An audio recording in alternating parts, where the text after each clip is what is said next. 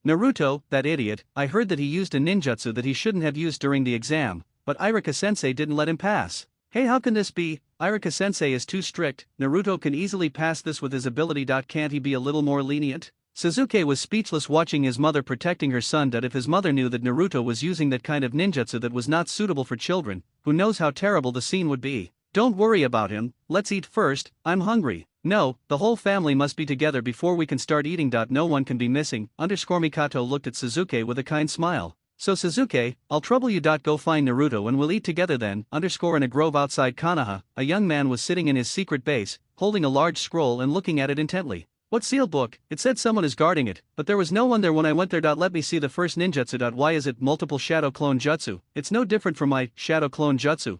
So that's how it is. There are 2 more sets of hand seals. That's it? Naruto continued to look down with doubt. For symbol sealing technique, immortal reincarnation, 8 gates ninjutsu all sound like some weird ninjutsu.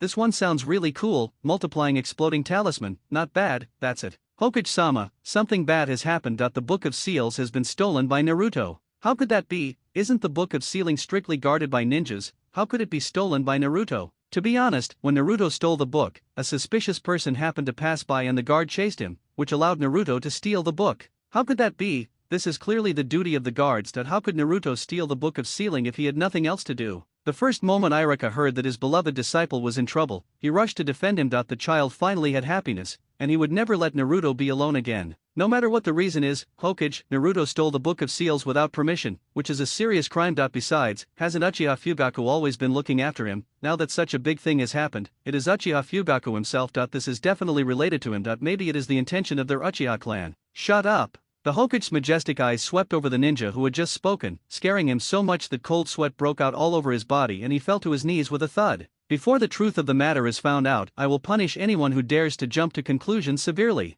Yes, Hokage-sama. The priority now is to quickly find the whereabouts of Naruto and the Book of Seals. Yes. I'm so tired. It's no wonder that it's a ninjutsu from the Book of Sealed Ninjas. It took me so long to learn a simple multiplication detonation talisman. Naruto collapsed to the ground exhausted, with the scrolls around him scattered randomly. Mizuki, who came to look for Naruto under the order of the 3rd Hokage, saw the Book of Seals that made so many ninjas' hearts beat fast lying naked in front of him, and a sinister and vicious look flashed in his eyes. He was finally going to succeed. It was worth the effort he put into setting up this plan. Naruto, you are here. Teacher Mizuki, listen to me, I have already learned one of these ninjutsu. Naruto saw an acquaintance coming over and happily compared himself to Mizuki. Oh, really? I told you that you are gifted, Naruto. He touched the back of his head shyly, and his face turned slightly red. I hate Mr. Mizuki, he always speaks the truth. Then Mr. Mizuki wants to ask you a favor. Can you promise me? What, teacher, just tell me. With our relationship, there's nothing I can't agree to, Naruto assured Mizuki, patting his chest.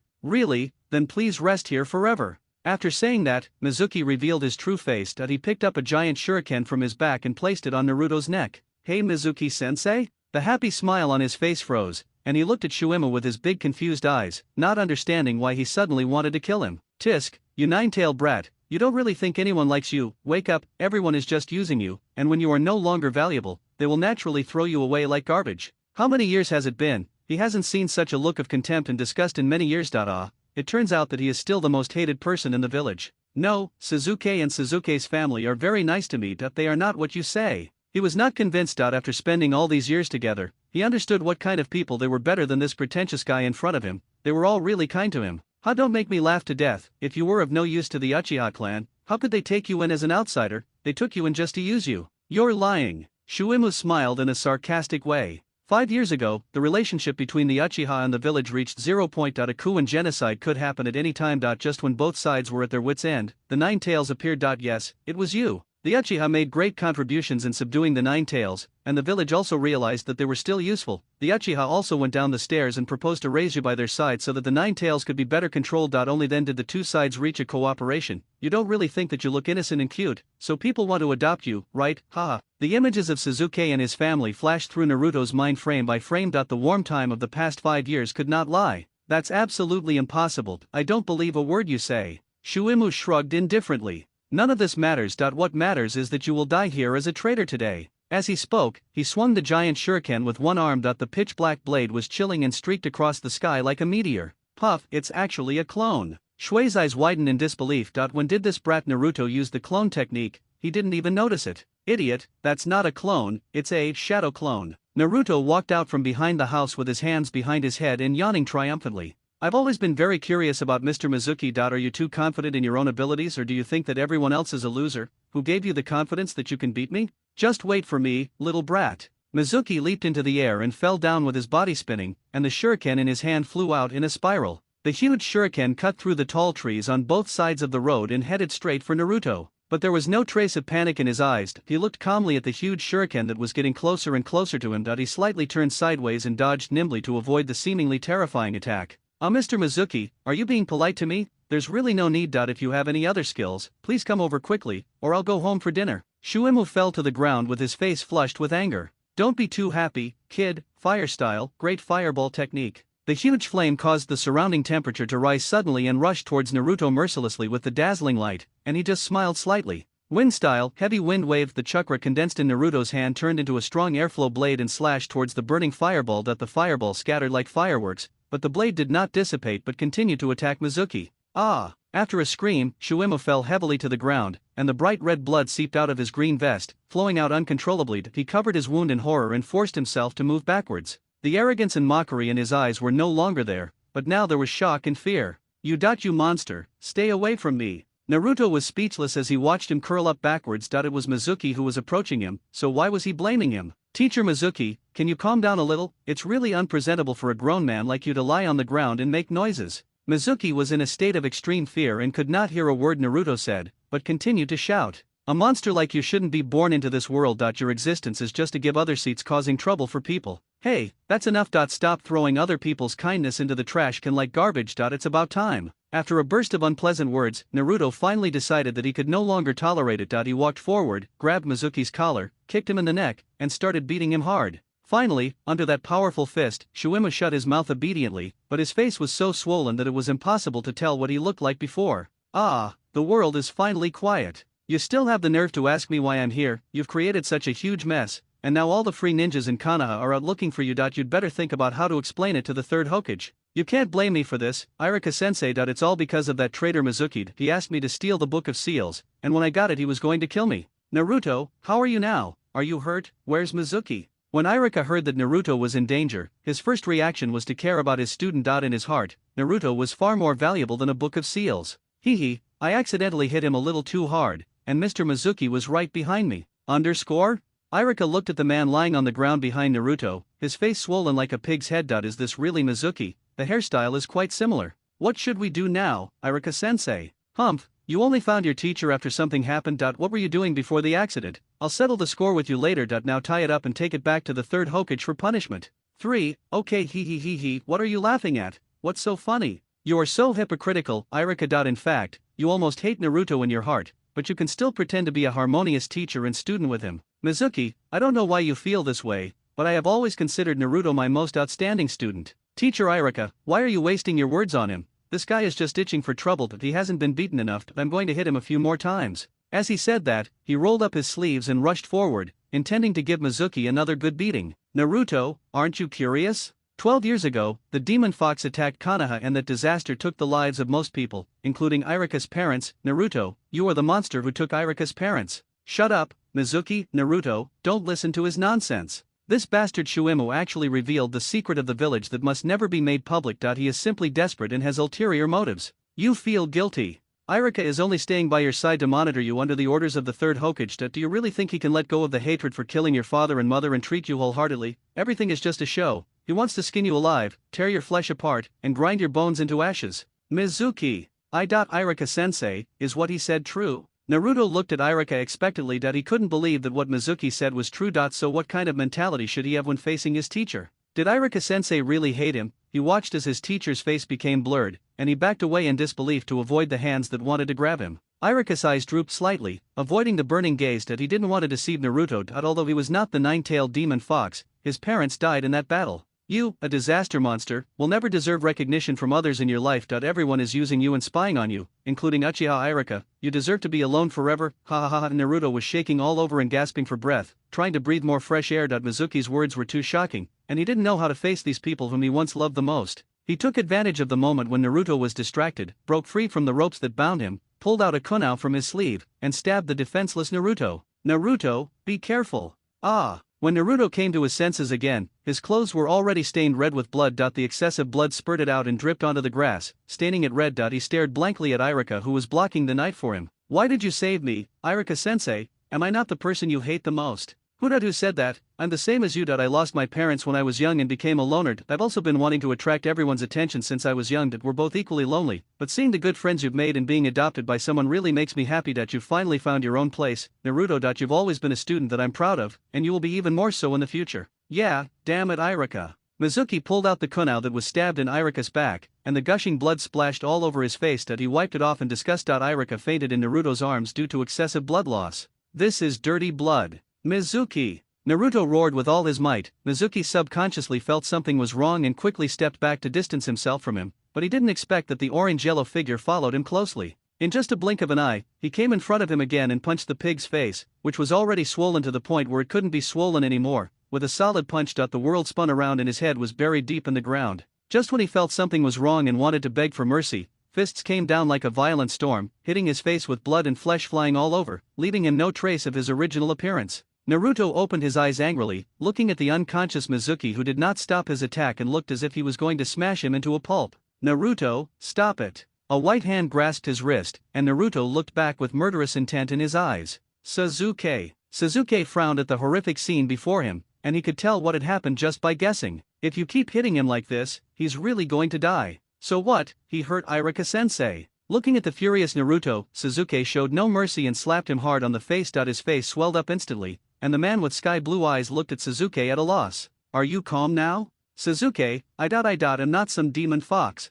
Tears slowly slid down Mr. Gao's cheeks, and he looked at his friend with a pleading look in his eyes. Sasuke said softly. Yes, I know. Oh, Naruto's tears flowed out like a dam bursting, wetting Sasuke's clothes, as if he wanted to wash away all the grievances he had suffered over the years. Are you done yet? How long are you going to hold me and cry? If you don't get up, Irika-sensei will really die. Speaking of teacher Irika, Naruto suddenly turned around to look in the direction where he fell, only to see that Irika had woken up at some point and was leaning against a big tree, looking at himself, who was crying loudly with a playful smile on his face. Well, Naruto, you still remember that the teacher is still alive. Tonight, Fugaku returned home from get-off work and planned to have dinner with his dearest family as usual. When he saw the empty table, he asked, Mikato, why haven't you started eating yet? I'm starving. Naruto was unhappy because of something unexpected during the exam, so Sasuke went to look for him. Now they haven't come back yet. We'll have dinner when they get home. Hey, can't I eat first? It's already this late. They might have had too much fun, and Itachi has a mission today, so he can't come back. Why don't we eat first? Fugaku had been busy all day and was eager to eat as he touched his rumbling stomach. No, the family should eat together. Let's wait a little longer. Fugaku looked at Mikato with a smile on her face, and he knew that there was no room for negotiation on this matter. Although his wife was usually beautiful, gentle, and virtuous, she was the most terrifying when she smiled with her lips but not her eyes. Why not go get something to eat with Shisui after work? Fugaku looked out the window at the moon that had already risen high. Why don't these two brats come back soon? Their dad is starving to death. The classroom of ninja school was very lively today. I'm so excited. Today is the genin meeting, and then we'll decide who I'll be in a group with. I was also so excited that I couldn't sleep all night yesterday. Sasuke or Naruto, they're both so good. Who should I choose? I'm so hesitant. If it were me, I would choose Sasuke. That he is so handsome and his grades are ranked first, which is amazing. Really, I always feel that he is a bit cold. Every time he looks at people, his eyes are cold. Naruto is better. He is cheerful and handsome, and his strength is not inferior to Sasuke. Oh, by the way, Sakura, who do you want to be in a group with?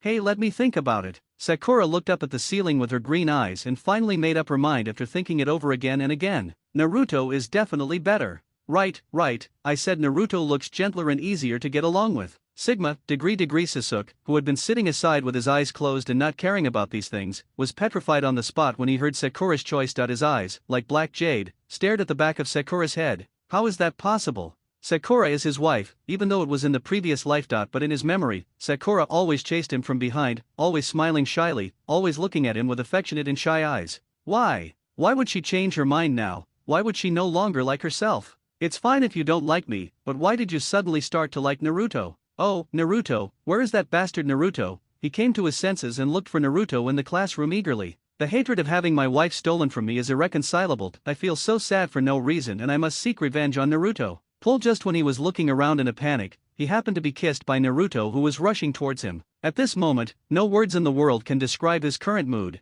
Damn it, is this ever going to end? Didn't we kiss before? Why did we do it again? Could it be that in his past life, this life, and every life after this, he will be unable to escape the fate that the person he first kisses will be Naruto? This fucking fate. Wow, the girls in the class became excited instantly when they saw this scene, and they screamed and shouted wildly. Look, they're kissing. God bless me, I'm really into this couple, I want to engrave this scene in my heart forever. Naruto blushed and quickly separated from Sasuke, but he looked at Sasuke's face with a wandering look and embarrassedly. Sasuke was so angry that he grabbed his collar and shook him hard. Damn it, you're blushing like a bubble teapot, why don't you explain yourself clearly about this situation, you're so shy. He got angry when he saw Naruto's embarrassed look and was about to teach this guy a lesson when Iruka walked in. Everyone sit down quietly. Sasuke pushed him aside helplessly, turned his head and ignored him angrily. As expected, he, Naruto and Sakura were all assigned to Team 7. Sasuke, why are you still angry? It's just a fight, right? It's not like we haven't kissed before. This guy has been angry since the morning class division until the time he met with the Jonin teacher. Isn't he tired? Even if he is wrong, it is after all the fault of both parties that he can't be blamed alone. Hey Naruto, have you and Sasuke ever kissed before? Oh, that was just an accident. Sasuke looked at Sakura. There was a gleam in her eyes and she didn't look jealous at all. He felt even more furious in his heart. But this Jonin teacher is too slow to come. Other classes have already been led away by teachers, but ours hasn't arrived yet. Even as a Jonin, he doesn't even have the slightest sense of time. Hey, Sakura, should we teach him a lesson? Naruto, do you have any ideas? You wait, Naruto said as he went to pick up the blackboard eraser and placed it between the two door frames. When he comes in, drop the eraser and sprinkle dust all over his head. See if he dares to be late again next time. Humph, boring. Sasuke glanced at the simple mechanism out of the corner of his eye and snorted nonchalantly. Don't say that. If you have a better idea, you can try it. Provocation, this is a naked provocation. Wait. Sasuke flashed to the classroom door, picked up the kunao and shuriken from his backpack and began to set up the mechanism. Hey, Sasuke, isn't this a bit too exaggerated? You don't look like you're playing a prank, but rather like you're going to kill someone. What are you afraid of? Isn't he a Jonin? He should be able to dodge this kind of child-level trap easily. Damn, what kind of students are there now? Does he have any deep hatred with these students? He gave me such a big gift before we even met. He thought back to his banter with Itachi. Itachi, your precious little brother will be assigned to my class. From now on, he will be my subordinate, I will train him more. Itachi narrowed his eyes and smiled softly. Then please take good care of our Sasuke, senior. Kakashi saw that although he was smiling, the deep coldness in his eyes made him shiver. He believed that if he really did something to Sasuke, Itachi would be the first one to disagree. What should I do? Is it too late to resign from the third generation now? As time was getting closer to noon, Kakashi finally decided to stop observing and walked into the classroom. As soon as he opened the door, he triggered the mechanism. Shurikens and kunao surrounded Kakashi from all directions without giving him even a chance to escape. Thump, thump, thump. After a burst of white smoke, a piece of wood was seen to be pierced with kunao. Kakashi smiled and touched the back of his head, then swaggered in, only to hear Sasuke smacking his lips. Hey, what are you smacking your lips for? Do you really want me to be pricked like a hedgehog? He forced himself to hold back the words and pretended to be calm. Hello classmates, you think too highly of me by giving me such a big gift right after we meet.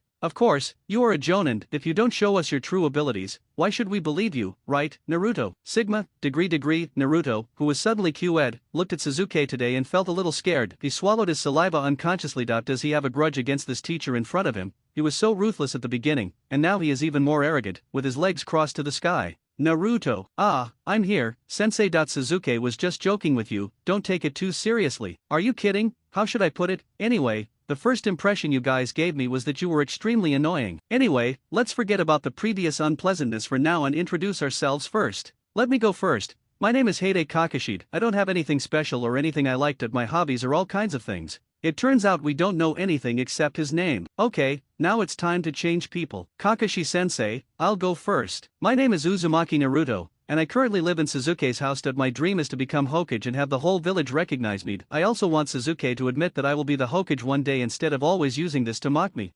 Very great dreams. Next student. My name is Haruno Sakura. I'd rather talk about what I like, but what I want to do right now is to have an unforgettable love affair with a handsome guy.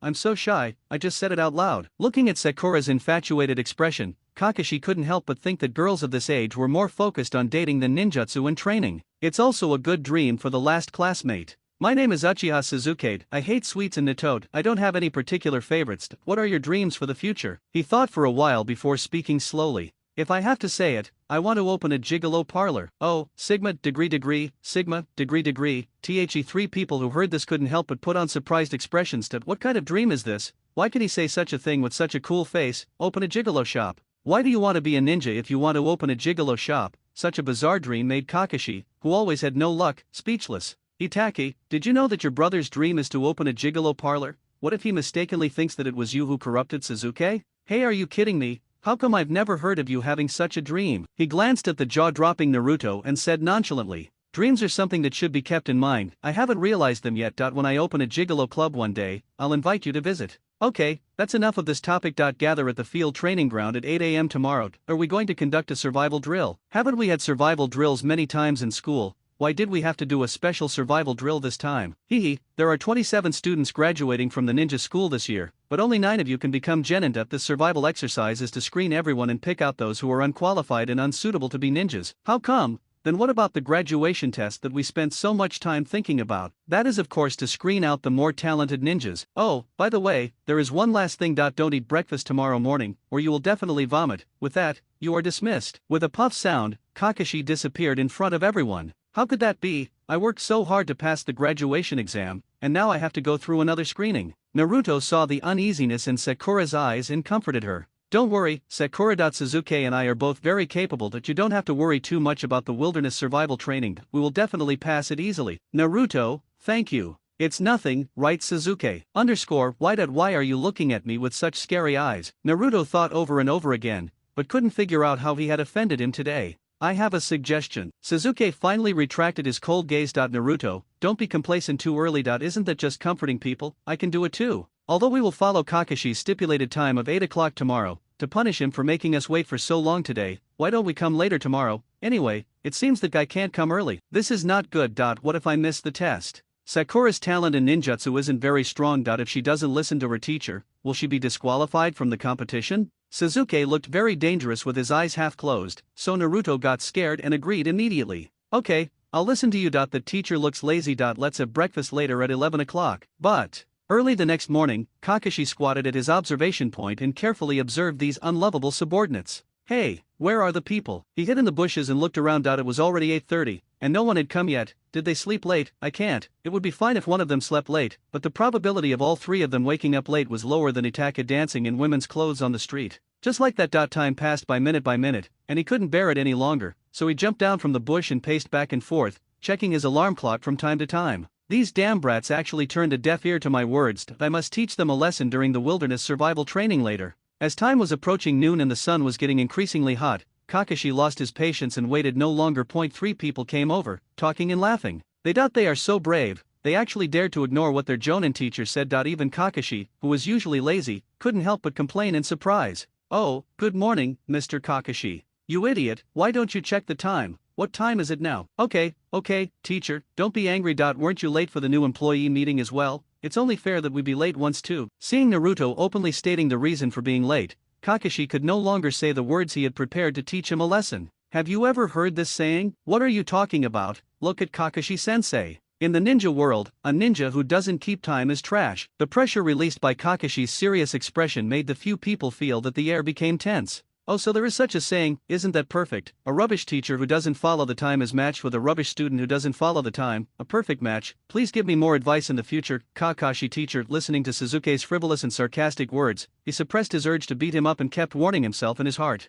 He is Itaka's brother. If you beat him up, Itaki will come to you. He is Itaka's brother. If you beat him up, Itaki will come to you. He is Itaka's brother. If you beat him up, Itaki will come to you. I did this 3 times before I finally calmed down. Well, now you are all so sharp-tongued. Let me see if your skills are as sharp as your words during the survival exercise. Naruto. What's wrong, Sakura? I always thought Kakashi-sensei was childish. Hush, if the petty teacher hears this, he'll nag us again. Played hashtag, I've heard it. Why don't you come over here quickly? It sounds like this survival drill is very simple. You just need to snatch the bell from me before 12 noon. If you do, you will pass. How is it? The rules are simple, right? The bell in his swinging hand made a crisp sound. Hey, this is too easy. It always feels a bit like a bully when there are three of us fighting Kakashi-sensei alone. Kakashi looked at Naruto, who had a sincere face. If Sasuke was deliberately making trouble for him, then Naruto was doing it secretly. His unconscious soft knife was the most hurtful. Don't worry, I am an elite jonin of Konoha after all. It's easy for me to deal with you brats who just graduated from the ninja academy. But if you are not determined to kill me, you will never be able to get this bell. But Kakashi-sensei, there are only 2 bells. Does that mean there are only 2 qualified people? Sakura was very nervous when she saw the bell in Kakashi's hand. She knew that she was the weakest among the 3 people and it was impossible for her to stand on the same starting line with Sasuke and Naruto to grab the bell. Did that mean that she was destined to be eliminated before the game even started? You can think of it that way.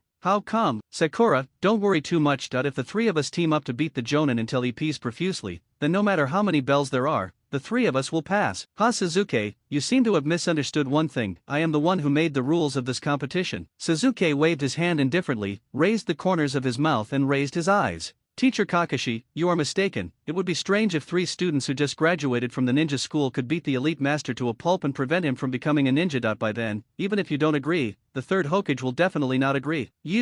Look at the kids nowadays. They still know that a higher ranking official can crush people, and if they really can't get any help, they can go to the leader of their leader. Haha, don't you know there's a saying that the less capable people are, the more they like to yell? Your idea is so beautiful, but the premise is that you can do it. Then let's wait and see. Everyone get ready. Before Kakashi could finish his words, the impatient Naruto had already rushed towards him with the kunao in his hand. Just looking at the way he used the kunao and the angle of force, it was obvious that he was very experienced. But it's still too tender. He took his time, grasped Naruto's wrist, bent it back and pointed it directly at his head, and held down his head, making him unable to move. Don't be anxious, Naruto. I haven't said start yet. Naruto is still a child after all, he is too impatient. Naruto kept this posture and turned his head, showing his white teeth to Kakashi. Kakashi-sensei, I haven't started yet either. Puff. After a loud noise, Naruto, who was held by Kakashi, dissipated like smoke. But Kakashi-sensei caught my clone. Is that fun? This is actually a shadow clone?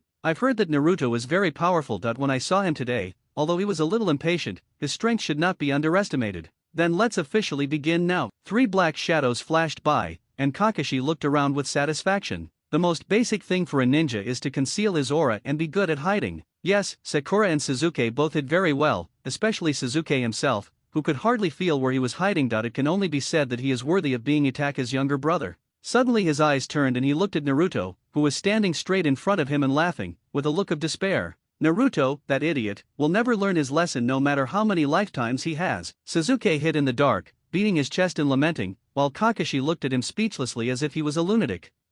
Is there something wrong with your brain? The problem is Kakashi-sensei's hairstyle. As he said this, he took out a kunao from the straps of his leggings, spun it a few times, and held it in his backhand, looking like he couldn't wait to compete with you. Kakashi sighed helplessly. One of the ninja's secret techniques. Naruto looked at Kakashi warily. Was he going to challenge him in taijutsu? That was unfortunate. After years of hard training, he was actually best at taijutsu. With a smug look on his face, Kakashi put his hands into the backpack behind him and took out the Intimate Paradise. What are you doing with this book while Kakashi-sensei is fighting? Oh, don't mind that I don't need both hands to deal with you. In fact, Naruto's strength is very strong. He felt it in the previous fight, but the problem with this kid is that he is too impulsive. He will use the method of provoking him first to see if this kid can still stay calm at this time. As expected, he lost control of his impulse and attacked without any plan, totally lacking the calmness and composure he had shown before. Once a ninja loses his composure, he cannot win a battle that he could have won otherwise. None of Naruto's intensive attacks hit the vital points,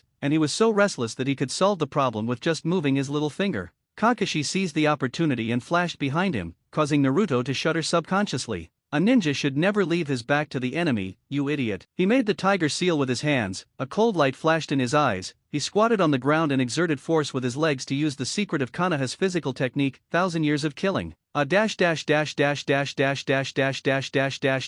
face turned pale and he was knocked into the small river nearby by the huge impact force. These two are super idiots. Sasuke covered his face with sorrow in the woods. He felt that all his efforts in the past few years were not worth it. He trained day and night, hoping that Naruto would be able to stand on his own as soon as possible. However, the reality gave him a heavy blow, and he was dizzy and disoriented. Naruto's heated brain was finally calmed down by the cold water in the river. Is Kakashi an elite jonin? He is indeed extraordinary. Compared with him, Mizuki is just dust on the ground and the other is the stars in the sky. He regretted his impulsive behavior. Sasuke must have seen everything that happened just now. He must be angry because of my recklessness and impulsiveness. Who knows what kind of training is waiting for me when I get home. Thinking of this, he suddenly didn't want to swim up anymore and wanted to escape from reality. No, he had to think about how to turn the tables before everything was settled. Teacher Kakashi obviously showed mercy in the attack just now, otherwise with his unfathomable strength, it would have been easy for him to defeat me. Then while he was holding the book and fighting with himself, he might have some contempt in his heart, and this was his only hope.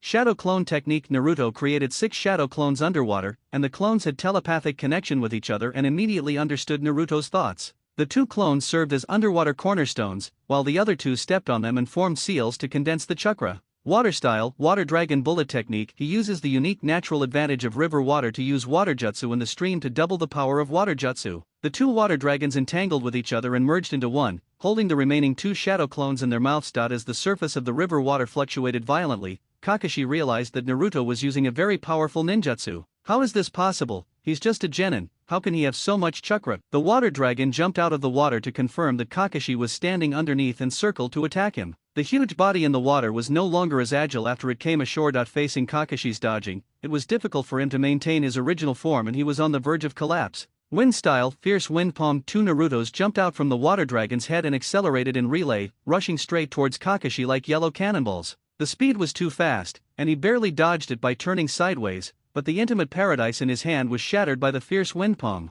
Kakashi was heartbroken when he saw his beloved book become like this. Teacher Kakashi, you will suffer if you underestimate your enemy. First, the shadow clone, then the water style and wind style. You know quite a few ninjutsu. Not only does he know many ninjutsu, but the chakra reserves in his body are also enormous, far exceeding that of ordinary people, so he can master these ninjutsu so well. Well, it's because I have an excellent teacher who keeps pushing me day and night. I don't dare to stop and rest for even a second. Sasuke frowned slightly in the jungle. Why did he feel that Naruto was complaining about him being too harsh? Looking at that silly face, maybe he was overthinking it. Excellent teacher, looks like I have to get serious too. As soon as Naruto finished speaking, Kakashi appeared in front of him before he even saw him move. He threw a punch with a personal grudge towards Naruto's face. He wants to avenge his love for books. Oh, no, he wants to train his students well. Naruto had no time to dodge. Even though he bent his arms to defend himself, he was still pushed back dozens of meters by the powerful shortcut. Kakashi did not stop. He flew forward and punched Naruto with several consecutive jabs, causing Naruto to become dazed and float in the air.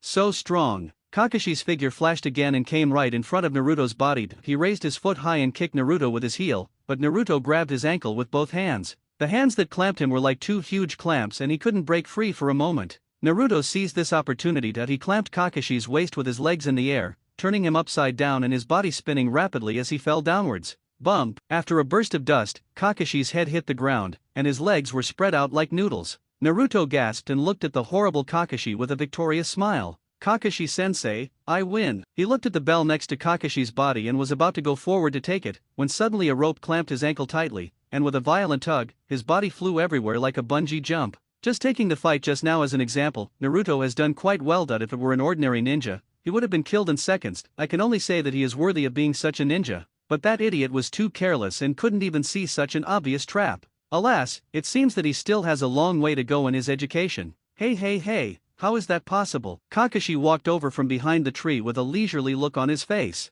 Naruto, you're not the only one who can use the shadow clone technique, but you can't even see such a simple trap. I wonder what's going on in your mind. This is not fair. Not fair. Put me down now. I want to fight you to the death again. Idiot, a ninja's actions cannot be judged by common sense. Kakashi chattered for a long time with Naruto, who looked indignant. He waited and waited, deliberately exposing his flaws, but Sasuke never made a move to attack. Seeing that the pointer was about to reach 12 o'clock, he couldn't help but think that this kid was really patient. Since Sasuke can't deal with it first, let's start with Sakura. He turned his head with murderous intent and stared in the direction where Sakura was hiding. Sakura felt that she was being targeted by murderous intent and immediately began to flee in panic. No, the murderous aura just now was too terrifying. She was not Naruto, and she did not know so many ninjutsu. If she met teacher Kakashi, she would have no choice but to admit defeat. At least she should run as far as she could before he caught her. Sakura was thinking this as she saw a pink figure constantly shuttling through the woods, but the next second Kakashi, with a smile on his face, appeared in front of her, scaring her so much that she screamed. Kakashi's ears were a little numb from the extremely piercing sound waves, but he still spoke in a gentle voice. The second ninja's secret illusion. When Xiaoying woke up again, she found herself in a magnificent hall. She sat on a soft and high-end leather sofa, surrounded by handsome men of all types who greeted her cordially and gave her caring looks. Sakura was so immersed in the laughter and joy among all the handsome men that she couldn't help herself. Sasuke, who was hiding aside, seized the opportunity when Kakashi attacked, and threw dozens of shurikens from his left and right hands at a rapid speed towards Kakashi. After a few bangs, all the shurikens hit the wooden stake of Kakashi's substitute. It's another stand-in. As expected of the Uchiha clan, the shuriken attack method is also unique. Sasuke looked to his left and saw Kakashi was already standing there, but he had no intention of taking action. Kakashi-sensei, are you going to exchange pleasantries with me before we fight? Just as Kakashi was about to speak, Sasuke had already finished the hand seal. Fire style, great fireball technique. A huge fireball swept in along with a wave of heat. There were dense bushes all around him, so he couldn't dodge at all and could only quickly form seals to block it. Water escape, water formation wall. As water and fire blended together, bursts of white mist rose in the emerald green woods and lingered for a long time. Now he couldn't show Kakashi his Mangekyo Sharingan and Chidori's series of special skills without reservation. In this case, the first step was to block Kakashi's vision. Kakashi looked around in the fog for Sasuke. This kid was very good at the flash body technique. His figure was like a ghost and he would disappear as soon as he was out of sight. The lightning attributed chakra condensed in Sasuke's body like thousands of birds chirping. He transformed the chakra into a strong blue electric light that wrapped around his body and then spread to the surroundings. Kakashi could only vaguely see the crackling sound of blue electric current in the fog. He wanted to leave, but he was already feeling numb all around because of the mist. He didn't expect that Sasuke could use lightning chakras so well that he didn't even dare to say that he could beat Sasuke in this regard. I thought these tiny electric currents were meant to paralyze me, but I didn't expect that at a certain moment, the intensity of the currents suddenly increased. Kakashi's whole body was wrapped in a powerful blue electric current, and there was a burning smell coming from his body. Is he really a genin? A large-scale chakra attack like this is at least an A-level ninjutsu. How could it be so easy for a genin to use it? After the strong electric current, black smoke came out of Kakashi's body. His body shook and he finally knelt on the ground, gasping for breath. No, if he continues like this, he will really lose. He can't be careless anymore. It's time to show his true ability. Kakashi formed seals with trembling hands. Spiritual communication technique. A group of lively ninja dogs were summoned. Didn't he just want to make himself lose his eyesight in the fog? He used these summoned beasts to guard the four directions. If there was any movement, they would immediately tell him. The ninja dog wiggled its nose around looking for Sasuke's scent. He could sense that Sasuke was not far away, and there was no way he could be wrong about that strong sense of gaze. Kakashi, be careful. Even with the ninja dog's reminder, it was too late. Earth escape, heart beheading technique. Kakashi was too focused on his surroundings and ignored a small mound of earth underground that was rapidly approaching him. The moment the ninja dog warned him, Sasuke reached out and grabbed Kakashi's ankle tightly and successfully pulled him into the earth. Remind.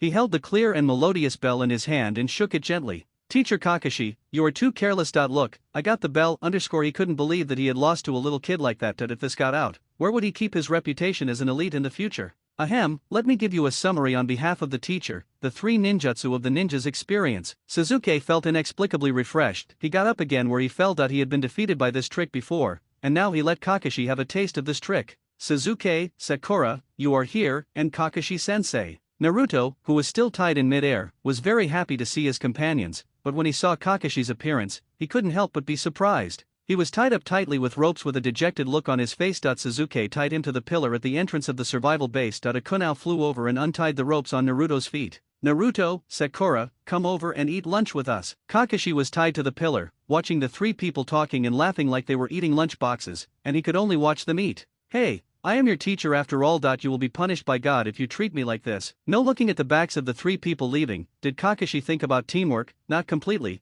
He could only deceive himself like this under the hot sun at noon. What kind of sin did he commit in his previous life that God would treat him like this? It's not fair. Who will untie his rope? Night fell quietly, and Sakura wandered the streets in a trance. The joy she had at the beginning about being in the same group with Sasuke and Naruto was completely gone, and her young face was full of melancholy. She was wandering alone on the street sighing aimlessly. Her bad mood seemed to be contagious, and passers-by on the street kept away from this negative energy. Hey, what's wrong with a teenage girl? You look so sad. Sakura looked up when she heard the voice, and saw Kakashi leaning against a telephone pole with his legs crossed, reading a book intently in one hand. Kakashi-sensei, her originally surprised eyes dimmed again in an instant, and she lowered her head, not knowing how to start. Kakashi looked at his student's hesitation and took back the intimate paradise in his hand. Let's go, let's find a tea house nearby and have a chat. Teacher Kakashi, I was thinking that I didn't do anything in today's wilderness survival training, but I passed it like this. Is this really okay? Don't worry, there is absolutely no problem with your level becoming a genin.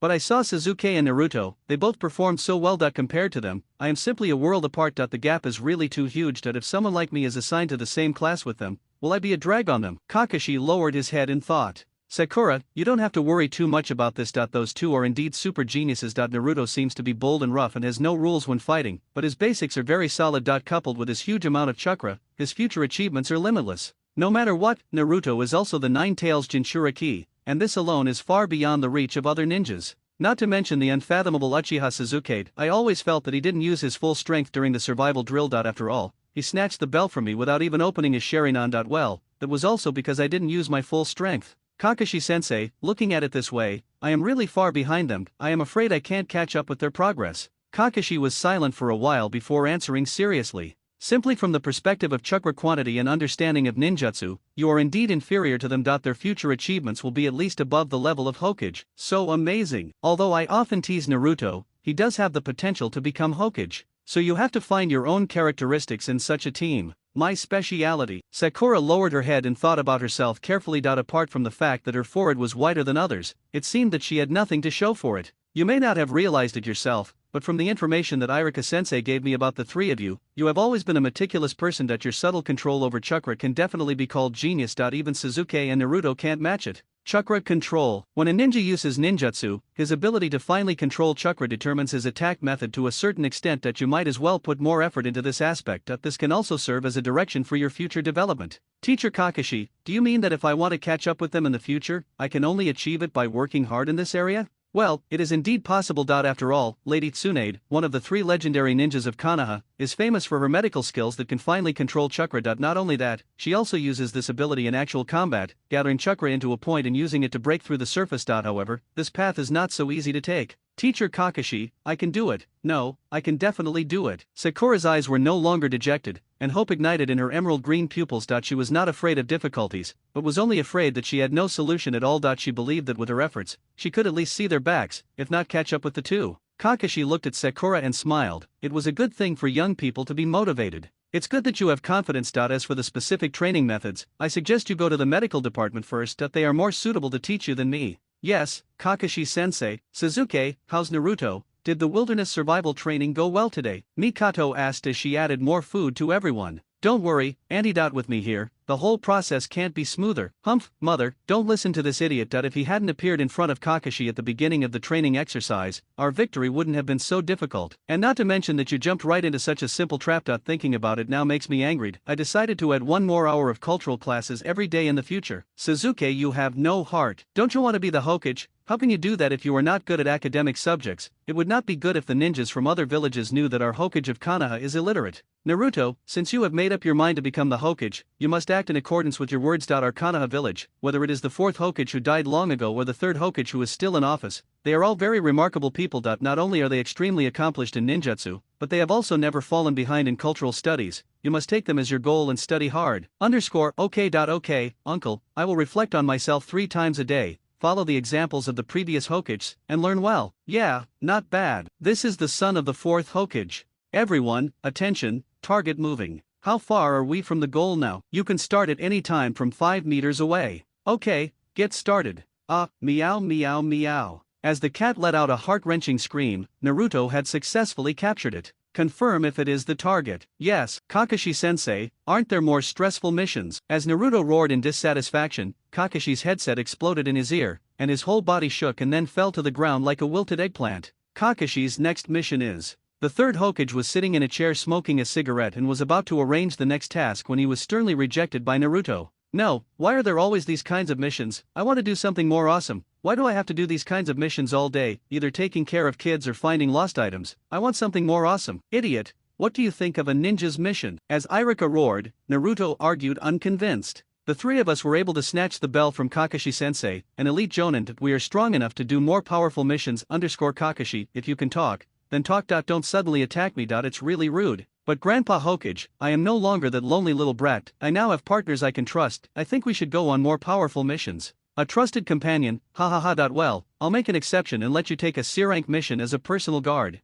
Really, is it the daimyo or the princess? What if the beautiful princess falls in love with me? Naruto was indulging in his own fantasy with a grin on his face when suddenly he felt a strong murderous intent coming from behind him. He turned around mechanically and saw Sasuke's contemptuous eyes. Of course, a big name is better. Zilla dash dash dash dash dash. The heavy door was slowly pushed open, and a sloppy old man who reeked of alcohol walked out. He took a sip of wine as soon as he entered the door and started shouting loudly. What do you mean they are all brats? Are you really a ninja, you stupid shortest guy over there? Carrot, hey, old man, have some respect. Even if Sasuke really looks like a gigolo, he is still a genuine ninja, and a brutal one at that. How can you slander him like this? Epsilon, hashtag a dash dash dash dash idiot, I'm talking about you. 555, uncle, I have no grudge against you, why do you want to harm me? Looking at Naruto's face that was swollen like a pig's head after being beaten, Dazna swallowed all the teasing he wanted to do and instead asked with concern. Hey, is it really okay for him to be beaten like this? Oh, about this, please rest assured, Mr. Dazna, the only advantage of this kid is that he is strong. Dazna glanced at Sasuke with an uneasy look. This pretty boy looked fair and clean, but he was so ruthless.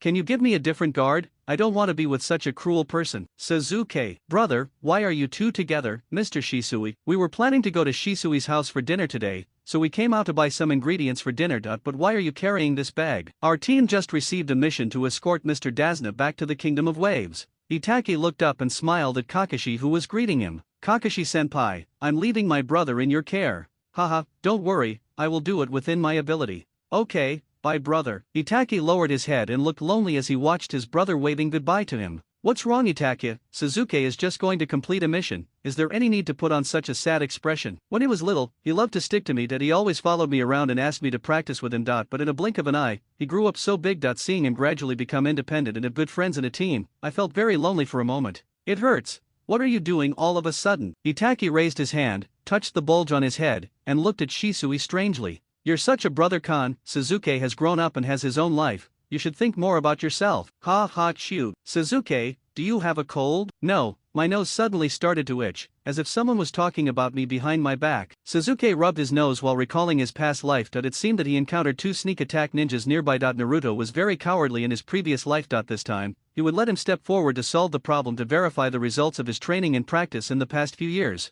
Here we come. Looking at a small ditch beside the dirt road, he glanced at it with his peripheral vision and walked over calmly. The water in the ditch floated up, and a human figure slowly emerged. His eyes were gloomy, staring at the unsuspecting group of people in front of him. The time is now. He leaned forward, with the sharp iron chain and the companions joined together, wrapped Kakashi's body tightly, and pulled hard in the opposite direction. Kakashi's flesh and blood body broke into pieces and fell off. Kakashi-sensei, Sakura screamed in panic. The fear of seeing her teacher being torn into pieces in front of her made her body tremble uncontrollably. Sasuke pulled out a kunai from the weapon box and looked around warily. Naruto subconsciously felt that something was wrong. He had fought with teacher Kakashi before, but he couldn't believe that he could be killed so easily. After attacking Kakashi, the two men rushed to Naruto with sharp blades in hand, intending to kill him. Bump! The sound of metal hitting each other was crisp and bright. Naruto picked up the kunai in his hand and fought against the long hook. The two of them were about to surround Naruto with their nimble bodies, but he remained calm and formed seals with his hands.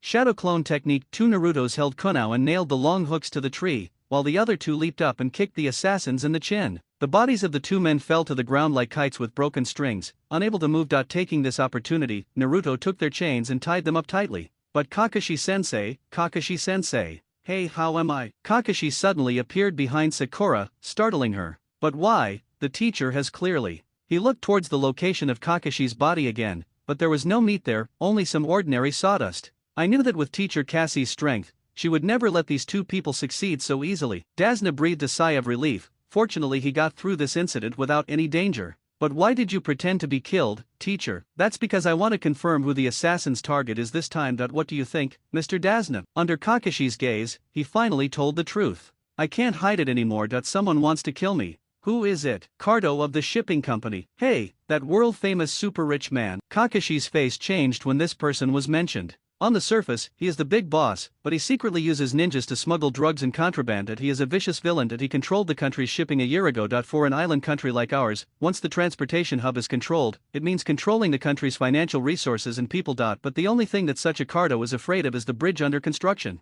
Why would he be afraid of a bridge? Will the bridge transform and eat him? Once the bridge is open to traffic, people will have a way to communicate with the outside world, and there will no longer be a single way to make money to escape Cardo's control. Of course I lied to you in advance. After landing, you can let me go alone, and then be killed by Cardo on the way. It's nothing, only my lonely daughter and grandson will cry for me, and then they will keep resenting the ninjas of Konoha in their long lives. Fuck, this old man is actually blackmailing them morally. The enemies failed this time, and they will definitely send a senior ninja next time. But when he looked at Dazna's eyes and thought about the moral pressure he would have to bear in the future, he gritted his teeth and agreed. Forget it, when the enemy comes, the general will stop him, when the water comes, the earth will cover it. The growth of a ninja is always accompanied by the test of blood and tears. Taking this opportunity, let the three of them see the world and see how big the gap is between themselves and the ninjas outside. There's really nothing we can do. Let's just be good people and send the Buddha to the west. Kakashi hung his face with a helpless look, and Dazna made a thumbs up gesture. Don't worry, everything will be fine with me, the future Hokage, by your side. The future Hokage, if possible. I still hope that the current Hokage can take action. This old man doesn't pay much, but he has a lot of things to do. Everyone got on the boat and went ashore, but having just experienced an attack, everyone was on edge, especially Naruto. He shook his head and looked around, but there was nothing he could do since he couldn't sense anything. In an instant, Kakashi's face changed and he shouted to everyone, "Everyone get down!" A huge beheading sword swept past their heads and chopped hard at the tree beside them. When I looked up again, I saw a man in bandages standing on a big knife, looking down at me with a solemn expression. "You are Zabuza Mamakai, one of the 7 Mistmen. Oh, it's an honor to have Sharinan Kakashi remember my name." It's over. Although he thought it would be a jonin, he didn't expect it to be so tricky. He removed the forehead protector that covered his eyes, revealing the Sharinan underneath. Hey, is Kakashi-sensei also from the Uchiha clan like Sasuke? No, but he's pretty good at it. Sasuke, Naruto, Sakura, the 3 of you set up a swastika formation and stand guard next to Mr. Dazna. Zabuza's figure was extremely fast. In the blink of an eye, he suddenly appeared among the 3 people, and was about to swing his sword at them. Choke Kakashi came running over with a kunao in his hand and killed Zabuza instantly with a backhand strike, but his figure dissipated like water mist. This is the water clone. That's right. Zabuza suddenly appeared behind Kakashi and slashed at his neck fiercely. The 2 of them fought back and forth using the technique of splitting themselves into 2 bodies. Zabuza skillfully seized the opportunity and kicked Kakashi from behind, sending him several meters away. Zabuza's real body, who had been waiting there, formed seals with his hands. Water style, water prison technique. Kakashi, who had just landed and had not yet stabilized his body, was tightly wrapped by a round water ball. There was no air in the water ball, so he could only hold his breath and struggle with all his strength to break free. "Kakashi, you better give up. My water prison technique cannot be broken from the inside." He turned around and saw the 3 little guys in front of him, smiling with contempt. "It's time for you greenhouse flowers to experience the cruelty of the ninja world." As he spoke, he controlled the water prison with one hand while forming a seal with the other, creating a water clone. Naruto asked in confusion after seeing this great show. Why does this fierce-looking Uncle Sasuke think we can't even defeat one of his clones? Naruto was very dissatisfied that his strength was seriously underestimated by the enemy. Who knows, maybe he's just stupid. You sharp-tongued little devils, take advantage of this moment to win the battle with your tongue. Sasuke's lips curled up into a slight smile. Mr. Zabuza, if there is a next time, please investigate the enemy's background before attacking, otherwise it will be easy to be defeated like this time, just like the flower in the greenhouse you described. Naruto. Oh, shadow clone technique. Naruto created 6 clones at once, and this scene really surprised Zabuza. He didn't expect that this stupid-looking boy could know such advanced ninjutsu. The Majin's 6 clones surrounded Zabuza's clone from different directions and engaged in physical combat. Shadow clone. This type of advanced clone divides the chakra of the original body evenly among its own clones. The more it divides, the less chakra each clone will get. Zabuza only had 1 clone and had the upper hand in chakra amount, but Naruto took advantage of numbers and high coordination and fought him to a stalemate for a while. The wind attribute chakra of the wind force was like a ruthless blade cutting Zabuza's body from 5 different directions. Although he insisted on not pulling his hand out of the water prison immediately, he would feel uncomfortable if the wound continued to grow, so he finally pulled his hand out. He leaped back and leaped to the side, looking at himself. He was seriously injured and realized that he had seriously underestimated this group of little ghosts. The strength of the little ghost in front of him and the little ghost who just looked so smug seemed to be almost the same as Bai. My current situation is really bad. The collapse of the water cage allowed Kakashi to finally breathe a sigh of relief. Having stayed in the water for too long, he just came out and breathed in big gulps of fresh air. I was saved by my own students. How embarrassing. It's time to show some real skills. You 3, step back. Leave this to me. Kakashi waved his hand to stop the 3 people behind him, and the way he protected his children actually made people feel very handsome. No, Kakashi-sensei, isn't it time for us to work as a team? If you get caught by him again, we'll have to go to great lengths to save you. What he heard from Naruto's words was not concern but disgust. As he said this, he and Suzuki stepped forward and stood in a row with Kakashi. Kakashi still did not refuse that he had to say that his student was truly excellent, which made him feel at ease. Zabuza, although I would like to have a one-on-one match, my students do not agree. It doesn't matter, I'm not afraid of any trash like you. Oh my, what are you saying? Those injuries on this uncle's body must have been caused by garbage. Doesn't this prove that you are worse than garbage? Zabuza's originally livid face turned even darker. Water style, Mizu same bullet technique, Naruto Suzuki, be careful. As soon as Kakashi finished his reminder, Suzuki took a lunge and leaped forward into the air, raising his arm and waving several kunai with detonating tags towards the Mizu same bombs in the air. Bang! The Mizusaki bomb was blown into pieces by the detonating talisman, and raindrops as big as soybeans fell from the sky. Cut! Zabuza refused to give in and raised his sword to chop at Suzuki. That he held the sword with both hands, took a bow step forward, and then swung his arms to drive the sword in his hand to chop towards Suzuki. But Suzuki was not at all flustered. That he pulled out a kunai from his pocket and blocked it with his backhand. Although he was knocked away by the power of the sword, he turned in the air and landed steadily, looking at Zabuza with an arrogant and provocative look. The legendary 7 ninja swordsmen are nothing. Tisk! What a hassle! Zabuza swung his right arm, put the sword behind his back and exclaimed, "When did Konoha train Genin to be so powerful? These little brats are so skilled." And there is also a copy Ninja Kakashi watching him covetously. He really can't get any good results alone. After thinking it over again and again, he roared into the air. "Bye, you are nearby." Like a leaf falling gently, the masked boy landed silently beside Zabuza and asked gently, "You called me, Mr. Zabuza?" "Shiro, I'll leave those 2 brats to you. I'll take care of Kakashi." "Okay, Mr. Zabuza." The young man's deft fingers gently rotated 2 extremely thin iron needles, causing them to fly in his hands. "Naruto and Suzuki, you have to be careful. This boy who can be used as a helper by Zabuza is definitely not an ordinary person. You don't need to emphasize this matter, Mr. Kakashi, that you will know it after seeing it." He always felt that his prestige among students was not very high, and he was actually a little envious of Bai, who was docile and obedient to Zabuza. "You wish." Shadow clone technique. Naruto's shadow clone surrounded Haku and Zabuza. "It's ridiculous." Zabuza shook his body and turned around with his sword in hand, sweeping back, and the beheading sword cut off Naruto's clones one by one at the waist before they could react. He instantly appeared in front of Naruto and then turned around and kicked Naruto out of the duel circle between him and Kakashi. He didn't want to have such a rare and exciting duel ruined by a little genin brat. "Bye, I'll leave this kid to you." "Yes, Mr. Zabuza." Naruto propped himself up painfully and looked at the masked boy in front of him. Judging from the instant body movement he just performed, it could be seen that he was quite powerful. He glanced at Kakashi teacher, who was fighting hard, and then focused on dealing with the one in front of him. Shadow clone technique. I won't let you disturb Mr. Zabuza. Water style. Water wave. The gurgling water turned into sharp blades and attacked Naruto's clone, which was chopped off in the blink of an eye. Even his original body was hit hard. Bai took this opportunity to form seals with his hands once again. Ice escape secret technique. Magic mirror ice crystal. The water stains that fell to the ground from knocking down Naruto's clone just now condensed together and formed a series of ice mirrors around him. He was looking at these mirrors suspiciously to see what they were used for, when he saw that the boy's body had actually merged into the ice crystals. "Naruto, be careful, this is a type of bloodline limit," Kakashi reminded Zabuza while fighting him. He didn't expect his opponent to have such a move. "Isn't the bloodline limit the same as Suzuki's Sharingan?" Hearing this, he no longer dared to be careless and picked up the kunai in his hand,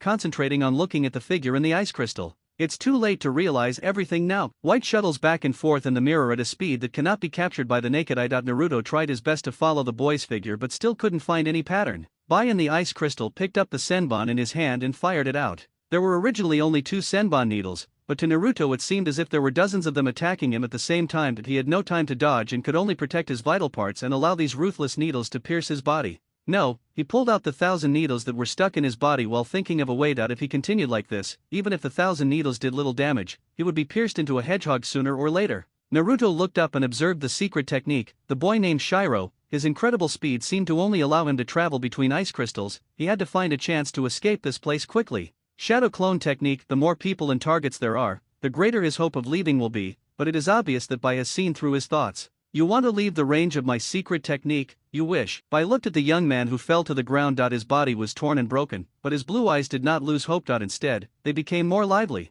"There's nothing wrong with us, it's just that seeing you makes me feel that the world is so big. I used to feel like a frog in a well." "Oh, then I really have to thank you for your compliment, but this still cannot change your fate. That you will still be killed by me here. That you should blame yourself for accepting this mission and becoming an enemy of Mr. Zabuza." Shiro was about to throw the senbon in his hand but was interrupted by Naruto. If you don't try your best, who knows if there will be any hope of survival? Multiple shadow clone technique. This was something Naruto learned from the book of sealing. At that time, he had already learned how to create shadow clone. He just glanced at it and memorized the hand gestures for the seal. Today was the first time he used it. Originally, Naruto could create a maximum of 6 clones, but now Bai's attack range is filled with Naruto's clones. With so many people around, he believed it would not be difficult to get out. After all, the exit was very close. Ridiculous. No matter how many people there are, as long as they are within the range of his ninjutsu, Naruto's movements are no different from being paused. Bai's figure shuttles back and forth between the borders, so fast that only a shadow can be seen. He once again endured by strong attack. 1 or 2 of the 1,000 needles pierced his body, which was not so painful, but he could not bear being hit by more than 10 or 20 at once. If he was attacked twice more, I am afraid that even if he did not turn into a hedgehog, his body would be left with only blood holes. But what to do? What method should he use to counter Bai's outrageous and terrifying speed? Just as Naruto was anxiously trying to think of a solution, Sasuke's voice interrupted his thoughts from the side. He looked along the gap in the ice crystal secret technique. Naruto, what are you doing? You can't even handle this level of enemy and you still want to be Hokage in the future. You might as well give up as soon as possible. Just let me be the Hokage. Every year at this time, I will burn some incense for you. Don't thank me too much. Sasuke folded his arms, looking relaxed and at ease, with a provocative look on his face. No matter how good-tempered he was, he got angry when he heard this. Sasuke, you bastard, you just stand there and don't help, and you're still mocking me. I'm telling you, I will definitely defeat this masked man in front of me and become the Hokage. I'll ask you to report to me every day, just wait. Hashtag, who did you just call a jerk? Who did you ask to report to you? Sasuke's face suddenly turned pale, and Naruto was shocked when he saw it. This kid hasn't even become Hokage yet and he's already fantasizing about being his slave. No, he has to teach this ignorant guy a lesson now. It's over. He just said something without thinking. Looking at Sasuke's murderous expression, he silently withdrew his gaze and continued to focus on the enemy in front of him. Hey, Naruto, say something to me. Can't hear. What should he do? He suddenly didn't want to escape from this secret technique so quickly. Oh, have you finished chatting with your friends? You're really nice that you just watched me chatting with him without even thinking about attacking me while I was talking to Sasuke. It's nothing. After all, these are your last words. I can tolerate the fact that a dying man's words are kind. Then I really have to thank you. After being teased by Sasuke just now, his brain calmed down. As far as the current situation is concerned, by speed is difficult for him to catch up with on horseback. If he can't catch up, it is better to make him unable to move freely and try to destroy the hateful ice crystal. Shadow clone technique. You really don't have a good memory. Don't you understand that this ninjutsu is useless? You won't know if it works until you try it. As soon as Bai's figure moved slightly, Naruto's clone and original body used wind jutsu facing the ground. Wind-style fierce wind palm. A strong air current swept across the earth, and the surrounding dust began to spread, and visibility dropped to 0 in an instant. Bai stood in the middle blankly, constantly looking for Naruto's figure. Where is it? Where is that little devil? Here. With a bang, as the ground cracked, Naruto's hands wrapped in wind attribute chakra directly punched him in the chin, knocking Bai out of the range of the secret technique. Bai's body flew backwards uncontrollably, and he saw a pair of charming blue eyes full of vitality. Very nice. His body rolled several times before it stopped after landing. Bai supported himself and stood up tremblingly. A crack appeared on the mask on his face. Along with the crack, the mask broke into 2 pieces and fell to the ground. A trace of blood slowly flowed from the corner of his mouth. Naruto couldn't help but shout in surprise as he looked at that handsome face. You're a girl. No, I'm a man. Impossible. You are prettier than Sakura and more handsome than Sasuke. How can you be a man? That face was so beautiful, with long, smooth hair, fair skin, clear pupils, and a trace of blood flowing from the corner of the mouth, as if the finest lip balm was gently applied on the lips. It was no wonder that he mistook Bai for a girl, but Naruto's unintentional remarks caused dissatisfaction among the 2 people. His back felt like being pricked by needles. He turned around silently and saw 2 vicious faces. Naruto swallowed and prayed silently for himself. It's over, he said the wrong thing again. As Zabuza's body fell to the ground, his battle with Kakashi ended. Or lying on the ground coughing blood, the face that was originally like a devil's was staring at Kakashi. He was indeed worthy of being the dreaded copy ninja. Kakashi's strength was different from the wild chickens he had met before. Mr. Zabuza. When Bai saw Zabuza lying on the ground injured, he ignored his own injuries and shook off Naruto, who was still in a daze, and ran over. Mr. Zabuza, are you okay? He looked at Zabuza's wounds and realized that they would take at least a week for him to recover. Puff. Naruto, who wanted to continue chasing, looked back and saw Kakashi collapse to the ground completely powerless. Kakashi-sensei, are you okay? Naruto and Sakura hurried forward to check and asked with concern. No, it's okay, I just used too much chakra. Teacher Kakashi, if a ninja can't even control the output of his own chakra, do you think he is still a qualified ninja? Kakashi-sensei used to teach us, but now he has become so miserable, he should be the one to reflect on himself. You deserve it, I'm sorry, classmates, I know I was wrong. Please stop scolding me. My ears are about to explode. You bunch of losers, do you know how much I paid to hire you and how much effort I put into hiding your whereabouts? This is how you repay me. In the same room, the seriously injured Zabuza was lying motionless on the bed, and Bai was taking care of him considerately. He listened to Cardo's anger but did not respond. Bai's ambiguous attitude made Cardo's temper even more violent. He kicked over the table next to him, walked up to Zabuza and fiercely grabbed his collar. Hey, are you alive or dead? Answer me, it hurts. If you dare to touch Mr. Zabuza again, I'll let you do it. Cardo's hand was tightly grasped by Bai. He didn't expect that such white fingers could have such strong explosive power. His wrist was so painful that he felt as if his bones were about to break. What was even more terrifying was that this boy who usually looked like a girl now had an expression like a devil from hell. Good. You've become so fat that you don't even listen to me, your master. Next time, if you can't get rid of Dazna and those Fire Country ninjas, you'll have to take care of yourself. Cardo said this and walked away angrily, holding his aching wrist. Damn it, if they dare to show their teeth to him, he will definitely teach these two people a lesson. Teacher Kakashi, if you are not feeling well, just lie down. You are so old but you still don't know how to take care of yourself. I'm really sorry to bother you. Kakashi lay on the bed helplessly listening to Dazna's daughter Zippo preaching. His ears were almost call-used from listening so much. If it weren't for Kakashi-sensei holding us back, we would have caught the group of people who endangered Uncle Dazna long ago. Naruto leaned against the wall with his hands behind his head. Kakashi didn't know if he was teasing him intentionally or deliberately, but he always felt that he was teasing him. And he had to say that this kid's recovery ability was too amazing. He was pierced with so many holes by Haku's Senbon before, but now he is alive and kicking. Is he the Jinchuriki of the Nine Tails? It's so scary. Well, I'm sorry, it's all my fault that I'm holding everyone back. I didn't expect that you, Mr. Kakashi, would be so honest. But never mind. Anyway, we still have plenty of opportunities while we are in the land of waves. We just have to make sure not to make the same mistake again next time. This kid said he was fat and out of breath. If he could move now, he would have wanted to turn over immediately and give Naruto 1,000 years of death to relieve his hatred. Naruto, don't say that. Teacher Kakashi must have consumed a lot of energy fighting against the Jonin from other countries. Moreover, he had to pay attention to our situation during the fight. Sakura moved the towel in the basin over and over again, and placed it on Kakashi's head considerately. No, it was Kakashi's fault that he didn't control the use of his chakra. If the other side had more than 2 people, our mission would have failed the moment Kakashi fell to the ground. Sasuke walked over to Kakashi with his arms folded and sat down next to him, staring at him. Here it comes. If Naruto was teasing, then the conversation with Sasuke was just one-sided teaching. He didn't understand why Sasuke, who was so young, felt like he was talking to an elder with rich experience every time he talked to him. Mr. Kakashi has a really good relationship with his students. When they are together, it always feels like a big family. The picture of Mr. Kakashi with his 3 children is really heartwarming. Thank you, but really not. What a bragging fellow. A childish and cold voice came from a corner of the room. Inari, what nonsense are you talking about with our family's savior? I'm not wrong. It's true. Anyone who resists Cardo must die. They are big liars. After he said that, he ran out without looking back. These people are all liars. A small country like theirs with no power could not resist Cardo's rule. Obviously, resistance would lead to more killings. Why didn't Grandpa and Mom understand? He didn't want to see his relatives leave him anymore. I'm sorry. The child has been like this since he lost his father. I'm really sorry. No, it's us who are bothering you. Kakashi needs to rest and recover. Naruto and Sasuke are exploring the situation in the land of waves, and Sakura and Dazna come to the market to buy things. There is almost nothing to sell in the shops here, except for some vegetables that don't look very fresh. The skinny pedestrians on the roadside were lying on the ground casually in tattered and dirty clothes, their eyes dull and without a trace of hope. After Cardo took control of the country's shipping, it became what it is now. In this state, the people here have become lifeless and have no hope for life, so we have to build a bridge. Even if there are many obstacles, we must build a bridge leading to the main road. Only in this way can we have a way to make a living and will no longer be bullied by others. Even if this road is difficult, I will go straight ahead. Mr. Dazna.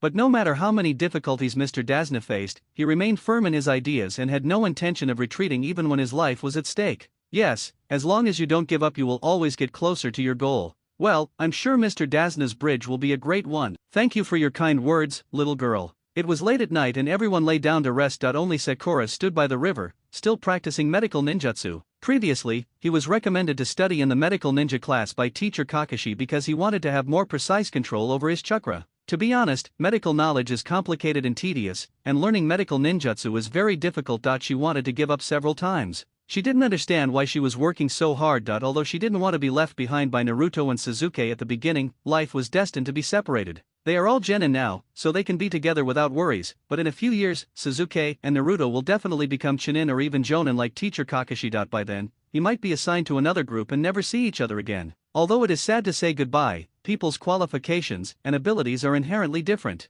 But today, when she saw Mr. Dasna's hopeful eyes, she suddenly realized that if you don't try hard, how can you know that something won't work? If you haven't tried your best yet, then try your best. As Sakura's expression became more and more solemn, the chakra in her hand was slowly injected, and the fish in the scroll gradually regained its vitality and its tail began to swing and jump. Sakura happily wiped the sweat from her forehead and breathed a sigh of relief. Ah, it's so great to finally succeed after practicing for so long. There was a commotion near the river and Sakura looked in the direction of the sound. Are you still practicing? Yeah, it's Inari. What's wrong? Why aren't you sleeping so late? What you're doing is just useless. No matter how hard you try, you can't catch up with these two people. Why don't you give up? Is it useless? Maybe you are right. Among the three of us, I have the least talent. But even Sasuke and Naruto, who have been called geniuses since childhood, are also undergoing brutal training in places I can't see. If geniuses are working so hard, shouldn't we mortals work harder? And look, this fish is alive now. You looked at Xiao Ying's beautiful smile and her face turned red. She took a few steps back and roared tremblingly. You ugly bastard, stop being so proud. Ugly. Sakura was just about to get angry and teach this child with a twisted personality a lesson, but he passed by as quickly as the wind without leaving any trace. She runs so fast, is she that scary? Xiao Ying, did you stay up all night practicing again yesterday? Yeah, Kakashi-sensei, but it's okay. Well, I hope you don't mind it. After all, the dark circles under your eyes are scary. Kakashi's ribs were hit hard by the smiling Sakura, and he covered his chest in pain. How horrible. He would never dare to make such a joke to a teenage girl who cared most about her appearance. Inari, you're here for dinner. Dasna felt very strange. Ever since Naruto and the others moved in, Inari had been avoiding them, but why was she willing to have dinner with them today? Inari sat next to Naruto. Although Sasuke was handsome, he always had the authority of an elder, so he decided to choose someone who was more kind. I heard that your dream is to become a Hokage. Isn't the Hokage the most powerful ninja in the land of fire? Naruto was a little surprised. He didn't expect that this child would take the initiative to talk to him. Yes, that's true. Becoming Hokage has been my goal since I was a child. When I was young, I was always excluded by others for various reasons such as poor ninjutsu skills. At that time, I wanted everyone to recognize me, so I set this goal for myself and have been working hard to achieve it. How is it possible that your ninjutsu grades are not good? I heard from my grandfather that you were very powerful and defeated the bloodline limit ninja of the Hidden Mist village. People don't suddenly become stronger one day. It's through hard practice day by day that the impossible becomes possible. As long as I don't give up, I believe I can achieve it one day. Inari opened his round eyes wide, and the look in Naruto's eyes at this moment was exactly the same as his grandfather's look when he talked about repairing the bridge. Everything was so bright, unlike himself who was always so gloomy. He lowered his head and chewed the rice in the bowl dully. But Cardo is very strong, and the men he hired are also very strong. They have been controlling this place. If anyone doesn't listen to them, they will be killed by Cardo like my father. I really hate them and I hate myself. I hate myself for not even having the determination to resist. Inari. Dasna and Tsunami watched their grandson speak out his thoughts for the first time today. Inari's state of mind was the state of mind of all the people of Wave Country today. They hated Cardo, and hated themselves even more for not having the will to resist. Faced with such a behemoth, they could only slowly decay in the darkness. It would be nice if it could be changed. Sasuke's words rang in his ears like thunder. Change. Sasuke moved his chopsticks and chewed the food in the bowl gently. Took a sip of soup. Isn't that bridge the starting point of your change? Isn't that the crystallization of your will to resist? After all, such a big bridge cannot be built by only one or two people. The people here are not as cowardly as you think. On the contrary, they are very courageous. Sasuke. Ha ha ha, you said it so well. Mr. Zabuza, if you keep on doing this, your injuries will never heal. Shut up, I know my body best. What about Kakashi? What has that guy done recently? Kakashi has also been resting in bed lately. You understand, this is your last chance. If you fail again, you'll have to find another solution. There were two bodyguards following behind Cardo. He spoke to Bai and Zabuza in a sarcastic tone. These two guys are not as capable as rumored, but their tempers are much worse than rumored. I hope they can successfully complete their mission in the end, otherwise. When Zabuza saw Cardo's arrogant expression, he raised his beheading sword and put the blade on Cardo's neck. What are you going to do? It's so noisy, just do your part and leave the rest to us. Cardo has always been afraid of Zabuza. When a villain meets someone more vicious than himself, he will instinctively retreat. Cardo is like this. I understand. After saying this, Cardo and his two bodyguards ran away in fear without looking back, but when he turned around, his gloomy eyes showed that he was in a bad mood at the moment. Mr. Zabuza, this Cardo. I know. That stinky guy from the gutter is just a person we can use. We'll put an end to him once this matter is over. Yes, I understand, Mr. Zabuza. Looking at Bai Xiao's gentle and docile face, it didn't look like he was talking about how to end someone's life. You are obedient. I only listened to Mr. Zabuza. Since the moment Mr. Zabuza picked me up, our fates have been closely linked. I would rather give up my life than betray Mr. Zabuza. Zabuza looked at Bai's cheek in silence for a long time. It's a pity that this guy can put on such a serious face and say such embarrassing things. Omega, Mr. Dazna, the radishes are really cheap today. Should we buy some more? Sakura and Dazna came out to buy vegetables, picking out some barely acceptable radishes from the few stalls available.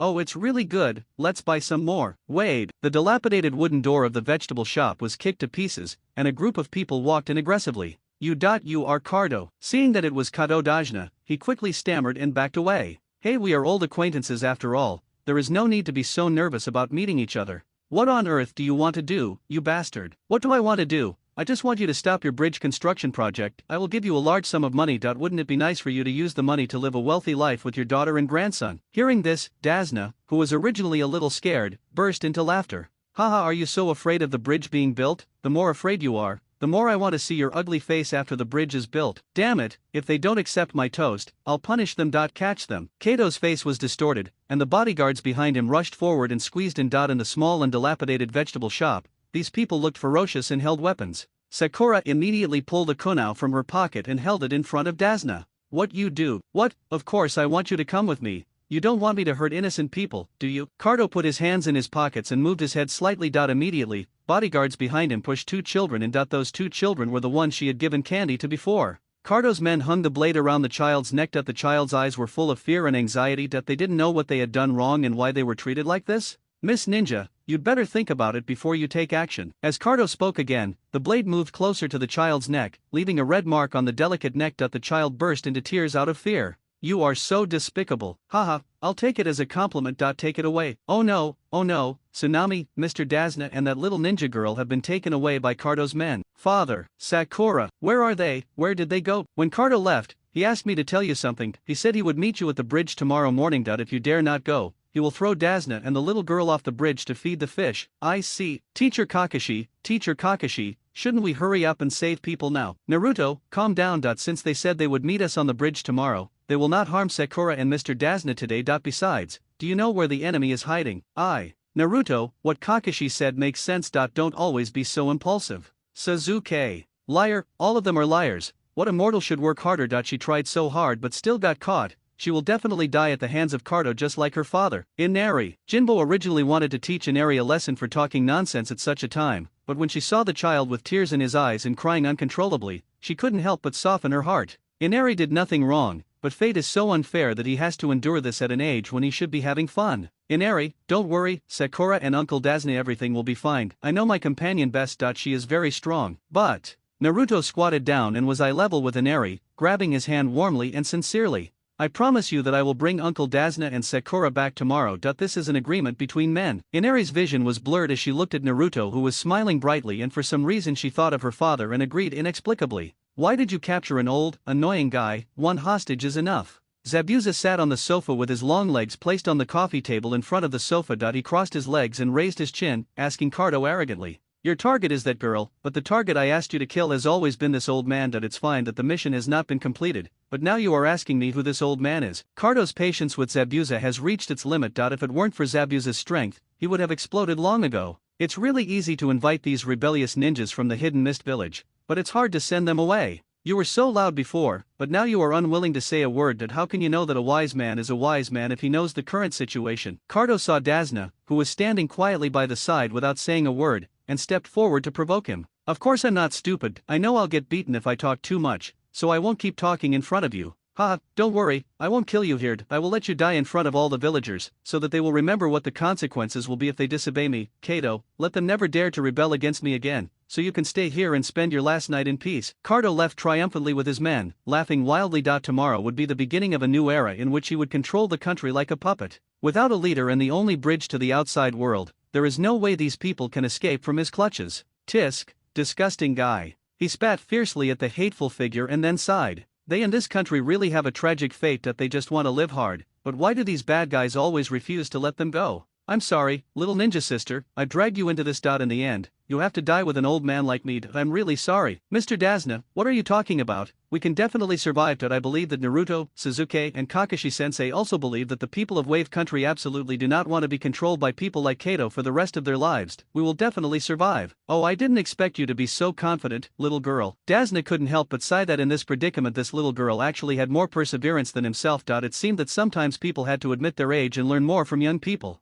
Actually, I have no confidence in myself, but I have confidence in my companions. They will definitely save us and get us out of here. Miss Tsunami, please rest assured that Sasuke, Kakashi-sensei, and I will definitely rescue Mr. Dasna and Sakura. Jinbo bowed to them solemnly with tears in his eyes. I beg you to save my father and save the hope of Wave Country. On the bridge, Sakura and Dasna had a knife on their necks, and Cardo and his group were standing behind them. Haku and Zabuza stood on the other side waiting for his nemesis to appear. Here it comes, Zabuza, I didn't expect you to resort to such despicable means. Let Sakura and Uncle Dasna go immediately. Ridiculous, who do you think you are? Why should I listen to you? Why don't you tell me what your purpose is now? Why would a powerful ninja like you go along with Cardo and the others? Sharinan Kakashi, ever since the last time I fought you, I have always wanted to duel with you again. To be honest, you are my only target. What happens to the old man and the little girl next to me has nothing to do with me. No problem, as long as you let them go. I'll fight you as many times as you want. Stop dreaming that this old man is my hostage. I will kill him in front of all the villagers of Wave Country. From now on, this place belongs to me, Kato. No one will resist me anymore. Haha, that's the thing. I won't do anything to that old man or that girl. If you want to save them, go and save them yourself. What a joke, you already lost to him last time. How can I trust you again? Kato looked at Zabuza with disdain. He had clearly already lost, so why was he still talking nonsense here? Why did he have to capture this little girl? Wasn't it just to deal with this jonin? Get started. Sakura moved the knife closer to her neck, bright red blood slowly flowing down the blade. Are you a jonin from Konoha village? Now I'm giving you a choice. If you are willing to commit suicide here, I will release the two people behind you. If you are not willing, the moment you refuse, their heads will fall to the ground. Make your choice. You bastard. Naruto was so angry that he wanted to go forward and beat the guy up, but with every step he took forward the knife went deeper. In the end he suppressed his anger and looked at the hideous-looking Cardo in front of him. What should Sasuke do now that he is no longer calm? Should he open the Mangekyo to pull all these people into the illusion? But wouldn't that interfere with everyone's chance to grow? He gritted his teeth in secret, clenched his fists, and waited a moment. Kakashi-sensei, don't worry, Sakura, you are my companion, I will definitely rescue you. After saying that, he took out the kunai from his pocket and stabbed it into his body. Blood slowly flowed down, leaving a large pool of blood on the ground. Sakura cried as she looked at the teacher standing opposite her. She was very afraid of death, but she absolutely did not want teacher Kakashi to commit suicide because of her. Nothing has changed. She is still the same person. The crying Sakura said that she would work hard, change, and catch up with those two people, but in the end she was still the one who was lagging behind. Instead of watching Kakashi die to save her, it would be better to. Sakura took one last look at her concerned companion and smiled. Teacher Kakashi, please don't do this. If this happens, I would rather die. She opened her eyes full of tears, looked down at the location of the knife, grabbed the knife on her neck with both hands and hit it hard. Sakura, don't. The three people shouted anxiously, but it still failed to stop Sakura's actions. The expected pain did not come. With tears in her eyes, she watched the young man holding the blade tightly with both hands and blood slowly flowing down. Naruto, that's a shadow clone over there. If we had known that Cardo would play tricks, we certainly wouldn't have just sat there and waited for death. But Sakura, you were so impulsive that you almost lost your life. Naruto. Sakura's eyes were already filled with tears and she was sobbing and unable to speak. What are you doing? Catch him now. Naruto swept a fierce look at Cardo, jumped into the air with both hands holding the sword, turned around and kicked the bodyguards behind Cardo, then bent his knees and carried the two of them and jumped into the air, leaving Cardo's attack range. The bodyguard behind Cardo was still not giving up and kept chasing forward, but was hit by a row of sharp shurikens and nailed to the ground. This is the line in your life. If you dare to cross it, you will bear the consequences at your own risk. Looking at Sasuke's sharp eyes and skillful shuriken usage, Cardo's bodyguards stopped where they were for a moment, hesitating and not daring to move forward. After all, they are just here to make money, and they don't really believe in Cardo, so how could they possibly work for him? Kakashi, it's time to end this playful game and get down to business. Zabuza, who had been watching the show silently on the side, finally spoke. He had had enough of this farce and it was time to put an end to it. Zabuza. Kakashi pulled up the forehead guard over his eyes. You're finally serious, Kakashi. Shiro, I'll leave those brats to you. Yes, Mr. Zabuza. Bai's figure flashed, and he rushed to Naruto at the speed he was best at and attacked Naruto's neck with a chokehold. Naruto was also used to Bai's speed, and almost the moment he moved sideways and back to avoid his fatal throat lock. Bai's palm passed by his eyes, but he did not give up this opportunity. That he grabbed Bai's wrist with both hands, turned around and threw Bai to the ground over his shoulder. Bai fell on his back and his head hit the ground hard. Don't think you can use the same trick on me multiple times. This time he learned his lesson and immediately distanced himself from Bai. His ninjutsu could only be used in close combat, and he was confident in his physical skills as long as he was not within the attack range of Bai's ninjutsu. Naruto got into position, shaking his fingers, and looked provocatively at Bai, who was slowly getting up from the ground.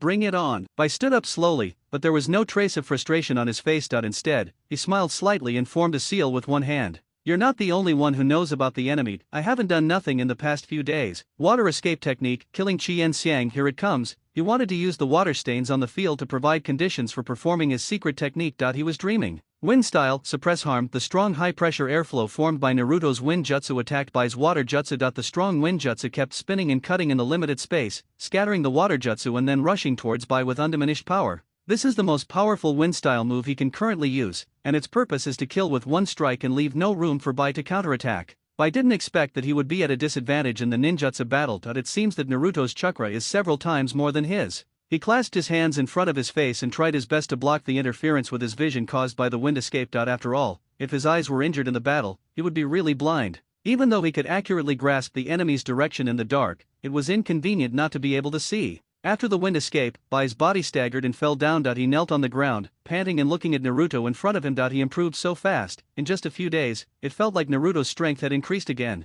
Naruto looked into Bai's eyes that refused to admit defeat. He kind of liked this kind of determined guy. Give up. Neither I nor Kakashi-sensei have any intention of killing anyone. As long as you shut up and leave the land of waves obediently, we will never stop you. Leave here. Where should Mr. Zabuza and I go? I don't know. You can go wherever you want, but don't do this kind of thing again from now on. The world is so big, but no matter where we go, we can't escape the pursuit of the hidden mist village. We can't go anywhere. Why don't you leave him? Kakashi-sensei said that the only person being hunted is Mamakai Zabuza, and it has nothing to do with you. If you leave him, the sea is wide for fish to leap and the sky is high for birds to fly. You will be free. Naruto kindly advised him, not wanting to see a boy of his age being involved in endless ninja fights at such a beautiful age. No, wherever Mr. Zabuza is, I will be there. Since the moment we met, I was destined to be inseparable from him. The days when I am with him are the happiest. Naruto looked at the boy in front of him who was smiling gently but stubbornly. He couldn't understand what was so good about a man like Zabuza who was being hunted everywhere. What's so good about a traitor like Zabuza? Is he worth doing this for? You also have someone who is very important to you, right? Would you give up on or leave him because of something he did? After listening to Bai's words, Naruto pondered silently. The most important person to you? Who is it? Is it the third Hokage? Is it Irika? Is it the comrades in Team 7? Is it the Uchiha family who adopted him? Or? The outline of a figure gradually became clear in his mind. Mr. Zabuza is the most important person to me. I must complete his orders even if it costs me my life. Ice Crystal Secret Art, Magic Mirror Ice Crystal. Naruto looked at Bai in confusion as he was performing the secret technique. He was so far away from Bai that the range of the secret technique should not be able to reach him. I saw that this time the ice crystals did not form a cage to tightly wrap people in it like last time, but there were a mirror stood, and these mirrors reached all the way to Sasuke. No, Sasuke. Naruto used all his chakra to the extreme and ran towards Sasuke, but Bai was faster. At the moment the ice mirror was formed, light was reflected between the mirrors, and Bai's figure came to Sasuke in the blink of an eye. Just like these reflected lights, he picked up the senbon in his hand and stabbed Sasuke at the vital points. Sasuke. Bai's body rolled on the ground for several times before slowly stopping. He knew that if he attacked Sasuke, Naruto would rush to protect him regardless of his own safety, and he guessed right. Naruto, are you okay without anyone here? Sasuke looked anxiously at the injured Naruto in front of him. Did this brat think too highly of him? The reason I didn't take action before was because I was afraid of bullying the noobs and not being able to give Naruto and Sakura the necessary experience points for growth. He was not worried at all about the attack just now, but the guy in front of him suddenly ran into his sight that he was about to attack, but then he took it back. Hey, don't worry, I'm fine. After all, being strong is my biggest advantage. I just feel a little numb and can't move. Naruto. Seeing that this kid could still joke with him, it meant that the injury was not very serious. His heart finally settled down. Stupid Naruto. Hey, Sasuke and Naruto both looked at Bai, who was lying on the ground. Don't be so stubborn, just stop it now. Why did you suddenly come out to stop us? Obviously, as long as there is no bridge, everyone can survive. Isn't this good? Alive? That's just the body moving. This is not what it means to be truly alive. These people who seem to be alive are just zombies. You have been in this country for such a long time. Have you ever cared about the expressions on the faces of the people here? Bai was beaten and lay on the ground unable to move, only her beautiful eyes turned and looked at Sasuke. The people here have been oppressed and brutally treated by Cardo. Their eyes are lifeless and they have no vitality. They need souls to support their bodies. Their souls are this bridge. This bridge carries the hopes of the people of Wave Country. What you have to do is to separate their souls from their bodies. Doing so is no different from killing people. You should also embark on a journey with Zabuza, a journey to find your own soul, instead of dying here alone like you are now. Soul, my soul is Mr. Zabuza. As long as he is here, my soul is complete. But what about his soul? Where is his soul in this endless fight? When Bai heard Suzuki's words, his eyes froze. Obviously that he had always relied on Mr. Zabuza and regarded him as the source of his motivation. But what about Mr. Zabuza? He was so powerful and arrogant. Where should his soul be? The Mist Village where Zabuza grew up is a place filled with politics of blood and tears. It is not a warm place where people can live comfortably. Has his soul lost its way? The duel between Zabuza and Kakashi has come to an end. His limbs are bitten tightly by Kakashi's summoning dog and he cannot move. No more killing, goodbye. Kakashi formed seals with his hands and the thunder attribute chakra in his hands made a sharp sound. He quickly moved his arms and thrust forward. Oh no, Mr. Zabuza is in danger. Bai, who was already unable to move, almost ran to Zabuza at a high speed driven by his own willpower to block Kakashi's fatal blow for him. Ah, how come? Kakashi looked at the young man in front of him, his life slipping away quietly in his hands. He originally did not want to kill this inexperienced child,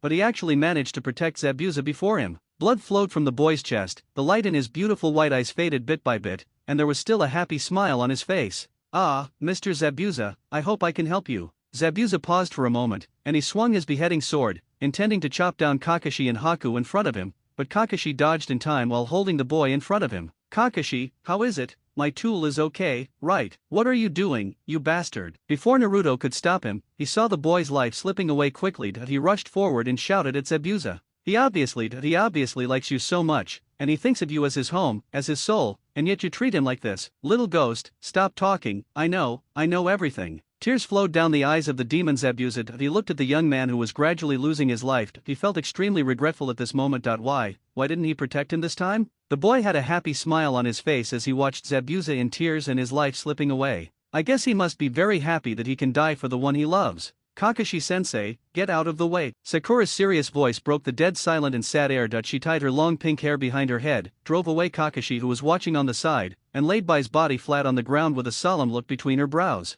This wound is difficult to heal. What if she fails? No, she must be able to do it. She must be able to do it. Sakura placed her hands gently on Bai's chest, and soft chakra continued to flow into his body. Bai's wounds gradually stopped bleeding, and his face was no longer so pale. As Bai's injuries improved, Sakura became more cautious and cautious. This was the most critical moment and she had to concentrate more. F***CK, what kind of affection are you guys playing? Come on, everyone. Cardo yelled in anger. Not only were all the ninjas that he had paid a lot of money to get here annihilated, but he was even moved by himself. Who could understand the anger of a boss like him? Kakashi-sensei, I understand. Sakura. Just focus on the treatment and leave this to us. Facing the large number of people in Cardo, the bodyguards, Naruto and Zabuza were all seriously injured, and Kakashi's condition was not much better, but Sakura absolutely could not stand any interference at this time. Kakashi, the injured should go over here and leave them to me. Suzuki, are you okay facing so many people alone? Suzuki stood in front of Kakashi and looked at this group of unqualified bodyguards with a wicked smile on his face that he had been holding back for a long time, and now he finally had a chance to stretch his muscles. How about we help you too? Why don't you retreat quickly, you injured people? Are all these people coming here just to hinder me? Suzuki made the same seals with his hands, and the chakra in his hands was even more condensed than his. The sharp voice turned out to be rakery. Suzuki had a smirk on his face. It was time to move around. Suzuki lowered his body and placed his hands on the ground. His thunderous chakra burst out with powerful energy, leaving a deep hole wherever he passed. His figure was as fast as lightning, and a flash of blue light killed all the enemies. Impossible, that is an S-level ninjutsu, which is definitely not something a genin can master. Even if Suzuki is from the Uchiha clan and has the Sharingan, it is definitely not a ninjutsu that can be mastered with just one look. Kakashi's mouth opened in surprise and his eyes widened. Help, there is a thief here. The moves I worked so hard to create were stolen. Who can catch the thief? Too strong. This genin is even stronger than Kakashi. Zabuza looked at Suzuki in disbelief. The 12-year-old boy in front of him had 3 Megatama pupils of double Sharingan. This is too abnormal. The Uchiha clan, what a powerful family. Just by taking a look, they have mastered Kakashi's most proud moves, and are even stronger than Kakashi. If this kind of person had shown his strength earlier, I wouldn't have to rack my brains to fight Kakashi. He turned to look at Kakashi, who also looked stunned. Why was Kakashi, a teacher, more surprised than an outsider like me? Logically speaking, he should know best what kind of ninjutsu his students knew and what abilities they had. It seems your students are much better than you.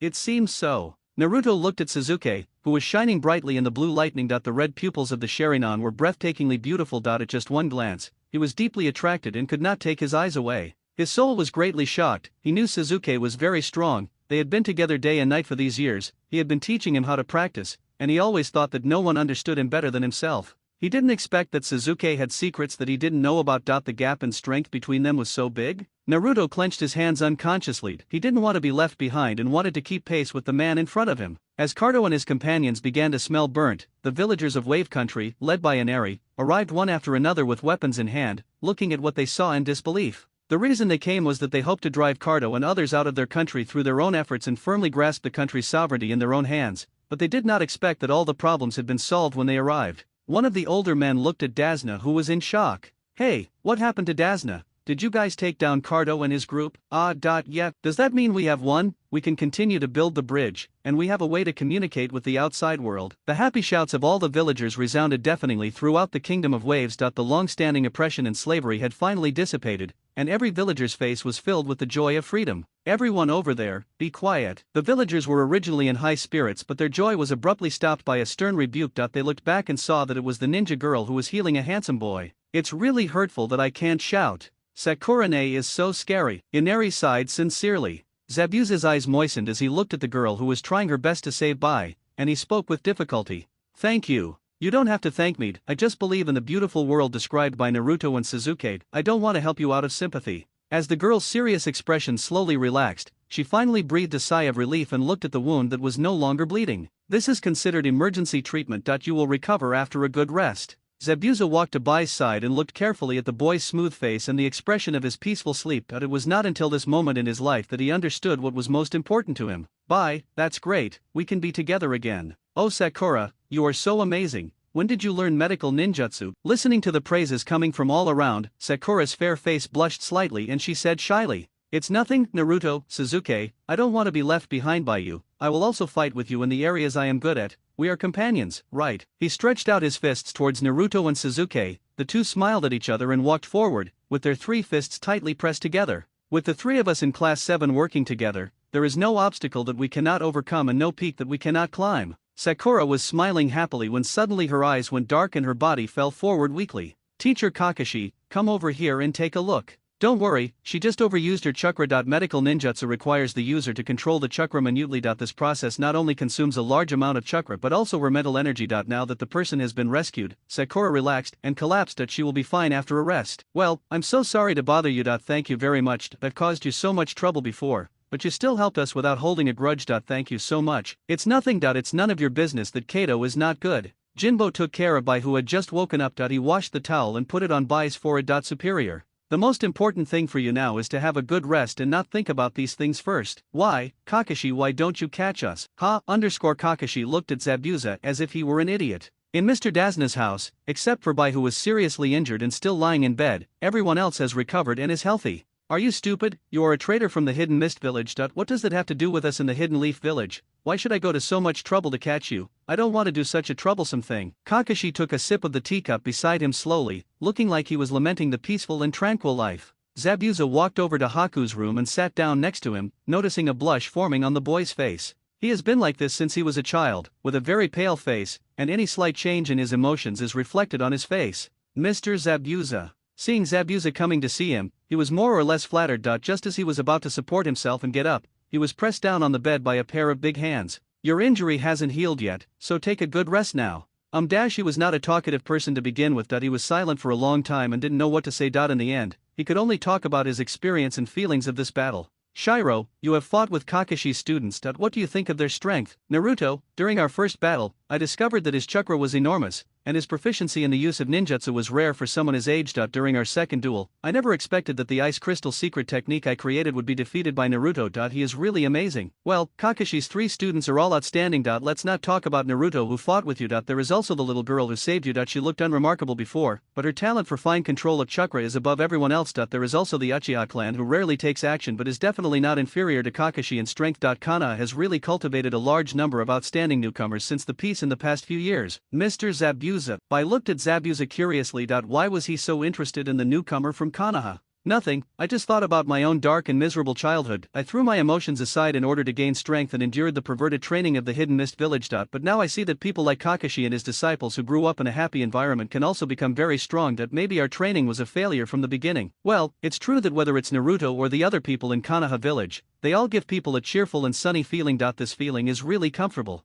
The two of them remained silent for a long time, and Zabuza finally made up his mind to speak out. Bye, if I get tired of living this kind of fighting and killing life, will you still stay by my side? Of course I will. Wherever Mr. Zabuza is, I will be there. Even if you want to abandon me, I will never leave. Seeing the young man's sincere look and his determination to follow him till death, sometimes he didn't understand what was so good about a villain like himself who was on the run and deserved Bai's wholehearted devotion. Okay, from now on you'll be wherever I am and we'll never be apart again. Bai blushed and was silent for a while. Finally, he couldn't help but ask out of curiosity. Mr. Zabuza, I heard from Sakura that you seemed to cry when I was injured and dying, and you also said something to me. But when I asked Sakura, she didn't tell me, so I asked her directly to ask you. Can you tell me? Bye. Luckily we are all alive together. If we died, we probably wouldn't go to the same place. The escort journey to Wave Country came to an end, and Naruto and Kakashi's injuries had recovered. They waved goodbye to Mr. Dazna, Ms. Tsunami and Inari. As the four people were walking, they saw two figures, one tall and one short, blocking their way.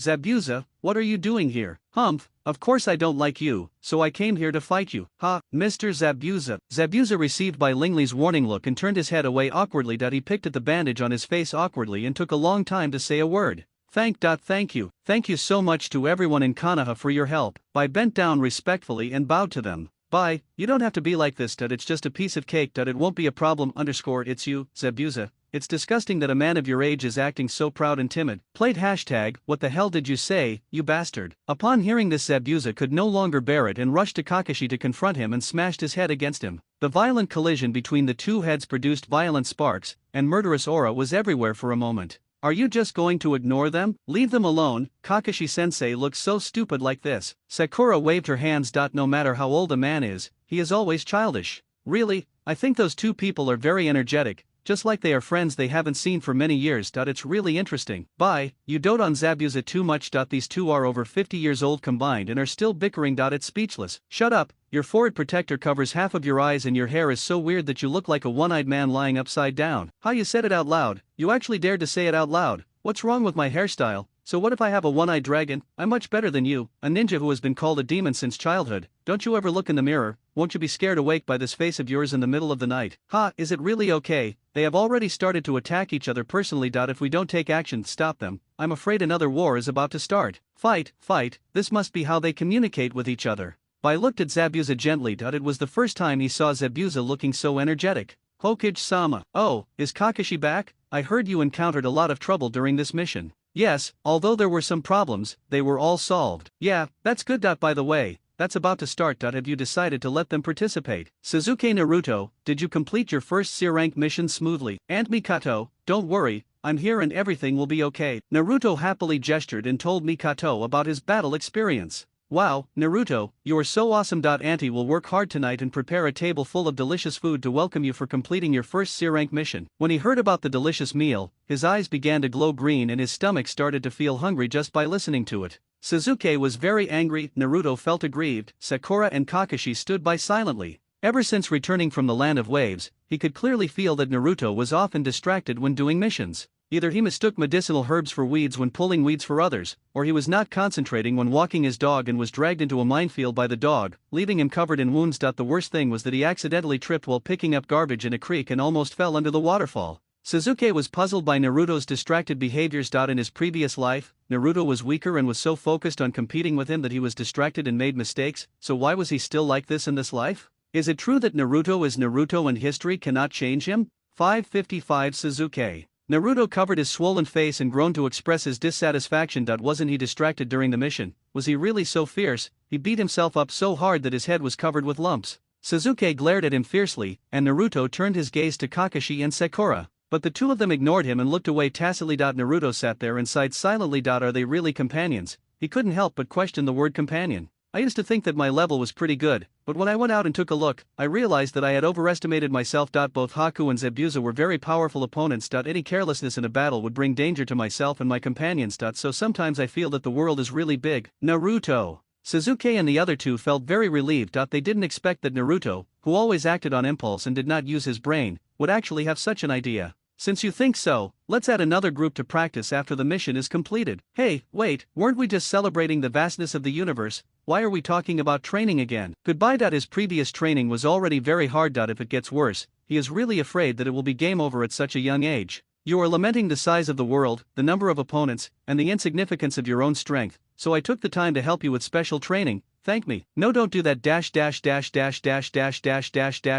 Naruto's miserable screams echoed throughout the forest. Sasuke is a sadistic devil. He feels uncomfortable if he doesn't train others crazily for a day. I don't know when he started practicing, but his strength is much higher than mine, who has been practicing hard. Don't say that. Sasuke is doing this for your own good. Although the training is a bit hard, your strength is increasing very quickly, Naruto. Sakura kept comforting her. Naruto still couldn't stand it, and after the mission was over, he found an excuse to escape. It's not that he didn't like to practice, but everything should be done with a balance between work and rest. Thinking of this, he walked in the alley of Konoha and saw 3 strange stones. Konohamaru, your disguise is too fake. How can a stone have legs? Konohamaru took off all the disguises on his body and laughed out loud. He is indeed the man I like. He is just different. Suddenly, Konohamaru's eyes turned and he saw Sakura standing next to him. He smiled obscenely. He's this from Naruto's brother. Konohamaru spoke as he spoke, and raised his pinky finger, which made Naruto feel flustered. What nonsense are you talking about, Konohamaru? That's right, Konohamaru, I'm Naruto's classmate, not his girlfriend. That's what I told you. How could Naruto nii-san like such an ugly thing? Comet. Naruto saw Sakura's sudden anger and punched Konohamaru hard on the top, smashing the wooden board above his head. Konohamaru, run away. What a horrible ugly monster. Konohamaru staggered and ran, crying, while Sakura, with a face like a devil and her hair dancing in the air like a group of snakes, followed closely behind him. Konohamaru ran faster and faster until he accidentally bumped into someone. Yes, I'm sorry, I wasn't looking where I was walking. He rubbed his head in pain and apologized quickly without even seeing what the person he hit looked like before the person in front of him grabbed him by the collar and lifted him up high. The suffocating feeling from his collar made it almost impossible for him to breathe. Naruto brother, save me, it hurts so much. Hey, little brat, are you going to just say sorry and be done with it if you hurt me? I'm sorry, it's all my fault for chasing him from behind, so Konohamaru bumped into you. No way, I hate little devils the most. I must teach this little devil a lesson. Kankuro, stop it, we're not here to cause trouble. I just taught this kid who pissed me off a lesson. As he spoke, he exerted a little more force with his hands, and just when Konohamaru was about to die, a rushing kunai interrupted Kankuro's movements. The kunai was nailed into the treetop against the back of his hand. He let go of Konohamaru with a stinging pain in his hand,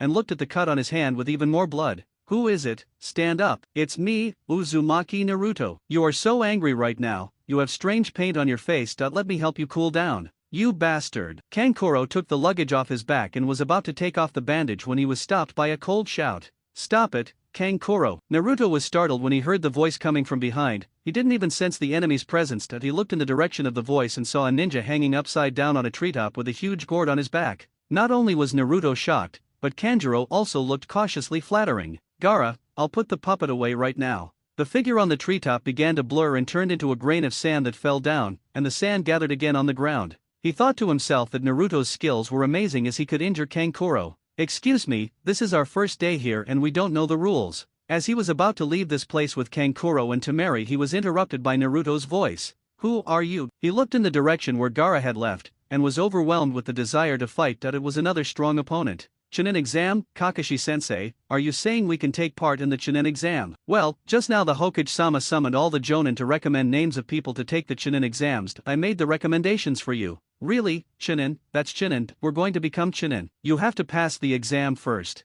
After becoming a Chunin, the difficulty of the missions will increase, and even the rewards will increase. What should I buy with the money, cosmetics or clothes? You have to pass the exam first. If I were you, I would go to Uncle Ichiraku's and eat 10 bowls of luxurious ramen. Naruto, this is too monotonous. What about Sasuke? What does Sasuke want to do? I don't have any special hobbies, so I'll just save the money for now. I told you to first. Kakashi looked at the 3 people chatting animatedly. He didn't understand why his prestige among the students was so low. No one actually listened to what he said seriously. Teacher Kakashi, is this the reason why ninjas from other ninja villages are coming here? Oh, you all saw it. The exam for Genin to Chunin is not only a test of the ninja's own strength and growth, but also an examination of the strength of each ninja village. Why is it so troublesome to gather ninjas from so many countries together? Whether it is genin or chinin, as a reserve force for future wars, they are an important basis for assessment for each country in peacetime, so this exam is very important, and you must all show your full strength. Yes, Kakashi-sensei, they are only particularly well behaved at times like this.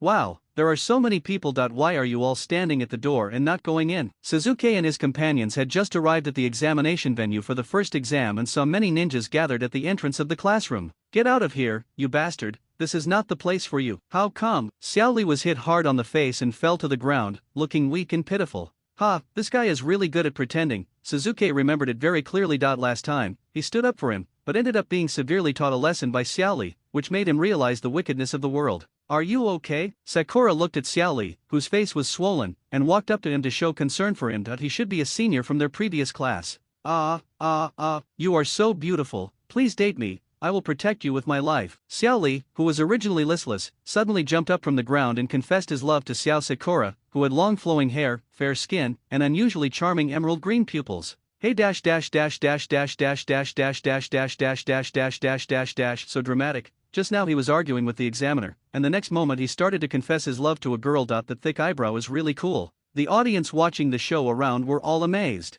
Sorry, I don't like people with thick eyebrows. I don't like round eyes and thick eyebrows either. The sudden confession almost made Sakura collapse. She could only refuse patiently, hoping that the man in front of her would stop pestering her. How could that be? But I won't give up. I will keep pursuing you.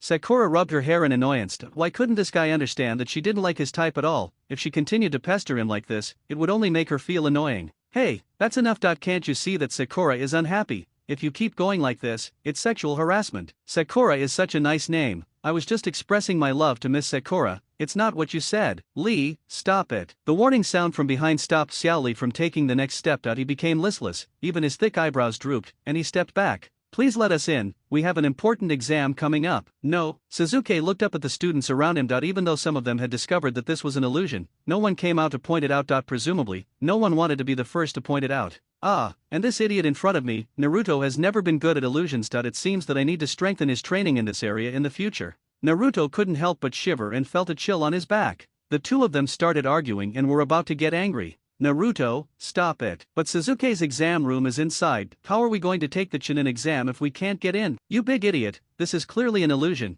and it's the lowest level of illusion that you can't even see this. Do you want to let me sit in the Hokage position?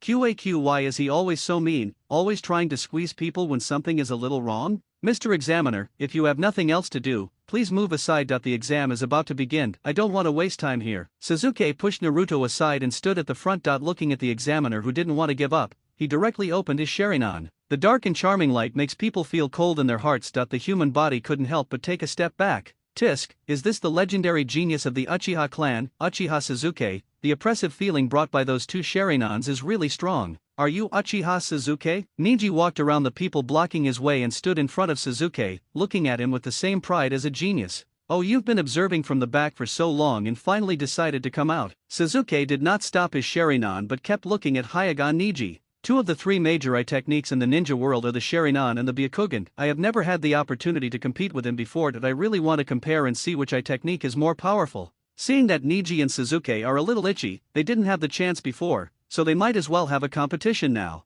I didn't expect that I would draw your attention so much. Do you want to find a place to talk? It has nothing to do with you. After saying this, the two of them swaggered out of the examination room one after the other. Sasuke, wait for me. Where are you guys going now? Niji, the exam is about to start. Seeing that the uncles in their group were so arrogant, the rest of the members had no choice but to follow suit. Hey, are you really leaving? Looking at the receding back, the two examiners wiped away their tears silently. This class of students is simply too willful. I've heard that the Uchiha clan's eye techniques are very powerful. I want to have a fight with you and exchange ideas. Let's stop here. Okay. As soon as the words fell, the two of them dodged and distanced themselves from each other. I feel like Sasuke is very strong. I wonder which one is more powerful, his Sharingan or Niji's Byakugan. Naruto looked at the outgoing Xiao Li who had stood beside him without him noticing. It has to be Sasuke. That guy is a genius beyond compare. He looked at Sasuke's agile figure and couldn't help but praise him out loud. Really? Do you know the main and branch Hyuga families? What is that? Xiao Li curled the corners of his mouth and smiled slightly. His round eyes were unusually bright. Ninji is also a one-of-a-kind genius. His talent is enough to eliminate the years of resentment between the main and branch families, and he will become the next head of the Hyuga family, leading them towards a better future. The next head of the Hyuga family. Hey, is this long-haired guy so powerful? Of course he is powerful. He is also the one I am chasing after. He is my most powerful opponent. The look in Naruto's eyes when he looked at Lee was not only filled with admiration and respect but also with deep affection. There is nothing happier than having your lifelong opponent be your teammate.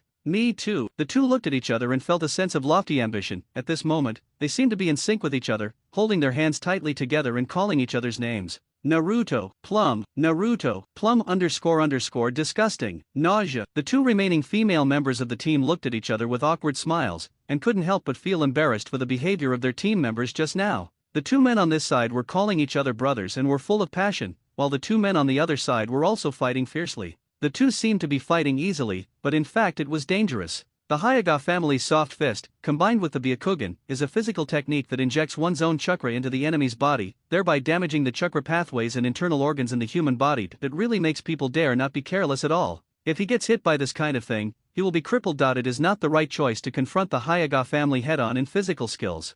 Facing Nishi's flying palm strike, Sasuke clapped his hands several times to block it and then seized the opportunity to jump back to create distance between himself and Nishi. Since I can't fight him head-on in physical skills, I'll fight him in illusion and ninjutsu. Fire style, Phoenix Fairy fire technique. The shuriken wrapped in scorching flames rushed towards Niji, but he dodged it nimbly. Yes, with just 2 Byakugan, there were few attacks he couldn't dodge. Thousand Books of Thunder escaped. Sasuke waved his hand and launched hundreds of Senbon lightning rods. This time the number was more than 10 times more than before. It would not be so easy to dodge with your eyes. Bagwazang restores the heaven. Niji faced the oncoming 1,000 lightning rods without any panic. He unfolded a huge Bagwa formation under his feet, released all the chakra in his body, and spun it at high speed to form a huge vortex to repel the countless 1,000 lightning rods. The people watching the fight on the sidelines swallowed nervously. They were looking forward to the competition between the two men, but the two men seemed to have telepathic connection and stopped attacking and stepped forward to shake hands. As expected of the Uchiha clan, their reputation is well deserved. Come on, you haven't even used your true abilities. Same here, if you had used illusion at the very beginning, I really wouldn't have been able to defeat you. After some business boasting, the two got down to business. Actually, I want to thank you. Sasuke looked at Nishi in confusion. He didn't understand what he had done to deserve his gratitude. 5 years ago, my uncle was influenced by the leader of the Uchiha clan, Uchiha Fugaku-sama, and took me, a branch family member, to live with him. He wanted to eliminate the barriers within the Hyuga clan and wanted the main family and branch family to live in peace, just like the Uchiha clan and the village lived in peace, without distinction. I am really grateful to you for setting all these precedents as the leader who showed the way. It would be a lie to say that he was not shocked. He originally just wanted to escape the fate of the Uchiha clan being exterminated, but he didn't expect that his actions, like the gentle fluttering of butterfly wings, would also change the fate of others. Judging from the boy's grateful eyes alone, the influence was a good one. Well, we all hope that Konoha will get better and better. Looking at the two shaking hands and making peace, Xiaoli and Naruto couldn't help but wonder if this was the end. They hadn't even seen the two of them compete. Aren't you guys going to fight anymore? Why are you fighting? Didn't I say from the beginning that we are here to communicate? Niji tilted his head and looked curiously at the excitedly, not knowing what he was so excited about. Huh, let's go, the exam is about to start. It will be too late if you don't go in now. After all this time, these two really came here for communication. They were so excited that they thought the top newcomer of the previous session and the top newcomer of this session were going to have a life and death duel. Looking at the disappointed expressions on the two's faces, the handsome guys in the group sighed helplessly. There's still some time. Do you want to communicate? The two people who were originally dejected suddenly raised their heads and looked at each other, at the good brothers they had just recognized, but this did not prevent them from wanting to fight each other. Looking at the two people who were full of fighting spirit, Sakura and Tenten couldn't help but remind them, you guys need to hurry up. The exam is about to start. Oh, how strong is Naruto? I have heard that he is the unrivaled genius among this batch of newcomers. Sasuke made the same seals with his hands, and the chakra in his hands was even more condensed than his. The sharp voice turned out to be rakery. Sasuke had a smirk on his face. It was time to move around. Sasuke lowered his body and placed his hands on the ground. His thunderous chakra burst out with powerful energy, leaving a deep hole wherever he passed. His figure was as fast as lightning, and a flash of blue light killed all the enemies. Impossible, that is an S-level ninjutsu, which is definitely not something a genin can master. Even if Sasuke is from the Uchiha clan and has the Sharingan, it is definitely not a ninjutsu that can be mastered with just one look. Kakashi's mouth opened in surprise and his eyes widened. Help, there is a thief here, the moves I worked so hard to create were stolen. Who can catch the thief? Too strong. This genin is even stronger than Kakashi. Zabuza looked at Sasuke in disbelief. The 12-year-old boy in front of him had 3 Megatama pupils of double Sharingan. This is too abnormal. The Uchiha clan, what a powerful family. Just by taking a look, they have mastered Kakashi's most proud moves, and are even stronger than Kakashi. If this kind of person had shown his strength earlier, I wouldn't have to rack my brains to fight Kakashi. He turned to look at Kakashi, who also looked stunned. Why was Kakashi, a teacher, more surprised than an outsider like me? Logically speaking, he should know best what kind of ninjutsu his students knew and what abilities they had. Ha, it seems your students are much better than you. Ah, it seems so. Naruto looked at Sasuke, who was shining brightly in the blue lightning. The red pupils of the Sharingan were breathtakingly beautiful. At just one glance, he was deeply attracted and could not take his eyes away. His soul was greatly shocked. He knew Sasuke was very strong. They had been together day and night for these years. He had been teaching him how to practice, and he always thought that no one understood him better than himself. He didn't expect that Sasuke had secrets that he didn't know about. The gap in strength between them was so big. Naruto clenched his hands unconsciously. He didn't want to be left behind and wanted to keep pace with the man in front of him. As Kado and his companions began to smell burnt, the villagers of Wave Country, led by Inari, arrived one after another with weapons in hand, looking at what they saw in disbelief. The reason they came was that they hoped to drive Kado and others out of their country through their own efforts and firmly grasp the country's sovereignty in their own hands, but they did not expect that all the problems had been solved when they arrived. One of the older men looked at Dazna, who was in shock. Hey, what happened to Dazna? Did you guys take down Kado and his group? Yeah, does that mean we have won? We can continue to build the bridge, and we have a way to communicate with the outside world. The happy shouts of all the villagers resounded deafeningly throughout the Kingdom of Waves. The long-standing oppression and slavery had finally dissipated, and every villager's face was filled with the joy of freedom. Everyone over there, be quiet. The villagers were originally in high spirits, but their joy was abruptly stopped by a stern rebuke. They looked back and saw that it was the ninja girl who was healing a handsome boy.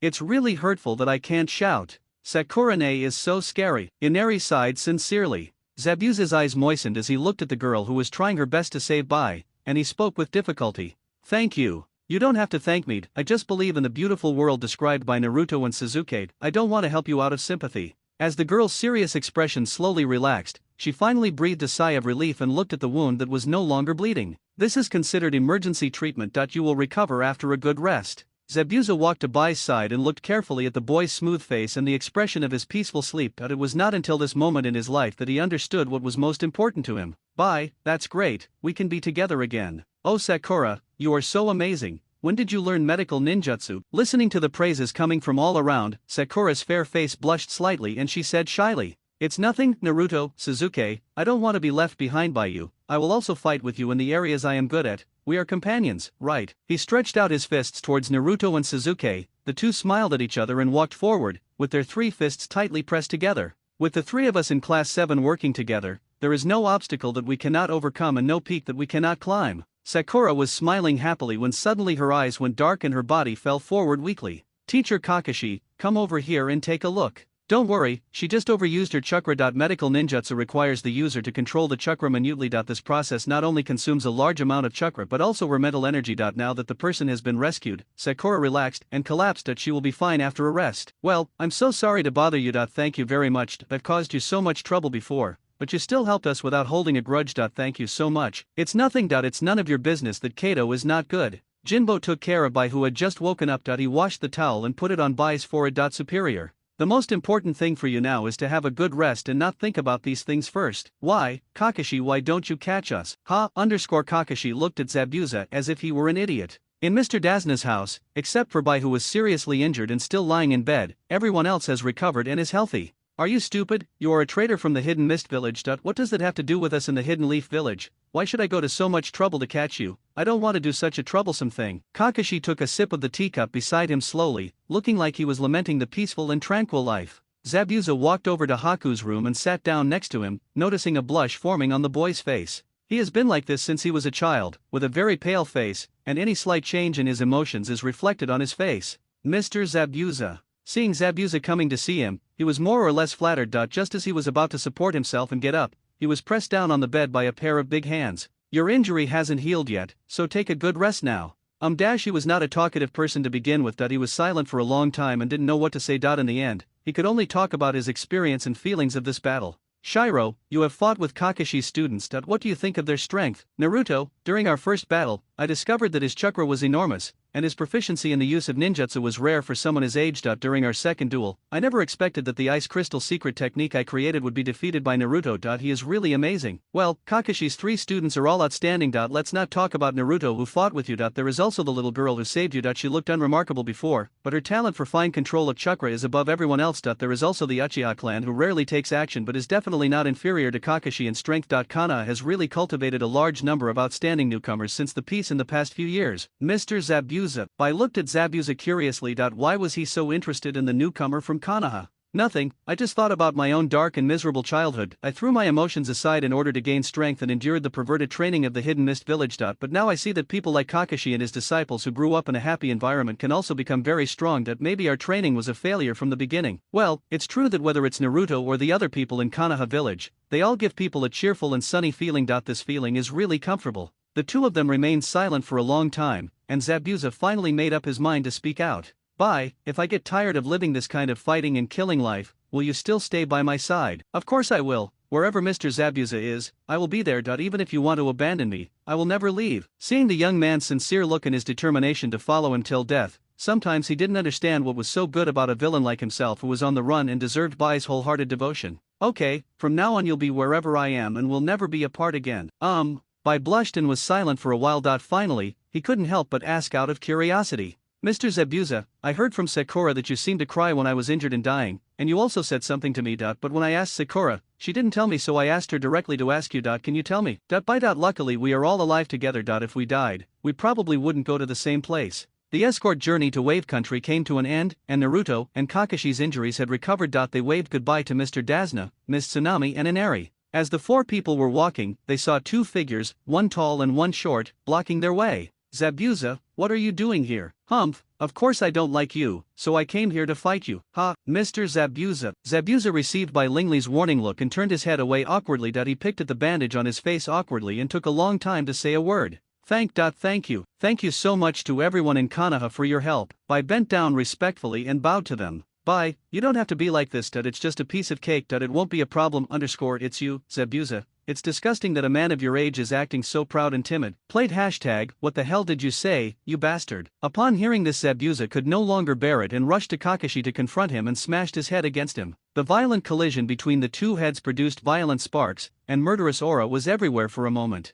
Are you just going to ignore them? Leave them alone. Kakashi-sensei looks so stupid like this. Sakura waved her hands. No matter how old a man is, he is always childish. Really, I think those 2 people are very energetic, just like they are friends they haven't seen for many years. It's really interesting. Bai, you dote on Zabuza too much. These 2 are over 50 years old combined and are still bickering. It's speechless. Shut up. Your forehead protector covers half of your eyes and your hair is so weird that you look like a one-eyed man lying upside down. How you said it out loud? You actually dared to say it out loud. What's wrong with my hairstyle? So what if I have a one-eyed dragon? I'm much better than you, a ninja who has been called a demon since childhood. Don't you ever look in the mirror? Won't you be scared awake by this face of yours in the middle of the night? Ha, is it really okay? They have already started to attack each other personally. If we don't take action to stop them, I'm afraid another war is about to start. Fight, this must be how they communicate with each other. Bai looked at Zabuza gently. It was the first time he saw Zabuza looking so energetic. Hokage-sama. Oh, is Kakashi back? I heard you encountered a lot of trouble during this mission. Yes, although there were some problems, they were all solved. Yeah, that's good. By the way, that's about to start. Have you decided to let them participate? Sasuke Naruto, did you complete your first C-rank mission smoothly? And Mikato, don't worry, I'm here and everything will be okay. Naruto happily gestured and told Mikato about his battle experience.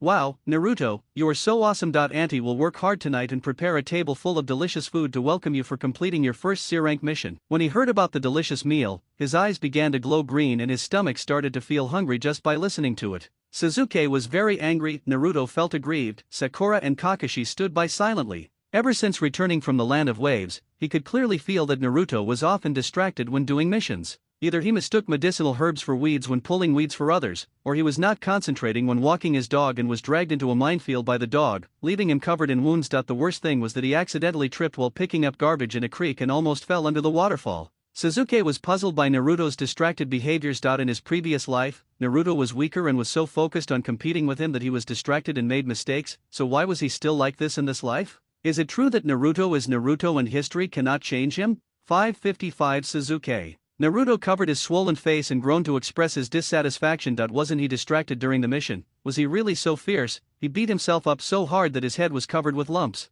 Sasuke glared at him fiercely, and Naruto turned his gaze to Kakashi and Sakura. But the two of them ignored him and looked away tacitly. Naruto sat there and sighed silently. Are they really companions? He couldn't help but question the word companion. I used to think that my level was pretty good, but when I went out and took a look, I realized that I had overestimated myself. Both Haku and Zabuza were very powerful opponents. Any carelessness in a battle would bring danger to myself and my companions. So sometimes I feel that the world is really big. Naruto. Sasuke and the other two felt very relieved. They didn't expect that Naruto, who always acted on impulse and did not use his brain, would actually have such an idea. Since you think so, let's add another group to practice after the mission is completed. Hey, wait, weren't we just celebrating the vastness of the universe? Why are we talking about training again? Goodbye. His previous training was already very hard. If it gets worse, he is really afraid that it will be game over at such a young age. You are lamenting the size of the world, the number of opponents, and the insignificance of your own strength, so I took the time to help you with special training. Thank me. No, don't do that. Naruto's miserable screams echoed throughout the forest. Sasuke is a sadistic devil. He feels uncomfortable if he doesn't train others crazily for a day. I don't know when he started practicing, but his strength is much higher than mine, who has been practicing hard. Don't say that. Sasuke is doing this for your own good. Although the training is a bit hard, your strength is increasing very quickly, Naruto. Sakura kept comforting her. Naruto still couldn't stand it, and after the mission was over, he found an excuse to escape. It's not that he didn't like to practice, but everything should be done with a balance between work and rest. Thinking of this, he walked in the alley of Konoha and saw 3 strange stones. Konohamaru, your disguise is too fake. How can a stone have legs? Konohamaru took off all the disguises on his body and laughed out loud. He is indeed the man I like. He is just different. Suddenly, Konohamaru's eyes turned and he saw Sakura standing next to him. He smiled obscenely. He's this from Naruto's brother. Konohamaru spoke as he spoke, and raised his pinky finger, which made Naruto feel flustered. What nonsense are you talking about, Konohamaru? That's right, Konohamaru, I'm Naruto's classmate, not his girlfriend. That's what I told you. How could Naruto Nii-san like such an ugly thing? Comet. Naruto saw Sakura's sudden anger and punched Konohamaru hard on the top, smashing the wooden board above his head. Konohamaru, run away. What a horrible ugly monster. Konohamaru staggered and ran, crying, while Sakura, with a face like a devil and her hair dancing in the air like a group of snakes, followed closely behind him. Konohamaru ran faster and faster until he accidentally bumped into someone.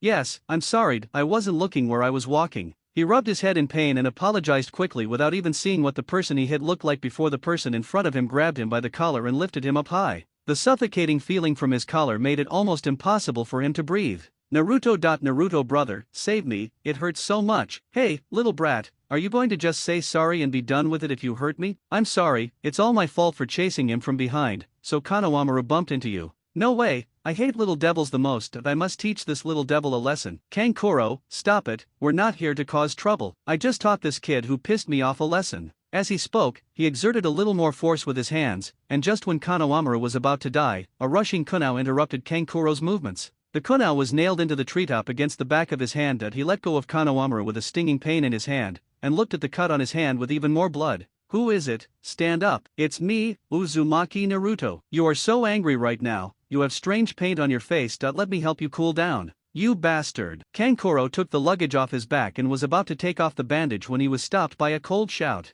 Stop it, Kankuro. Naruto was startled when he heard the voice coming from behind. He didn't even sense the enemy's presence. He looked in the direction of the voice and saw a ninja hanging upside down on a treetop with a huge gourd on his back. Not only was Naruto shocked, but Kanjuro also looked cautiously flattering. Gaara, I'll put the puppet away right now. The figure on the treetop began to blur and turned into a grain of sand that fell down, and the sand gathered again on the ground. He thought to himself that Naruto's skills were amazing as he could injure Kankuro. Excuse me, this is our first day here and we don't know the rules. As he was about to leave this place with Kankuro and Temari, he was interrupted by Naruto's voice. Who are you? He looked in the direction where Gaara had left, and was overwhelmed with the desire to fight. It was another strong opponent. Chunin exam? Kakashi-sensei, are you saying we can take part in the Chunin exam? Well, just now the Hokage-sama summoned all the Jonin to recommend names of people to take the Chunin exams. I made the recommendations for you. Really, Chunin, that's Chunin, we're going to become Chunin. You have to pass the exam first. After becoming a Chunin, the difficulty of the missions will increase,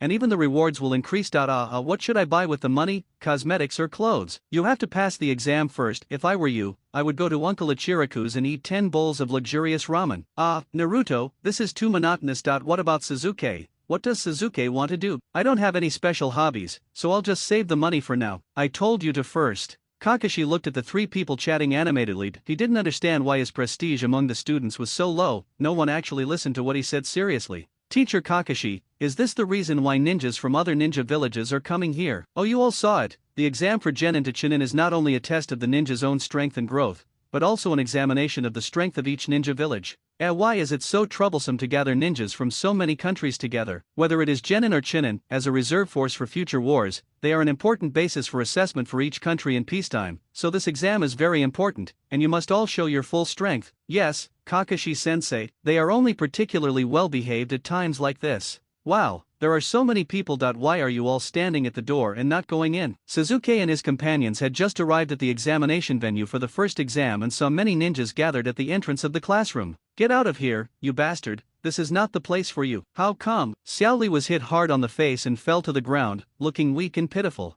Ha, this guy is really good at pretending. Suzuki remembered it very clearly. Last time, he stood up for him, but ended up being severely taught a lesson by Xiaoli, which made him realize the wickedness of the world. Are you okay? Sakura looked at Xiaoli, whose face was swollen, and walked up to him to show concern for him. He should be a senior from their previous class. You are so beautiful, please date me, I will protect you with my life. Xiaoli, who was originally listless, suddenly jumped up from the ground and confessed his love to Xiao Sakura, who had long flowing hair, fair skin, and unusually charming emerald green pupils. Hey dash dash dash dash dash dash dash dash dash dash dash dash dash dash dash dash. So dramatic. Just now he was arguing with the examiner, and the next moment he started to confess his love to a girl. That thick eyebrow is really cool. The audience watching the show around were all amazed. Sorry, I don't like people with thick eyebrows. I don't like round eyes and thick eyebrows either. The sudden confession almost made Sakura collapse. She could only refuse patiently, hoping that the man in front of her would stop pestering her. How could that be? But I won't give up. I will keep pursuing you. Sakura rubbed her hair in annoyance. Why couldn't this guy understand that she didn't like his type at all? If she continued to pester him like this, it would only make her feel annoying. Hey, that's enough. Can't you see that Sakura is unhappy? If you keep going like this, it's sexual harassment. Sakura is such a nice name. I was just expressing my love to Miss Sakura. It's not what you said. Lee, stop it. The warning sound from behind stopped Xiaoli from taking the next step. He became listless, even his thick eyebrows drooped, and he stepped back. Please let us in, we have an important exam coming up. No. Suzuki looked up at the students around him. Even though some of them had discovered that this was an illusion, no one came out to point it out. Presumably, no one wanted to be the first to point it out. And this idiot in front of me, Naruto, has never been good at illusions. It seems that I need to strengthen his training in this area in the future. Naruto couldn't help but shiver and felt a chill on his back. The two of them started arguing and were about to get angry. Naruto, stop it. But Suzuki's exam room is inside. How are we going to take the Chunin exam if we can't get in? You big idiot, this is clearly an illusion, and it's the lowest level of illusion that you can't even see this. Do you want to let me sit in the Hokage position? QAQ, why is he always so mean, always trying to squeeze people when something is a little wrong? Mr. Examiner, if you have nothing else to do, please move aside. The exam is about to begin, I don't want to waste time here. Suzuki pushed Naruto aside and stood at the front. Looking at the examiner who didn't want to give up, he directly opened his Sharingan. The dark and charming light makes people feel cold in their hearts. The human body couldn't help but take a step back. Tisk, is this the legendary genius of the Uchiha clan, Uchiha Suzuki? The oppressive feeling brought by those two Sharinans is really strong. Are you Uchiha Suzuki? Niji walked around the people blocking his way and stood in front of Suzuki, looking at him with the same pride as a genius. Oh, you've been observing from the back for so long and finally decided to come out. Suzuki did not stop his Sharingan but kept looking at Hyaga Niji. Two of the three major eye techniques in the ninja world are the Sharingan and the Byakugan. I have never had the opportunity to compete with him before. I really want to compare and see which eye technique is more powerful. Seeing that Niji and Suzuki are a little itchy, they didn't have the chance before, so they might as well have a competition now.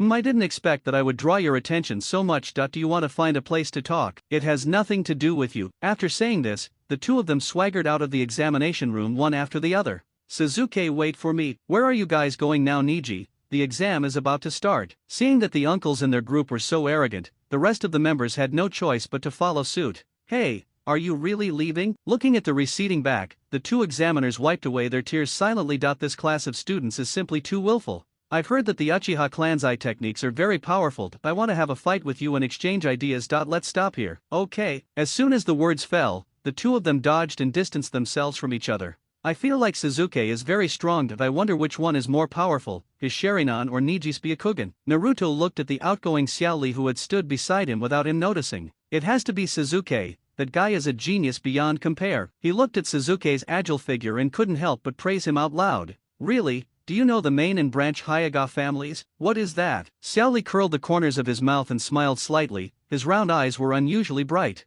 Ningji is also a one-of-a-kind genius, his talent is enough to eliminate the years of resentment between the main and branch families, and he will become the next head of the Hyuga family, leading them towards a better future. The next head of the Hyuga family? Hey, is this long-haired guy so powerful? Of course he is powerful, he is also the one I am chasing after. He is my most powerful opponent. The look in Naruto's eyes when he looked at Lee was not only filled with admiration and respect but also with deep affection. There is nothing happier than having your lifelong opponent be your teammate. Me too. The two looked at each other and felt a sense of lofty ambition. At this moment, they seemed to be in sync with each other, holding their hands tightly together and calling each other's names. Naruto, Plum, Naruto, Plum __, disgusting, nausea. The two remaining female members of the team looked at each other with awkward smiles, and couldn't help but feel embarrassed for the behavior of their team members just now. The two men on this side were calling each other brothers and were full of passion, while the two men on the other side were also fighting fiercely. The two seemed to be fighting easily, but in fact it was dangerous. The Hyuga family's soft fist, combined with the Byakugan, is a physical technique that injects one's own chakra into the enemy's body, thereby damaging the chakra pathways and internal organs in the human body. It really makes people dare not be careless at all.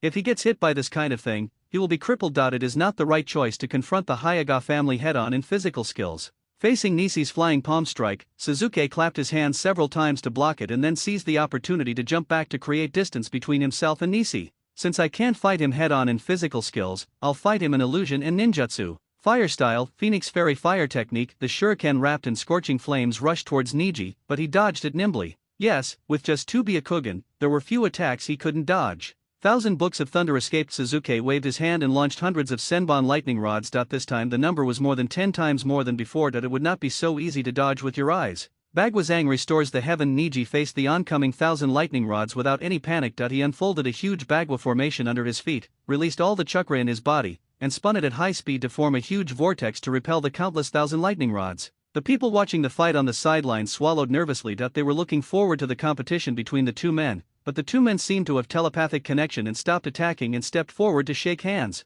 As expected of the Uchiha clan, their reputation is well deserved. Come on. You haven't even used your true abilities. Same here, if you had used illusion at the very beginning, I really wouldn't have been able to defeat you. After some business boasting, the two got down to business. Actually, I want to thank you. Sasuke looked at Nishi in confusion. He didn't understand what he had done to deserve his gratitude. 5 years ago, my uncle was influenced by the leader of the Uchiha clan, Uchiha Fugaku-sama, and took me, a branch family member, to live with him. He wanted to eliminate the barriers within the Hyuga clan and wanted the main family and branch family to live in peace, just like the Uchiha clan and the village lived in peace, without distinction. I am really grateful to you for setting all these precedents as the leader who showed the way. It would be a lie to say that he was not shocked. He originally just wanted to escape the fate of the Uchiha clan being exterminated, but he didn't expect that his actions, like the gentle fluttering of butterfly wings, would also change the fate of others. Judging from the boy's grateful eyes alone, the influence was a good one. Well, we all hope that Konoha will get better and better. Looking at the two shaking hands and making peace, Xiao Li and Naruto couldn't help but wonder if this was the end.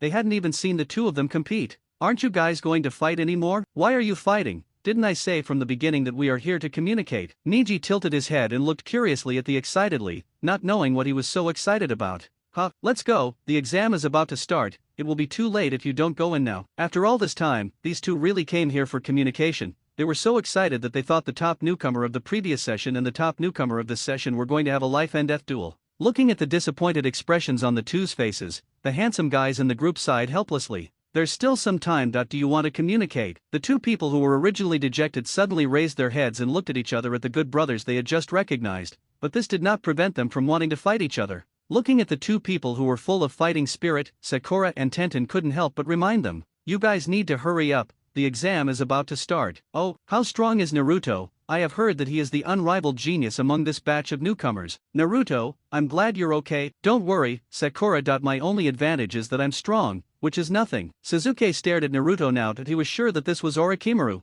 Although his transformation technique had no flaws, in his past 2 lives combined, he might know Naruto better than Naruto himself. Now that the actors are here, the show must go on. What's more, the first thing to do now is to make Orochimaru more interested in himself. He pretended to have discovered Orochimaru's disguise and punched the face that had just quarreled with him to vent his anger. How did you find out that I'm not that person? I thought there was nothing wrong with my transformation technique, and there was nothing wrong with my tone and demeanor. Orochimaru stood up in a strange posture. Even though he was punched, there was no displeasure on his face. Instead, he looked a little appreciative. Smell. Sasuke used a very strange word to describe a celebrity. Why is there some special smell on him? Is there something I can't imitate? That guy smells like an incurable idiot. It's impossible for anyone else to reach his level. Haha, what a wonderful friendship. Orochimaru's body rotated at an incredible angle, his eyes full of desire as he looked at Sasuke's young body. No, this friendship is not wonderful at all. Sasuke shook his head and refused. They had just had an argument, and for the first time ever, Naruto scolded him. He was very angry now. When Orochimaru saw such an excellent container, he couldn't help but smile even more weirdly. He glared with his eyes wide open, and a strong murderous aura emanated from his body, causing the surrounding birds and beasts to flee quickly. Sakura was affected by this aura, and she stood there in a daze, closed her eyes, and then fainted. Sasuke picked up Sakura and dodged Orochimaru's next attack. He was very curious when he saw Sasuke like this. Why could this child in front of him come and go freely and easily despite his fierce murderous intent? The two figures quickly shuttled through the dense jungle. Orochimaru's lower body turned into a snake and attacked quickly in the forest, but Sasuke always avoided it cleverly. There's no point in going on like this. Let's talk openly, shall we? Seeing that the situation was almost over, Sasuke stopped and looked at Orochimaru, without a trace of fear in his eyes. Talk? What an interesting kid. Do you know who I am? How dare you talk to me? Isn't your purpose to get the scroll? If you want it, I'll give it to you. If you continue fighting like this, it will only cause more casualties, won't it? Sasuke took out the team's scroll of heaven from the backpack behind him and threw it high up. Orochimaru looked at that expression, and it was really different from the look of someone who wanted to hand over the scroll and beg for his life. Just as he was wondering whether he should go and receive it, Naruto flew through the air quickly and stuffed the scroll into his arms. Sasuke, you bastard, how could you give your scroll to someone else so easily? Naruto looked at Sasuke in anger. He didn't know how strong the enemy in front of him was, but giving up so easily was totally inconsistent with his ninja way. Looking at Naruto's arrogant attitude, he didn't intend to explain anything more. He just twitched his nose slightly and stepped back in disgust. Where have you been, you stink? As soon as Naruto was knocked away, a huge snake appeared behind him. When he landed, the snake opened its bloody mouth and swallowed him in one gulp. Naruto didn't even have time to react. When I was about to be digested in the snake's stomach, I somehow remembered the happy life in the past few years and the way Sasuke quarreled. They haven't reconciled yet. I can't just die like this. The celebrity ignited his fighting spirit, and he made seals with both hands. At that time, he casually glanced at the moves in the seal book that he hadn't used yet, so he tried it out now. Multiple shadow clone technique. Hundreds of Narutos instantly burst the giant snake's belly, and the Narutos ran out of the snake's belly, but the unpleasant smelling digestive fluid on their bodies could not be removed. Stop changing the subject. We are now discussing why he handed over his scroll so easily. Sasuke shrugged nonchalantly. Can't you see for yourself? The gap in strength is too big. I chose to hand over the scroll to save my life. After all, I can get the scroll again, but I only have one life, and once it's gone, it's gone. Sasuke, you bastard. Naruto was furious that he didn't understand why Sasuke suddenly became a different person after the quarrel with him. He had never dared to think that Sasuke would hand over the scroll to save his life. It's useless even if you look at me angrily like this. Which of your ninjutsu, physical skills, and genjutsu can match the enemy in front of you? Are you just being impulsive and careless? Wake up, Naruto. You are still very weak. You can only wag your tail and beg for mercy in front of the strong. You are not qualified to stand with me and discuss my right and wrong. Sasuke's words were like the sharpest blade piercing into Naruto's heart. Why? Could it be that because I just had an argument with him, his words were so sharp, that's why he hurt my heart so carelessly? Seeing such a meaningless quarrel, Orochimaru should have taken action earlier, but that indifferent attitude aroused his instinctive vigilance as a living being. What on earth were these two people singing a duet? Why was he so confused? Was this child the Jinchuriki of the Nine Tails? Now he was adopted by the Uchiha clan, and I heard he was also a rare genius. It seems that this is not true. I'm so sorry to interrupt your conversation, but I'm in a hurry, so I'd like you two to disappear from here. Orochimaru flashed and attacked Naruto. Seeing that the attack was about to reach him, Naruto waved his hand and easily blocked the attack. Stimulated by the words just now, the nine-tailed chakra in his body continued to overflow. The three conspicuous fox tails behind the red chakra coat turned into big hands, pinching Orochimaru tightly. His entire body was twisted and deformed violently, his internal organs were about to be crushed, and he opened his mouth, and his true body escaped from it. The nine-tailed monster with three tails smiled unhappily. The nine-tailed monster was really troublesome. Sasuke stood aside, watching all this calmly, but he couldn't help but worry about the amount of chakra leaked by the three tails. It might attract the attention of Konoha's top leaders. He still wanted to contact Orochimaru and didn't want to be discovered so soon. Naruto's golden vertical pupils did not stay on Sasuke for too long. Instead, he turned his head and stared at Orochimaru with those terrifying eyes. He waved his tail like a sharp blade that could cut through iron and mud, and slashed at Orochimaru. Faced with such intensive attacks and physical plugins, even he could only avoid them. He didn't want to take any big actions that would attract the attention of Konoha's high-ranking officials, otherwise he would lose his perfect body. He tried his best to dodge, but even so he was covered in wounds. The poisonous chakra of the nine-tailed fox penetrated into his skin, competing with his own toxicity. Although there were no adverse reactions for the time being, if he continued like this, none of his goals would be achieved. He glanced at Sasuke and gave an intriguing smile. The best hostage was right in front of him, so why not make use of it? Orochimaru took advantage of Naruto's attack on Sky Island and flashed behind Sasuke, put a kunai on his neck, and threatened Naruto. If you dare to touch your good friend again, your head and body will be separated immediately. Looking at the traces of blood coming from Sasuke's neck, the man in a violent state calmed down. In the state of the three tails, he retracted his tail and stayed just a few inches away from Orochimaru without moving forward even a bit. Looking at Naruto, who looked unwilling, Orochimaru secretly summoned a giant snake that could restrain Naruto. The snake attacked Naruto from the back and wrapped itself around him tightly, but because Sasuke was in the snake's hand, he didn't dare to use all his strength to break free. You are truly amazing that you may not even be sane, but you still protect your companions. This kind of friendship is really enviable. Although he said this, his hands were filled with chakra, and chakra of 5 different attributes, gold, wood, water, fire and earth, gathered on each finger. The snake's tongue lifted Naruto's clothes and added another layer of seal to the mark that sealed the 9 tails. 5-element seal. The miserable scream spread throughout the forest. Naruto couldn't bear the pain and fainted for a moment. Orochimaru looked at the unconscious Naruto and turned his head to Sasuke, who had a calm face. You were quite patient. When I wanted to take you hostage, you didn't show any obvious resistance. Why? This kid gave him a very wrong feeling. He had to be careful. Why don't you just give it a try and find out? Sasuke dodged backwards, leaped into the air and used fire escape to attack Orochimaru. The fireball of fire style came towards Orochimaru at an astonishing speed. This was a very ordinary ninjutsu. Although it was stronger than that of ordinary people, there was really nothing special about it. Orochimaru stepped forward and started a physical skills contest with Sasuke. It was obvious that his physical skills were better and Sasuke was beginning to feel overwhelmed. He took a heavy blow from himself and fainted against the tree trunk. This is too weak, especially compared to Naruto, who just transformed into the 3 tails. It is simply ridiculous. Orochimaru walked forward with a frown on his face. It seemed that the title of genius was just an exaggeration by others. Just when he felt bored and was about to go forward to finish off Sasuke, suddenly the 3 detonating tags behind him exploded, and he fell forward. Sasuke jumped up, waving the silk thread in his hand to wrap him tightly, and pulled the steel wire in his hand to fix Orochimaru firmly to the tree. Fire-style dragon fire technique. The burning flames burned Orochimaru's body along the steel wire, and the scabs on his face also fell off. He smiled as he looked at Sasuke, who was exhausted and paralyzed in front of him. Although he was not very strong and was a little cowardly when facing strong people, he was very thoughtful, good-looking, and a member of the Uchiha clan, so he could indeed be its container. He straightened his messy hair, smiled and used the immobilization technique on the exhausted Sasuke. The boy's face, which had been calm for a long time, showed a trace of embarrassment. Orochimaru stretched his neck, showing his fangs, and bit the delicate neck hard. A black curse mark appeared on Sasuke's neck and he screamed in pain. This is a gift from me to you. If you want to become even more powerful, you can come to me, but you have to survive today first. Orochimaru was about to leave with a smile when a cold voice came from behind him. I did accept the gift. If you are interested, you can come to me. Orochimaru turned around in horror and saw Sasuke roaring miserably. There was only Sasuke sitting on a branch with a calm face,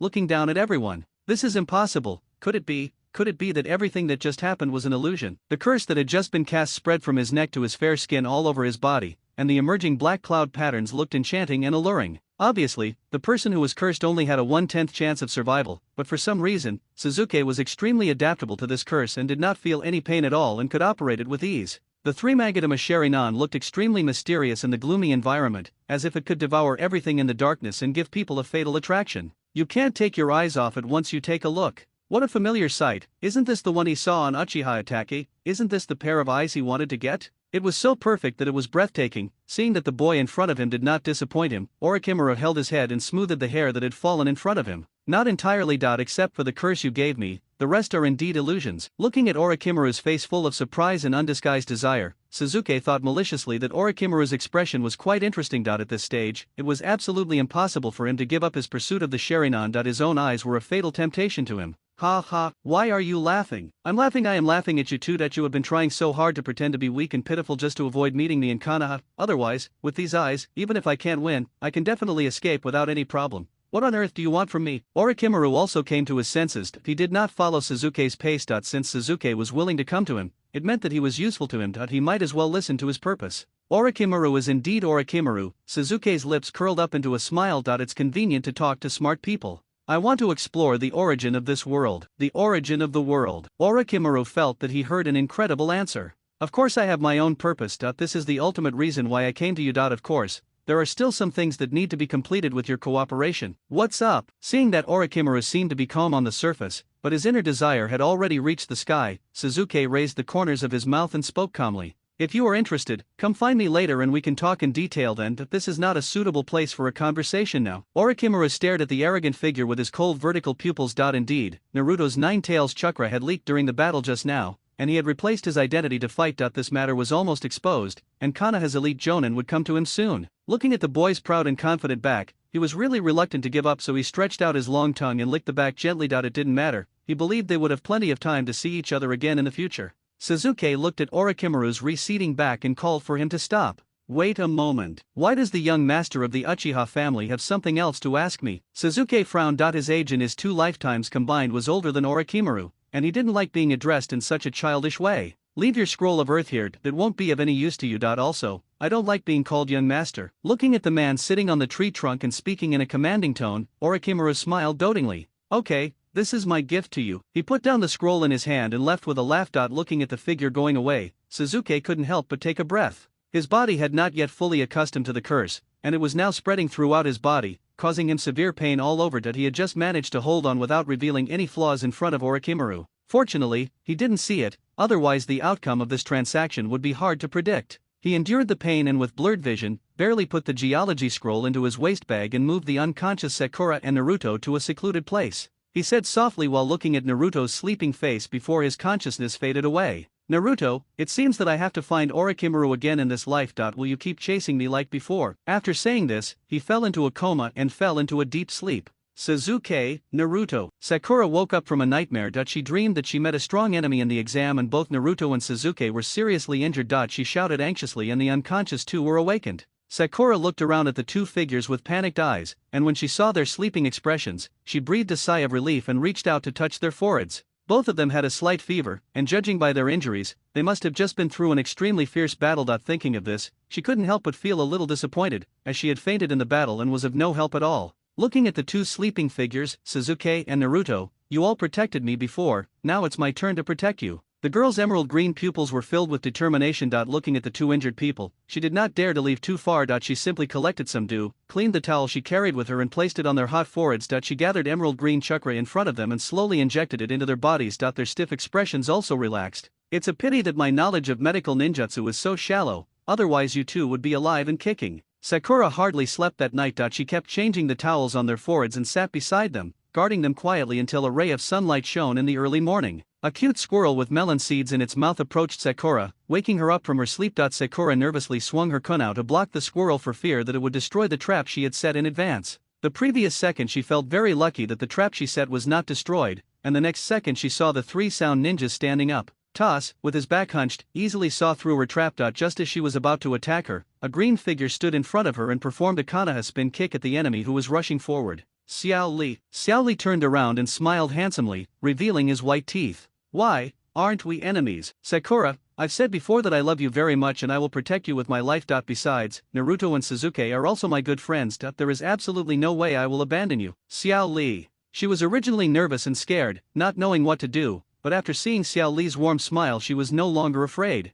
It sounds good, but I don't know what the actual ability is. Sak looked at Xiao Li, whose hair looked like a watermelon rind, with contempt. From what he had seen so far, this guy only had some skills in hand and foot skills and nothing else that stood out. Xiao Li got ready and glanced at the enemies around him. The 3 sound ninjas were all quite strong and he couldn't defeat them with normal numbers. It seemed that he had to use forbidden techniques. Teacher Kai, you once said that if it is used to protect the most important people, it would not be considered a violation of the rules. Now I am going to use it. Xiao Li loosened the bandages on his hands and moved his body at the speed of sound, making it impossible for the enemy to figure out his position. He dodged and came in front of Sak, with his hands on the ground, and kicked him hard at the chin. Sak was kicked instantly. Lao Gao and Xiao Li took advantage of this opportunity. He would leap up, wrap bandages around his body, hold Sak tightly, and spin him around, hammering him into the ground like a nail. Lotus. After a burst of thick smoke, Sak was staring at a soft mound of earth. Xiao Li was already panting. This forbidden technique puts a lot of strain on the body. I wonder if the enemy has been dealt with? Sak, who was lying in the dirt pile, stood up slowly. He rubbed his head that was stuck to the ground, and his eyes were filled with viciousness. Toss, it's a good thing you took action, otherwise he would have really fallen into the trap of this green-skinned devil. How is this possible? My strongest move is completely useless. Idiot. Toss's hands can emit compressed air, which injects air into the soil pile, making the soil as soft as cotton. Of course I'm fine. Jin was very strong. He grabbed Sakura's hair, pulled her scalp and pressed her head so that she couldn't stop it from rising. Watching the people protecting her falling one after another, she couldn't help but ask herself what she was doing now. What is the purpose of such a long period of training? Isn't it just to be as good as Naruto and Sasuke? Looking at Xiao Li, who risked his life to protect her, no, she had to be conscious and courageous. She couldn't go on like this, or she would be left behind forever, and she would be the only one standing there all alone. She didn't want this to happen. Sakura picked up the kunao in her hand, but Jin obviously didn't care. It seemed that this female ninja couldn't do anything except make her hair pretty. The genin of Konoha were really as happy as flowers in a greenhouse. Sakura resolutely swung the kunao and cut off her long hair. She looked back at the three sound ninjas with a determined look, saying, "It's time for Sasuke and Naruto to protect them." Thinking back to what Kakashi teacher said, and thinking about the hard training during this period, what can I do now? Sakura, Ino, the Ino, Deer, and Joe trio, who were originally wandering in the forest of death, heard the sound of a fight and hurried over, only to see Sakura fiercely cutting off her long hair. She loves her hair the most. These sound ninja guys are absolutely unforgiving. Ino, why are you here? Seeing that you are in trouble, I naturally can't just ignore it. Ino's appearance gave Sakura, who had already cheered up, more hope. I have something I want to try. Can you help me? Okay, which one should we deal with first? Shikamaru, Koji, you all heard it, right? You must do your best to assist Sakura. That's so troublesome. Shikamaru didn't even get to say the second half of his sentence before he succumbed to Ino's tyranny, but even so, he kept muttering in his heart. What a hassle. Sakura glanced at the man named Toss who had been standing behind the scenes. He didn't look like the impulsive type. This kind of person is difficult to deal with. The only one left is the irritable sack in front of her. The corners of her mouth drew up into a smile. Ino, I'm going to deal with this one first. As for the others, please help me hold them back. Leave it to me. Sack had never thought that as an elite sound ninja, he would be looked down upon by a little girl. Did she think that he was the weakest among the three? For a moment, the veins in his head couldn't help but pop out. How dare you look down on me, you bastard? You're courting death. You will know if you were looking for death if you tried. If you hadn't attacked me alone with your numbers while Naruto and Sasuke were unconscious, I am very confident that I can defeat you. Sak was even more furious. After hearing this, he put his hands in front of him and fired sonic waves at Sakura at full power. Sakura had naturally anticipated the methods of this uncom guy. His ninjutsu was the sound waves that burst out from the pipe in his hand. Coupled with his pretty good taijutsu, the first step she had to take was to avoid him. Because she had anticipated his attack, Sakura dodged it easily. Sakura looked at the big sunken hole in front of him and laughed. He thought that the arrogant woman had been blasted to pieces by him. However, he did not expect a straight punch to come from behind. If he had not gone through life and death and many hardships over the years, he might not have been able to avoid it. The fierce punch did not attack Sak, but hit a tree nearby, and the thick tree instantly turned into flying wood chips. Seeing this, his pupils couldn't help but shrink exaggeratedly. It was a close call. If he had really been hit by this, it would have been really uncomfortable. But where did this woman get so much strength? Sakura swung her fist in vain, then immediately adjusted her posture and continued to stare at Sak. Not enough at all. Thinking about what teacher Kakashi said, Lady Tsunade was able to condense chakra in an instant to break through the surface, so she also wanted to try to do so. This was the only way out. The results of the previous attempt are very good, but this is far from enough. We need to try to condense more chakra to release greater energy. Sak also saw the unexpected side of Sakura, and immediately put away his contempt and started fighting against her. The ninjutsu he just used needed to cool down, so now he could only use physical skills. But it was obvious that the woman in front of her was not very good at physical skills. Sakura's moves were different from the physical skills taught in ordinary schools. Instead, they were very arbitrary, which made Sakura suffer a lot. He had never practiced physical skills before, and was always beaten by Sak's punches. Condensing chakra requires time and mental strength, and such fierce and high-density attacks made it impossible for her to concentrate. Ino noticed Sakura's distress and the increasing number of purple marks on her body. Shikamaru, quickly think of a way to help Sakura. Shikamaru immediately understood Ino's idea. He looked at Sakura, a little girl who loved beauty as much as Ino, and he didn't know how she became so strong that she could face three people alone. Even he had to admire Sakura's perseverance. In that case, let him also give some credit for his perseverance. Shadow imitation technique. Seiku, who was busy fighting with Sakura, didn't notice the black shadow on the ground approaching quietly. When the shadow touched his shadow, his body seemed to be frozen and unable to move. How could it be? Sak's stiff body turned tightly. He looked at Shikamaru, who had a mocking look on his face. You bastard. Thanks for the compliment, Sakura is here now. Shikamaru ignored Sakura's impotent rage and sent a signal to Sakura. After hearing this, Xiaoying smiled. He gently wiped the blood from his nose with his hand and raised his bruised cheek. His eyes were obviously so swollen that they were almost invisible, but the tenacity in his eyes could not be missed. Sakura took a step back with her right leg and concentrated her chakra. Not enough, not enough, not enough. Drop by drop, blue energy gathered and compressed in her hands. In the face of fear on her face after class, Sakura's emerald green pupils raised up and she smiled victoriously. The time is now. She rushed forward and punched the gloomy face hard. It seemed as if the whole world was silent after that punch. A huge amount of energy was released on Sak's face, blasting him dozens of meters away. The surrounding roads and trees were completely destroyed, revealing the bare ground. Shikamaru looked at Sakura, who was smiling evilly, with wide eyes. He sat paralyzed on the ground and sighed in disbelief. Sakura's full-strength attack not only shocked Shikamaru, but also the other two of the three sound ninjas. They almost popped their eyes out as they looked at this originally ordinary girl. It was this battle that caused her to undergo an amazing transformation. But the speed and power of this transformation are too terrifying. Naruto and Sasuke, who just woke up, as well as Neji and Tenten, who came from afar, stared blankly at everything happening in front of them. They hadn't seen each other for a while, so why did it feel like they didn't know each other when they met again? Sakura collapsed on the ground exhausted, but her eyes did not relax at all, staring at Toss in front of her. This guy is the most troublesome one among the three sound ninjas. We must always keep an eye on his movements. Toss looked around. There were more and more Konoha ninjas, and it seemed that they had a good relationship with the woman in front of them. Now that Sak was seriously injured, it was not the best time for them to fight back. He was afraid that he would not be able to complete this mission and would have a hard time explaining it to Lord Orochimaru, but seeing that determined look, he could not help but retreat. Hand over your scroll in a moment. Sakura saw that Toss was about to give up and shouted loudly. Toss was angry, but he had to give in the face of the situation. He took the scroll of earth in his backpack, put it on the ground, shouted to Jin, who was still in a daze, and ran away quickly. After yelling this, Sakura seemed to lose all her strength. She collapsed on the ground and breathed in deep gulps of fresh air. Xiaoying. Naruto and Sasuke both looked pale. It should have been a happy thing to see their teammates become stronger, but didn't this seem a little too strong? They couldn't imagine how painful it would be if this fist hit them. Sasuke recalled that it seemed that in his previous life, Sakura had never said a harsh word to him, nor had she seriously beaten him once. However, Naruto seemed to have had a lot of experiences in this regard. But this time, Sakura wasn't so obsessed with me. What if I made her angry one day and she suddenly hit me? The thought of that made me break out in a cold sweat. Naruto and Sasuke, you're both awake, that's great.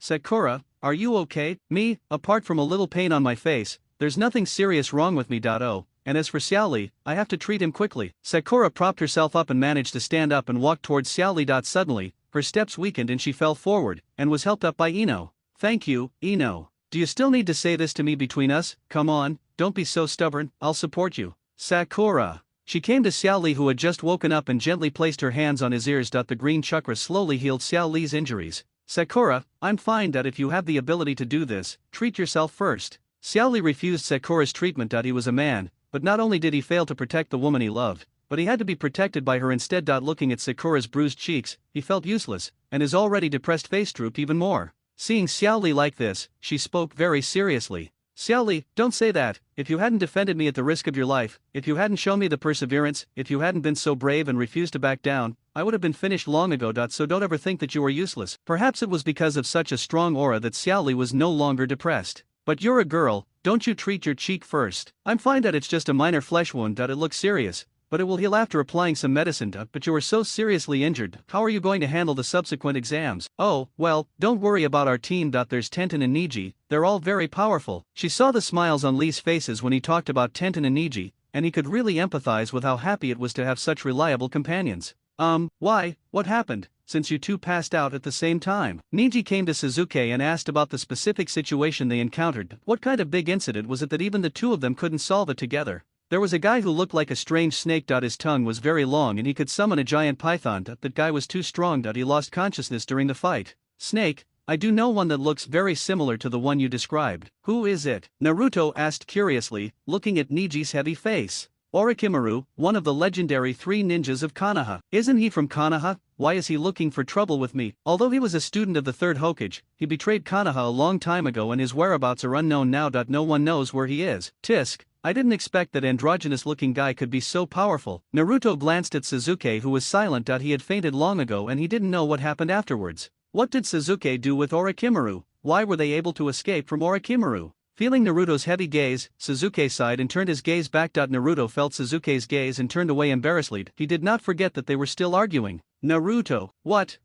He hadn't figured out how to talk to Sasuke yet, but this guy actually found him first for the first time. It was like the sun rising in the west. Don't you think you are the weakest among us now, really? This guy can't spit out ivory, so you can't expect to hear anything good from him. I'm telling the truth, Lee has outstanding taijutsu. Neji and I both possess the blood limit Sharingan, one of the 3 major eye techniques, the Byakugan. Even Sakura has grown to an incredible level. Do you have the confidence to take Sakura's full strength attack now? Naruto recalled the horrific scene just now and shook his head desperately. Even Neji could hear the nervousness in Sasuke's words. He was an outsider standing there awkwardly, not knowing what to do. In this situation, should he leave or not? Would it be too deliberate to leave? If not, just pretend you didn't hear it. Sasuke, what do you mean, you bastard? You said I'm sleeping here, but you're the same. Naruto was not convinced that it was obviously the 2 of them who were sleeping, and it was Sasuke who gave in first, so why was he the only one being mentioned? What's more, now he has mastered many kinds of ninjutsu and can be called a genius. Why does Sasuke still not recognize himself? I just think that you have been praised too highly recently, but your strength is not up to par. If your companions are taken to a place where you will never find them by Orochimaru, what will you do then? Naruto stared at those dark eyes, unable to tell any emotion. He didn't understand why Sasuke asked this. Was he afraid of facing Orochimaru's attack today? But anyway, if his companions were taken away by Orochimaru, then Sasuke, I don't dare to say other big words, but for this one thing, I will chase you to the ends of the earth and never give up. Sasuke frowned tightly. How could this kid have the confidence to say such big words? Now he was simply being crushed by others. Humph, a guy like you who knows nothing can only talk big. What? He always felt that Sasuke's performance today was very abnormal. First, he showed weakness for no reason when facing Orochimaru. They hadn't even fought before. Moreover, Sasuke did not show any fear but was the first to bow his head and surrender, which was inconsistent with his usual style. Let's talk about the intensity of him nagging at himself. Although he nags at himself sometimes, it's never been as serious as today. Naruto always feels that there is a hint of urgency in his words. What is he so anxious about? Naruto, Sasuke, come here for a moment. What's going on, Sakura? It's about the distribution of the scrolls left behind by others. Sakura looked at Sasuke and Naruto with a hint of guilt. I wanted to give him to Xiao Li. After all, he was badly injured in order to save us. I'm sorry I didn't discuss this with you in advance. It's okay. We can still grab Sakura's scroll. Let's give this one from other groups to Xiao Li and his group first. No need to bother, I have already found all the scrolls of heaven and earth. Sigma, degree, hey, when did you recruit everyone? Why didn't I see it? Naruto thought carefully about the groups they met along the way. Sasuke had no time to snatch other people's scrolls. Where did he get it from? I snatched it from the enemy team while you were sleeping soundly. It just so happened that the scrolls of heaven and earth made up a pair. Looking at the pretty boy with his chin slightly raised and a smug look on his face, Naruto felt so angry that his back teeth were itching. He kept grinding his teeth, trying to vent his anger but couldn't. Sakura, those are the scrolls you brought. You decide how to distribute them. Sasuke, Xiao Li. Thank you, Sakura, thank you for your kindness, but I cannot accept this scroll. I chose to come here to help out of my own volition. Although it is not of much use, as a man, I absolutely cannot accept your gift. How could that be? If it weren't for you, Xiao Li. I don't agree either. Ninji folded his arms, finally getting out of the awkward atmosphere, and now immediately refused. Sakura, thank you for your kindness, but as Konoha's ninjas we also have our pride, we must not accept this scroll. Tenten ran over and grabbed Sakura's arm and pulled him aside. Sakura, don't pay attention to these boys. They love to fight with each other just to save face. Let me tell you, Neji was the #1 strongest rookie last year, and Sasuke is the #1 strongest rookie this year. In fact, he secretly wants to compete with Sasuke. Hey, how come? Sakura turned around and glanced at Neji, who had a serious face. Neji looked so mature, how could he do such a boring thing? Tian smiled helplessly. Boys are like this. They will never admit that they are weaker than others, so thank you for your kindness. Is that so? Then there is nothing we can do. What do you mean there is no other way? Ino interrupted, her burning gaze fixed on the scroll in Sakura's hand. Hey, Sakura, have you forgotten that you still have someone you should thank? Sakura raised her head and looked around. Who is it? Why can't I see it? Me, just now you said you wanted to give it to Xiao Li. After all, he was so brave to protect you and was badly injured. Of course I was embarrassed to compete with him. Anyway, your group has collected all the scrolls now, so why not give it to me? I have this idea. but I'm afraid that Shikamaru and Koji's self-esteem will be hurt. Ah, you're overthinking this. They don't have anything like that. Yeah, Sakura, we just want to get the scroll and leave this damn place as soon as possible. If you have any extra, give it to us. Ino breathed a sigh of relief as she took the scroll from him. Oh, that's great. I finally don't have to mention it. What kind of survival is this in the forest? Ino, I just asked Naruto and Sasuke that we are planning to head towards the target building. Do you want to come with us? Hey, is that okay? What's wrong with this? Anyway, we have already collected both sets of scrolls. We are from the same village, so we can take care of each other and have a companion along the way. Ah, that's great. Thank you, Sakura. After parting with Niji, Rock Lee and the others, Sasuke and his group of 6 walked towards the gathering point. Xiaoying, I wanted to ask you just now, what happened between those two? Why is the atmosphere so awkward? We grabbed the scroll so early, we should be the first to arrive, right? Naruto looked at the empty assembly hall with a little excitement. You're not the idiots, woof. Kiba folded his arms across his chest, walked forward with Akamaru in his arms, and looked very proud. Yeah, your group arrived so early. Does that mean you are the first group? Not really. The number 1 ninja is from the Sand Village. When he said this, his originally proud expression became a little taboo, and there was some unrest in his eyes, as if he had seen some terrible scene. Naruto thought carefully, isn't the Sand Village the village where Gaara, with strange symbols painted on his face and a gourd on his back, lives? There were only 3 of them participating this time, but they managed to pass the first and second rounds. That's amazing. I didn't expect so many people would pass the second exam. The third Hokage couldn't help but sigh as he looked at the huge crowd of examines below. Yes, Hokage-sama, there are many excellent ninjas among this year's candidates, which is why the pass rate is so high. But there are too many people. It's not a good idea to just do the final selection like this. Daimyo and some people of status from various countries will come to visit. The Hokage thought for a moment. Let's add a preliminaries match. Itaki, you will be the referee for the preliminaries. Yes, Hokage-sama. Itaki walked out from the team of elite Jonin and took a look at the candidates below. His eyes fell on Sasuke, who had a calm expression. He had heard of Orochimaru in the Forest of Death, but he didn't expect that bastard to find his brother. If he had known, he should have killed him first when they met. Itaki clenched his fists tightly. Sarutobi noticed Itake's abnormality and coughed lightly as a reminder. Itake took a deep breath. No, it was working time now and he had to focus on work. He would go down and ask about what happened to Sasuke later. There are 21 genin participating in the preliminary selection now. With 1 extra person, is there anyone who feels unwell and wants to give up? There was a lot of discussion among the audience. After going through such a rigorous selection process, who would give up at this time? I'm so sorry. The injury I got during the second round of exams hasn't healed yet. I want to give up. He is? The Sandaime looked at the young face, a young man he had seen many times in the Chunin exams but never succeeded once. That's Kabuto Yakushi, an orphan adopted by the medical corps. He has participated in the Chunin exams 7 times so far but has not passed once. Well, there are exactly 20 people participating in the competition now. This screen will randomly select 2 people to compete in a fighting match. The winner can participate in the 3rd Chunin selection exam. Also, if I judge that one of the parties cannot fight or cannot win, then I will directly declare them the loser. You are kidding me. Who are you? What right do you have to do this? Someone immediately spoke out in response to this statement, saying it was too unfair and why should they listen to the person in front of them. Itake gently closed his eyes, and the moment he looked at the questioner, he activated his Sharingan. The mysterious and dangerous red is a warning, telling the provocateur that his majesty is unquestionable. Just because I'm Uchiha Itaki, Kana has elite Jonin, and I'll tell you one more thing, I'm in a bad mood right now, don't mess with me. The genin who was yelling just now retreated dejectedly like a deflated ball, not daring to say another word. Who in the ninja world doesn't know the name of Uchiha Itaki? They don't have the strength to go head-to-head with such a person. The game starts now. As the big screen scrolled, a name appeared that frightened Itaki. Match 1, Uchiha Sasuke vs Kai. Even a cool and aloof Itaki would look at his beloved brother with a worried look. What should he do, knowing that Sasuke's current physical condition was not very good? Should he use his privilege to forcibly prevent Sasuke from participating?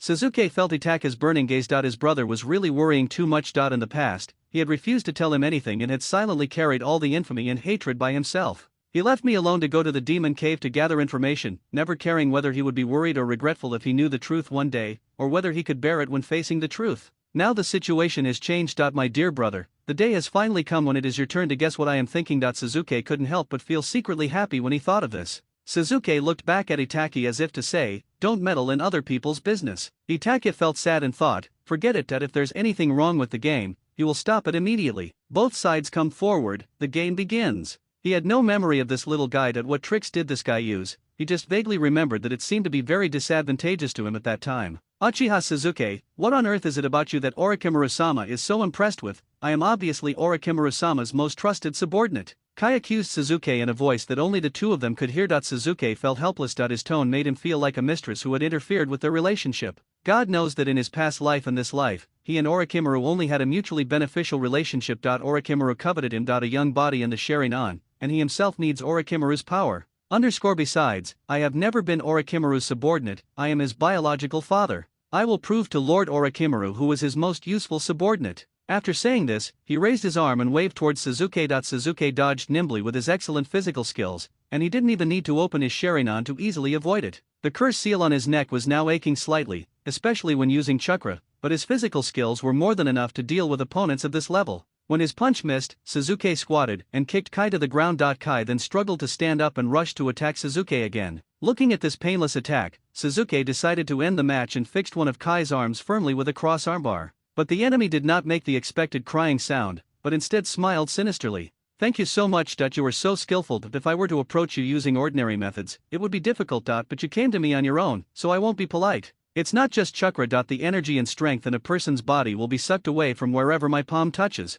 His hands gradually lost strength and loosened the armor that had just been firmly fixed on them. I was careless. This guy was the most difficult enemy at this stage. It wasn't that he couldn't use the curse seal he had just obtained, but it was difficult for him to explain why he used it in front of so many people. And if he wanted to use normal chakra, his neck would hurt. I don't know if it's because of the relaxed life in recent years that I always feel that I can't stand the slightest bit of grievance, so he doesn't want to get a pain in the neck over such a small matter. Should he just admit defeat? He had played this kind of match before in his previous life. To be honest, it didn't have any particular significance. Naruto stood on the high platform and watched Suzuki being pinned to the ground and unable to move by such an unknown person, and he was so angry that he shouted for support. Suzuki, what are you doing? Why don't you get rid of this guy as soon as possible? Are you the most powerful only when you are talking about me? Are you the best at mouth shield, or do you plan to be a mouth shadow in the future? Suzuki listened to Naruto's almost mocking cheers, and even though he didn't have much strength, veins popped out on his forehead. What was that idiot yelling about? If he didn't want to avoid exposing himself and attract Orochimaru's attention, would he be acting like this? He absolutely could not lose face in front of this brat, so he used the last bit of his strength to bend his knees and kick Kai, who was riding on him, far away. Then he stood up tremblingly and distanced himself from Kai, who was in close combat. Isn't it too late for you to distance yourself from me now? He brushed the dust off his body, stood up as if nothing had happened, twisted his neck, and looked at Suzuki's miserable appearance with disgust. The outside world praises the Uchiha clan as gods, but now it seems that they are nothing special. What about your most proud Sharingan? Don't you need to use it? Or do you think it's a waste to use the Sharingan against an unknown minion like me? It's good that you know. Okay, I want to see how long your bragging skills can last. Kai then condensed chakra in his hands again and rushed towards Suzuki. Just as his hands were about to touch Suzuki's body, a shadow flashed in front of him, and Suzuki's figure disappeared from his sight. He supported himself with one hand and pointed it at Kai's chin, then put his feet together and kicked upwards hard. As Kai's body was parallel to the ground in the air, Suzuki supported himself with his hands and instantly came under Kai's body. In fact, he learned physical skills from Xiao Li. Xiao Li's solid physical skills laid a good foundation for his future battles. He slightly leaned sideways and used a hook to hook Kai's body under him. Suzuki swayed his body and made several spins in the air to accumulate strength. Then he kicked Kai's body from the air to the ground with a fierce downward kick. Lion combo. As the floor shattered, Kai lay on the ground twitching with foam at the mouth. Itaki announced. The winner is Uchiha Suzuki of Konoha Village. Suzuki was so tired that he sat down on the ground and gasped for breath. Itaki saw it and felt so distressed, he immediately ran to him and squatted down, ignoring the many eyes staring at them. Brother, what are you doing? Suzuki, come up here quickly, I'll carry you to the hospital. After a moment of silence. Brother, I don't think I'm injured enough to go to the hospital. Besides, my teammates will be playing later, so I want to continue watching. Moreover, he couldn't help feeling a little embarrassed about his brother's posture. He wasn't a child anymore and there were so many people here. How could he really lie down again? As he said this, he propped himself up and stood up shakily, but his body was still unstable and he stumbled forward and was held steadily in Itaka's arms. He flashed and brought the injured Suzuki to the stands. Okay, you take a good rest here and wait until this qualifying match is over, then we'll go home together. Good. Itake flashed back to the competition venue. No, there were whispers all around, and the big screen was rolling with the second game between Shino Abarame and Seiku. The game begins. Seeing Sak walking towards her with his hands wrapped in bandages like a mummy, Shino couldn't help but wonder, can he really fight with her in this state? Sak was hit hard by a strange force during his fight with Sakura and has not recovered until now. He cast a hateful look at the pink-haired girl on the podium. If it weren't for this woman, how could he have fallen to this point? Can you fight like this? If you have time to worry about others, you might as well think about yourself. Sak endured the pain from his body, pulled out one arm, and used his best skill air cutting wave on Shino before he could react. The intensity of the sound wave burst directly blasted Shino several meters away. His body rolled on the ground for a few times before he quickly stood up and rushed toward Sak. Since his opponent was injured, he didn't need to be polite and directly fought with Sak using physical skills. Feeling severe pain in his body and having to fight with only one hand, Sak obviously suffered a great loss during the fight and was knocked to the ground by Shino's turning elbow.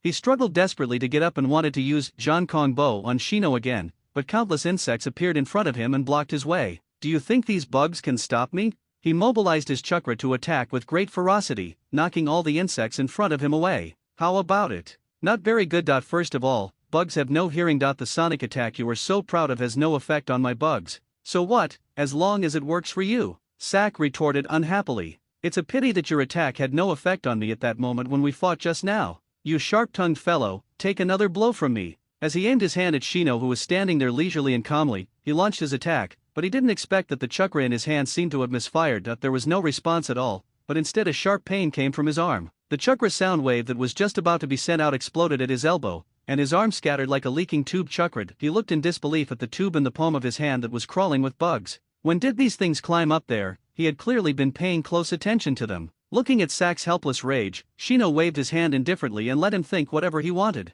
Give up, I have no interest in abusing my opponent. Sak stood there blankly. He thought of their mission as Otanin and his miserable childhood. No, he would never give up so easily. If he lost in such a humiliating way, he would not know what kind of punishment would be waiting for him when he returned. He looked at his injured arm and decided to win the game even if both his arms were broken. He endured the severe pain in his hand and pulled it out of the bandage. Just when he was ready to die together with Shino, I declare Abarame Shino the winner. Sak looked at Uchiha Itaki in disbelief as he announced the results. What are you doing? I haven't lost yet, I haven't admitted defeat yet. Itaki looked at Sak calmly. I said at the beginning of the competition that unless the candidate admits defeat personally, I will announce the result if one side cannot win. Why do you think so? Before Sak could finish his words, he was fixed in place by Itaka's Sharingan, unable to move. He looked into those cold eyes, such terrifying eyes he had only seen on Orochimaru. Kid, you better watch who you're talking to. A strong murderous aura erupted from Itaka's body, causing Sak, who was facing him, to be breathless and stand there in a daze. He glanced at the candidates in the stands who had different expressions. I'll say it again, the result I announced is everything. If any of you disagree, you are welcome to come and challenge me. The already silent stands were even more silent as death. They were elite jonin who were as famous as Shisui the flesh-skinned one and Kakashi the copy ninja. Even if they were sent together, they would not be enough to serve as the opponent's food. But this is too arbitrary. Are all Konoha's ninjas like this? As Seiko was carried away, the third Hokage couldn't help but tease Kakashi beside him. Itaka seems to be very angry and anxious. He is usually dignified, generous and steady, which is completely different from his current appearance. Kakashi stood casually with one hand on the railing. He looked relaxed, but he was actually very nervous. Will Itaki, who is so angry, blame him for Sasuke's injury?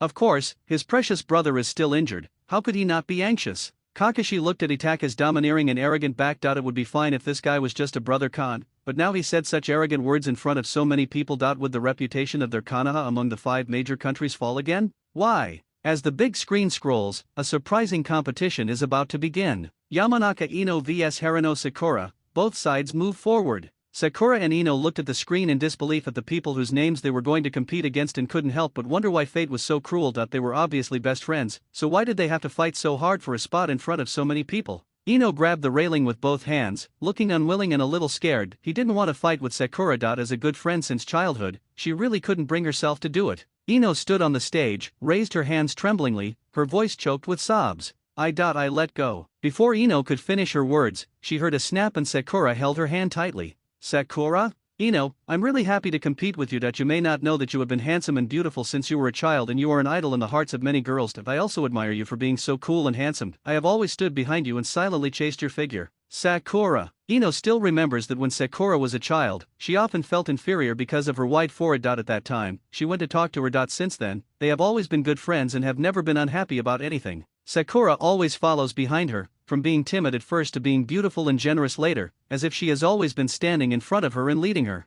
So Ino, don't give up just like that. Give me a chance and let me prove to you that I have grown up and am no longer the crybaby who hides behind you and cries all the time. Looking at Sakura's determined eyes, memories flooded back into Ino's mind. Especially after they were divided into genin classes, every time he went to see Sakura, she was either training or practicing her chakra control. Seeing that Sakura was training later and later, and the scars on her body were gradually increasing, she no longer needed my protection. Sakura, I won't admit defeat, I will try my best and take this fight seriously. But does it matter that you say such big things? You've never beaten me in any competition since we were kids. Ino's heart suddenly became relaxed from her previous anxiety, and she could even joke with Sakura. All the things that happened before don't count. I will definitely win this time. Oh really? Then if I win you have to lend me Sasuke and Naruto for a date. I want to go on a date with them. Ha, they themselves don't agree to this kind of thing, so I can't agree to it on their behalf.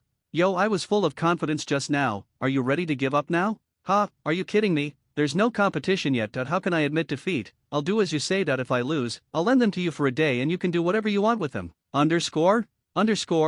Sakura, we haven't agreed to this yet. Naruto quietly pulled Sasuke to express his opinions, but it was obvious that the two girls who were in a fierce quarrel ignored them. You guys over there, are you still going to compete? If you don't come down, both of you will be disqualified from the competition. Itachi stood in the audience and waited for the two men to dither. He said a long speech, which became increasingly outrageous as he talked about the ownership of his beloved younger brother. Humph, his brother hasn't agreed yet. These two people shouldn't jump to conclusions so quickly. Standing on the stage, Shikamaru swallowed slowly and looked at the two people in the audience who were fighting back and forth and not giving in to each other. Shikamaru, who do you think will win this match? Shikamaru put his hands in his pockets and spoke in a calm and relaxed tone, but his eyes were fixed on the game below the stage. Who knows, judging from the past results, there is no problem for Ino to win, but Sakura is no longer the crybaby she used to be. The outcome of this match is hard to predict, especially if Sakura can use the Death Forest against Seiku. Ino will be in trouble. Isn't that Sakura's move? Why can't he use it? From what I've seen, that move was only half finished. It was because the situation was urgent that Sakura unleashed a force beyond her normal strength. So, Ino still has a chance of survival. After all, her heart transfer jutsu is definitely not easy to deal with. That's not necessarily true. Ino's moves, like Sakura's, require concentration. During this time, they need their companions to cover for them. And now it's a one-on-one duel. Sakura's unfinished product and Ino's moves are not suitable for this situation. Koji saw Sakura leap high into the air and punch down. Ino predicted the attack and dodged immediately. Sakura's fist hit the ground and the gravel scratched Ino's cheek. Tisk. Wow. Sakura's smacking of lips is so powerful. Apparently what happened just now was not what he imagined. Koji looked at the hole in the ground, his eyes twitching. This power is not as strong as Sakura expected. This is too scary. What's wrong, Sakura? Did you miss your meal? You can't even kill a bug with such little strength. Ino, I'm the one who wants to say sorry to you. I'm so sorry that the debris just now scratched your cheek. You care so much about your cheek and it must be very distressed to get hurt. I'm really sorry. I'm not like you. I practice hard every day and don't have time to take care of my appearance. I'm not like you who is happy to be with handsome guys every day. What do you mean? I'm in class 7, and I don't just focus on my appearance every day. How much time and effort do I put into my practice every day? You and I are different. I stay in the group every day, doing nothing but dressing up. I'm really going to get angry if you say something like that. Isn't it? The shampoo you use on your hair must be the latest model. Isn't that good? You spend so much time on your appearance every day that you neglect your practice. I'm so angry. I'm not the type like you said, who only wants to spend time on dressing up. Ino saw her own soft long hair and grabbed it, then took out the kuno in her hand and cut them all off at the rubber bands. Ino. Sakura opened her eyes wide. As good friends, they often argued with each other like this. There was no need for her to cut her hair off just for a few words. Sakura, I want to tell you, I'm not the kind of woman who only dresses up every day. You must be envious of these beautiful hairs. Here they are. Ino seemed to vent her anger by throwing handfuls of hair towards Sakura, and her long golden hair gently fell to the ground. Ino, that's not what I meant. It doesn't matter. Even if I don't have such beautiful hair, my beauty will not be flawed at all. I will still be better than you. Oh, since you said so, I won't be polite. Sakura was furious when she heard this and rushed forward with a lunge, but her feet seemed to be tightly entangled by something and she could not move at all. Did you fall for it, Sakura? She looked down and saw the chakra threads wrapped around her feet extending from under Ino's scattered hair, which she hadn't noticed. Ino, you deliberately let me irritate you just to avoid this situation. Idiot, you just realized it now, it's too late. Ino put her hands together, formed a seal, and pointed her hands at Sakura, who was entangled by her and unable to move. Heart-to-heart technique. Under the gazes of everyone, Ino's body gradually collapsed, and Sakura stood there in silence. Sakura, what's wrong with you? Ino is already exhausted and lying down. You should attack him quickly, then you can win. Naruto stood on the stage and cheered loudly. Shut up, idiot, Sakura just fell for Ino's trick. What? The Ino clan has a secret technique that is not passed on to others. Their spirits can enter the body of the person being treated and do anything. Sasuke covered his ears, which were unbearable from the noise, and didn't want to hear Naruto yelling. How is that possible? If that's the case, then she can enter anyone's body she wants? Well, that's the principle, but in reality the other person's spirit may not be weaker than the caster's, so the caster may suffer backlash. And if the caster enters another person's body and the other person dies before he can release the spell in time, she will die with him. Naruto looked at Sakura nervously in the audience, only to see her slowly raise her hand. Referee, I admit. Sakura, what are you doing? Why do you train the latest every day and practice the most seriously? Is it just to lose to Ino here and lose like a lost dog? Naruto's words seemed to touch Sakura's heart. She didn't want to lose, especially not to Ino. She wanted to catch up, to be like Naruto and Sasuke, and didn't want to just watch their backs. Naruto's words earned a sharp look from Itachi. Those on the stage should just watch the game and not make random comments. Yes, Itachi was different today than usual. Usually he was very gentle, but today he was fierce. Haruno Sakura, let me ask you again, what did you just say? Are you going to admit defeat? Inside Sakura's mind, her second personality took shape and tightly grasped the invading Ino in her hand. Ino's body was crushed by a huge energy and she couldn't bear it anymore and left Sakura's body. Sakura looked at Ino's weak body and said, "It was you just now it's my turn." She concentrated all her attention, holding her breath and concentrating the little chakra left in her body on her fist. Ino felt something was wrong when she saw Sakura's posture. When she saw Sakura move slightly, she wanted to run away, but unexpectedly her foot slipped and stepped on her long golden hair. She lost her balance and fell to the ground. Ino sat on the ground helplessly. Seeing the powerful fist coming towards her, she instantly remembered the scene of Sak being blown away and closed her eyes in despair. Collapse. It hurts. Ino opened her eyes and rubbed her aching forehead. Sakura's attack did not fall, but stopped very close to her. The pain on the forehead was caused by Sakura's bullet. Sakura. Ino looked at Sakura, somewhat confused. Why should she show mercy? Idiot, this is just a game. We are not mortal enemies. How could I really kill you? I really lost to you. Sakura smiled and pulled Ino up from the ground. The winner is Haruno Sakura, but I have a promise. Even though you won by luck this time, I will definitely win next time. Ino dusted herself off in dissatisfaction. If she hadn't slipped and stepped on her own hair, the outcome of the match would have been hard to predict. Okay, whatever you say is what it is. She wisely chose not to argue with Ino at this time. After all, she had already won the game,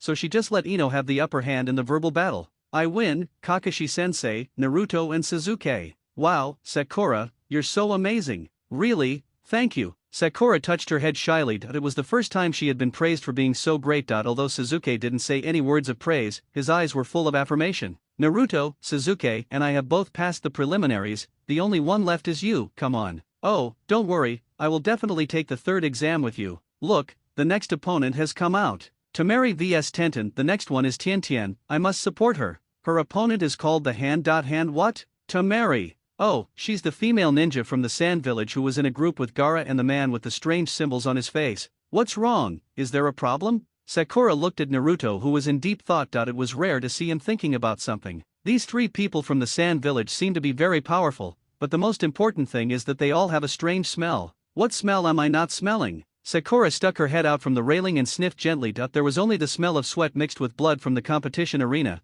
and there was no strange smell. That's not what I meant. Look, the Sand Village is one of the 5 great nations in the ninja world, just like Konoha. Yes, that's right. The Kingdom of Wind and the Kingdom of Fire just signed a peace treaty, so their ninjas can come to Konoha to take part in the Chunin selection exam. Is there anything wrong with that? Aren't their numbers too small? Didn't Kakashi-sensei say that the Chunin exam is not only to select outstanding ninjas, but more importantly, its purpose is to show the country's reserve combat power to other countries. This is a means of demonstrating force in peacetime. As one of the 5 great nations, the Wind Nation has only sent 3 people. This is less than the number of ninjas sent by other great nations and is only comparable to the number of ninjas sent by some small nations. Isn't this strange? Sigma, degree, O turned AO, Sigma, degree. Naruto turned around and told his analysis to Sakura, Sasuke and Kakashi, but all he got was shocked looks from the 3 of them. Naruto said that he was very unhappy. What did these looks mean? Hey, why are you guys looking like that? Is there something wrong with my analysis? No, it's better to say that your analysis is very thoughtful and that surprised us. Naruto, your head is not empty. Have I misunderstood you for so long? Sasuke knew from his past life that the Sand Village sent these 3 people in order to tear up the peace treaty and declare war on Konoha, but Naruto had already sensed that something was wrong with them at this time. It's really incredible. Even if someone else could analyze it, Sasuke wouldn't be so surprised, but that person is the brainless Naruto. It seemed that his careful teaching of him over the years was not completely in vain. For some reason, his eyes suddenly became moist, and his heart felt sour but also filled with joy and excitement. Humph, it's a rare occasion that I tell you my thoughts, but who knew you would look like this? I will never tell you again. No, Naruto, I think what you said makes sense. This matter is indeed very strange. Although I have thought that they may only send a few elites to participate, but only 3 people is still too strange. Right, Kakashi-sensei, and I also noticed that these 3 people didn't seem to be fully focused on passing this exam. Isn't this very strange? The ninjas sent by the Sand Village are no longer focused on passing the exam. So what are they thinking about? Just as the 4 people were discussing enthusiastically, there were suddenly a few exclamations from the side. Day by day, they looked towards the field and saw Tenten's body being blown into the air by Tamari's fan, and then he lost consciousness and fell downwards.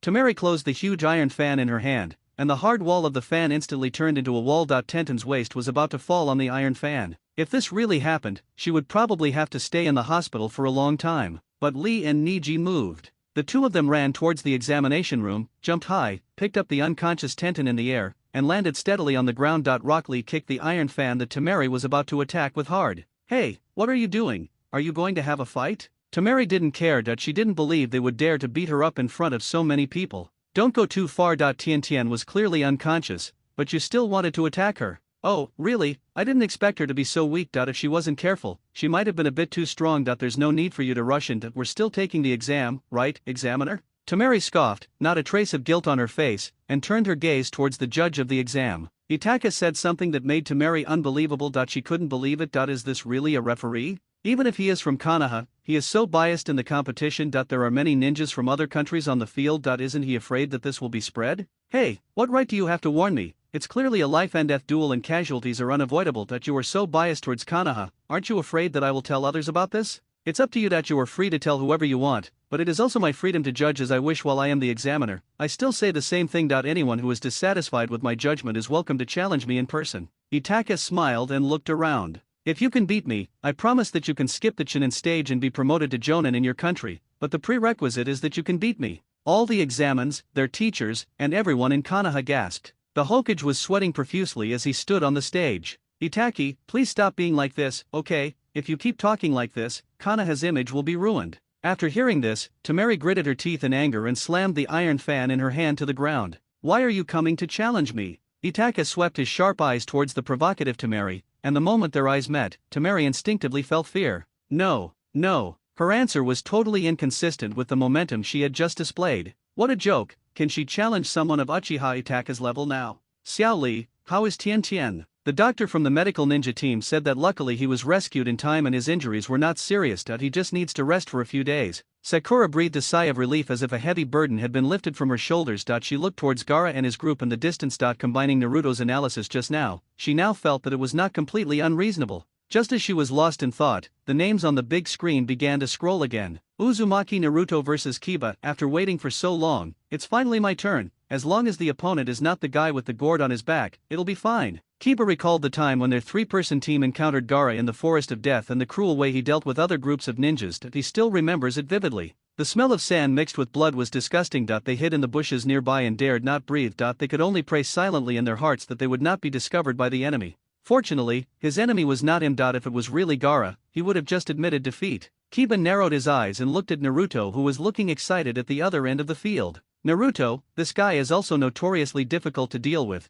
but he is much stronger than Gaara anyway. Yo yeah, did you wash your neck? Naruto, stop talking nonsense. It's still uncertain who will win or lose in this match. Although Kiba recognized Naruto's strength, for some reason, every time he saw him shouting that he wanted to be Hokage, he felt inexplicably angry. The game starts now. As Itaki announced the start of the game, Akamara next to Kiba jumped out and barked at Naruto with his teeth bared. Wait, brother Itaki, isn't this against the rules? Who brings a dog to a competition? Underscored Naruto, are you kidding me? We, the Inyazuka clan, have always been one with humans and dogs to attack. Is that really the case? Itaki rubbed his brows in pain. He didn't know what Naruto usually did. He didn't even know these basic rules. Ninja dogs are considered a type of weapon, so of course they can go into battle with their masters. How can this be? Doesn't that mean he will take advantage of you? If you have something like a ninja dog, you can bring it along. I didn't. Kiba was too lazy to continue talking nonsense with Naruto. He wanted to end this match quickly. Akamaru. Woof.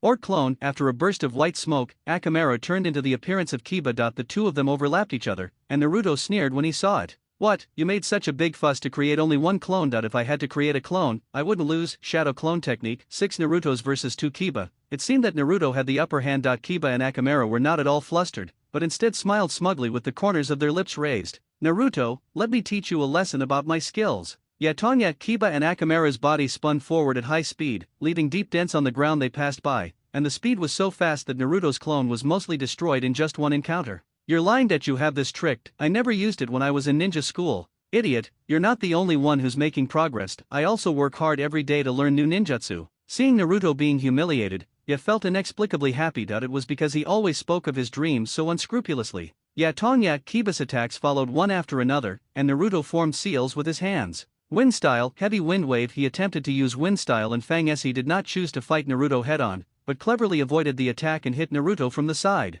Naruto's body was pushed far away that he supported himself on the ground and barely stood up, coughing up blood. Although this ninjutsu was simple, its power and speed were extraordinary. Just now, if he hadn't been strong, anyone else would have been dealt with. That he wiped the blood from the corner of his mouth with his sleeve, and there was no sign of retreat in his eyes. Instead, it was like a raging fire burning in his eyes. His fighting spirit was even higher, as there were many powerful guys even among the newcomers. Sakura's newly developed tactics, the arrogant and cold Sasuke, the mysterious Shikamaru who talks about trouble but is actually very smart, and Kiba. I'm really looking forward to working with them. What do you think, Naruto? Do you want to admit defeat? Itaka said something that made Temari unbelievable. She couldn't believe it. Is this really a referee? Even if he is from Konoha, he is so biased in the competition. There are many ninjas from other countries on the field. Isn't he afraid that this will be spread? Hey, what right do you have to warn me? It's clearly a life and death duel and casualties are unavoidable. You are so biased towards Konoha. Aren't you afraid that I will tell others about this? It's up to you. You are free to tell whoever you want, but it is also my freedom to judge as I wish while I am the examiner. I still say the same thing. Anyone who is dissatisfied with my judgment is welcome to challenge me in person.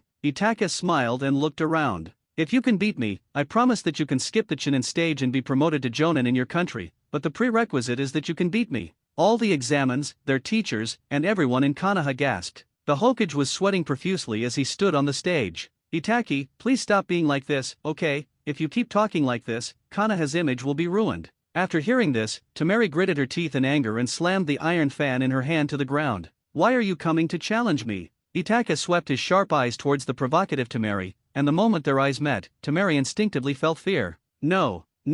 Her answer was totally inconsistent with the momentum she had just displayed. What a joke, can she challenge someone of Uchiha Itaka's level now? Xiao Li, how is Tian Tian? The doctor from the medical ninja team said that luckily he was rescued in time and his injuries were not serious. He just needs to rest for a few days. Sakura breathed a sigh of relief as if a heavy burden had been lifted from her shoulders. She looked towards Gaara and his group in the distance. Combining Naruto's analysis just now, she now felt that it was not completely unreasonable. Just as she was lost in thought, the names on the big screen began to scroll again. Uzumaki Naruto vs Kiba. After waiting for so long, it's finally my turn. As long as the opponent is not the guy with the gourd on his back, it'll be fine. Kiba recalled the time when their three-person team encountered Gaara in the Forest of Death and the cruel way he dealt with other groups of ninjas. He still remembers it vividly. The smell of sand mixed with blood was disgusting. They hid in the bushes nearby and dared not breathe. They could only pray silently in their hearts that they would not be discovered by the enemy. Fortunately, his enemy was not him. If it was really Gaara, he would have just admitted defeat. Kiba narrowed his eyes and looked at Naruto, who was looking excited at the other end of the field. Naruto, this guy is also notoriously difficult to deal with, but he is much stronger than Gaara anyway. Yeah, did you wash your neck? Naruto, stop talking nonsense. It's still uncertain who will win or lose in this match. Although Kiba recognized Naruto's strength, for some reason, every time he saw him shouting that he wanted to be Hokage, he felt inexplicably angry. The game starts now. As Itaki announced the start of the game, Akamaru next to Kiba jumped out and barked at Naruto with his teeth bared. Wait, brother Itaki, isn't this against the rules? Who brings a dog to a competition? Underscored Naruto, are you kidding me? We, the Inyazuka clan, have always been one with humans and dogs to attack. Is that really the case? Itaki rubbed his brows in pain. He didn't know what Naruto usually did. He didn't even know these basic rules. Ninja dogs are considered a type of weapon, so of course they can go into battle with their masters. How can this be? Doesn't that mean he will take advantage of you? If you have something like a ninja dog, you can bring it along. I didn't. Kiba was too lazy to continue talking nonsense with Naruto. He wanted to end this match quickly. Akamaru. Woof. Or clone. After a burst of white smoke, Akamaru turned into the appearance of Kiba. The two of them overlapped each other, and Naruto sneered when he saw it. What, you made such a big fuss to create only one clone. If I had to create a clone, I wouldn't lose. Shadow clone technique, 6 Narutos versus 2 Kiba. It seemed that Naruto had the upper hand. Kiba and Akamaru were not at all flustered, but instead smiled smugly with the corners of their lips raised. Naruto, let me teach you a lesson about my skills. Yatonya, Kiba and Akamaru's bodies spun forward at high speed, leaving deep dents on the ground they passed by, and the speed was so fast that Naruto's clone was mostly destroyed in just one encounter. You're lying that you have this tricked. I never used it when I was in ninja school. Idiot, you're not the only one who's making progress. I also work hard every day to learn new ninjutsu. Seeing Naruto being humiliated, Ye felt inexplicably happy that it was because he always spoke of his dreams so unscrupulously. Yatonya, Kiba's attacks followed one after another, and Naruto formed seals with his hands. Wind style, heavy wind wave. He attempted to use wind style and Fang S. He did not choose to fight Naruto head-on, but cleverly avoided the attack and hit Naruto from the side. Naruto's body was pushed far away that he supported himself on the ground and barely stood up, coughing up blood. Although this ninjutsu was simple, its power and speed were extraordinary. Just now, if he hadn't been strong, anyone else would have been dealt with. That he wiped the blood from the corner of his mouth with his sleeve, and there was no sign of retreat in his eyes. Instead, it was like a raging fire burning in his eyes. His fighting spirit was even higher, as there were many powerful guys even among the newcomers. Sakura's newly developed tactics, the arrogant and cold Sasuke, the mysterious Shikamaru who talks about trouble but is actually very smart, and Kiba. Naruto looked at the two Kiba standing on the field. One of them was Akamaru's transformation, and his most proud move was to have one man and one dog spin at high speed at the same time. That is to say, if Akamaru can be defeated, Kiba's attack power will be reduced by at least half. An interesting idea emerged in his mind, and Naruto licked the corner of his mouth excitedly. Let's give it a try. Shadow clone technique. Naruto's clone scattered and attacked Kiba from different directions. Tisk, what a trick, Akamaru. Woof. Yatonya, the high-speed rotation generated by the combination of Kiba and Akamaru blocked Naruto's attacks one by one. Looking at Naruto's confident face, he felt inexplicably flustered for some reason. This guy is the most difficult to deal with. We must find a way to avoid a protracted war of attrition with him. He took out a red pill from his pocket and threw it to Akamaru. The originally cute and petite Akamaru's body turned red and his expression became ferocious the moment he took the medicine. Akamaru, do it again. Wait a minute. The attack that Kiba had just prepared was stuck halfway by Naruto's words "wait a minute," making him feel very uncomfortable and unable to proceed. Why are you so busy? What are you waiting for? Brother Itaki, it's obviously wrong for him to be like this. Isn't this against the exam rules? What's wrong with my appearance? If you don't explain it to me today, this matter will never end. Ya was very annoyed because Naruto had disrupted his attack rhythm again and again. Isn't this very strange? Akamaru, who was white just now, turned red after taking a medicine. Isn't this against the rules? Sasuke covered his head with his hands in pain. He had told Naruto this knowledge countless times, but his brain was like a colander and he couldn't remember it at all. His neck was already hurting enough, but he was still mad at Naruto for being such a fool. Oh my god, what sin had he committed? Why did he want to train this kid to become a Hokage so early? Some things really are not worth doing, but it's too late for him to regret now. Hyaoryo Maru is also considered a type of ninja tool. If you bring one with you, you can eat it. Naruto swallowed silently under Itachi's cold gaze. He only asked a question he didn't understand. He didn't understand why the usually gentle and kind brother Itachi looked at him as if he was a fool.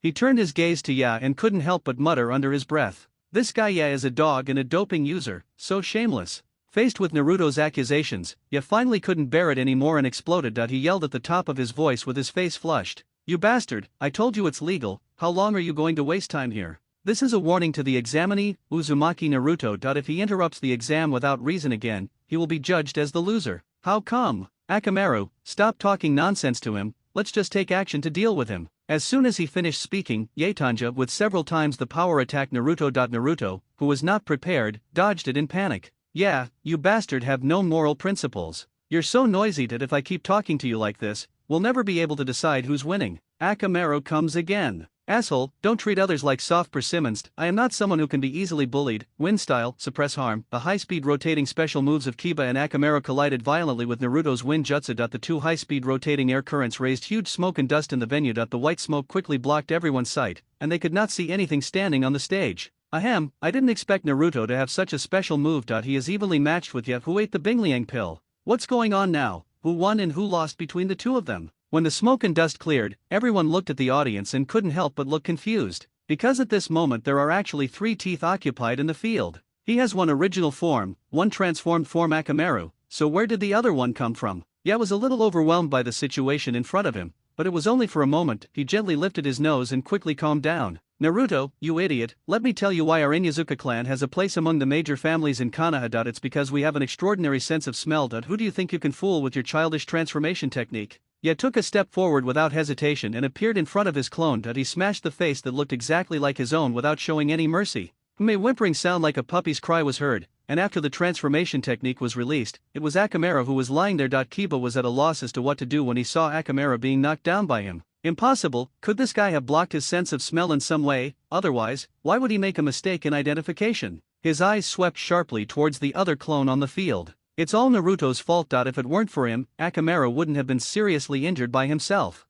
Thinking of this, Ya swung his fist and knocked down the last clone standing with greater force than before. However, the expected Naruto did not appear, and after the transformation technique was released, it was still Akamera who was lying there. How could it be? Could it be? Could it be? In a state of panic, Ya seemed to have thought of something. He quickly turned his head to look at Akamera who had just fallen to the ground. In an instant, Naruto's attacks came one after another. Wind style, fierce wind palmed the wind attribute chakra surrounding his hands hit Ya head on, and he was knocked back and spun around.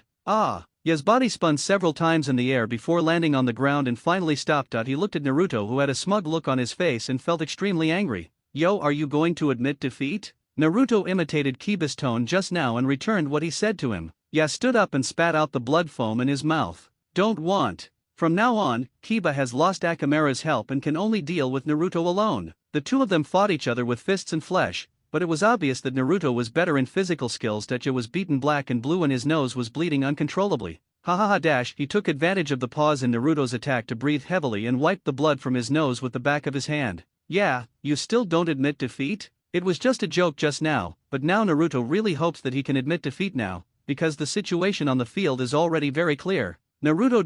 That you're not the only one who wants to be Hokage. Naruto stared at Ya in disbelief with wide eyes. You too? I'm so sorry, a mortal like me actually has the same dream as a genius like you. It's ridiculous. There is no such thing. That's why I don't want to admit defeat to you who has the same dream as me. That's why I get so angry every time I see you. That's why I don't want to show my cowardly side only in front of you. Tooth. Naruto looked at Ya in front of him. Although his body was in tatters, he was shining brightly, especially his eyes, which sparkled when he talked about his dreams. Naruto was very happy that he had an opponent like Zyanja. Kana, it's not easy to achieve the goal of becoming Hokage, but it's because it's not easy that it becomes our goal. If anyone can get this title, who would take him as a target? Naruto. So, yeah, when it comes to this dream, I will never give it up to anyone, including you. Come on, Naruto, let's treat this as the final battle to decide who will be the Hokage. Facing an opponent with such a strong will, he knew that this was not the time for him to hold back. In order to show respect for Ya, he should do his best to respond to Ya's feelings.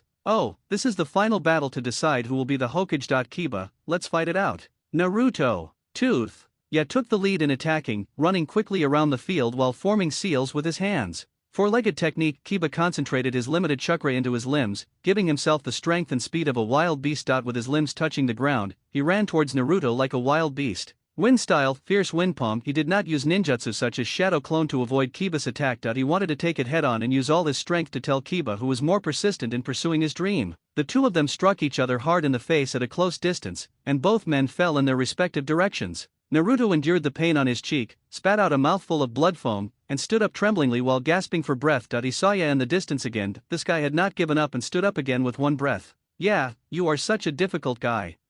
Same here. Both parties dragged their heavy steps forward, planning to launch a new round of offensive. Suddenly, his body fell heavily forward and lay on the ground, unable to stand up again. The winner is Uzumaki Naruto. As Itachi announced the results, Naruto felt relieved. This kid Kiba was really a difficult guy. He walked over and watched the medical ninja carry the injured Fang onto a stretcher, his eyes moistening slightly. Yeah, don't worry, I will carry your dream forward. Leave the rest to me.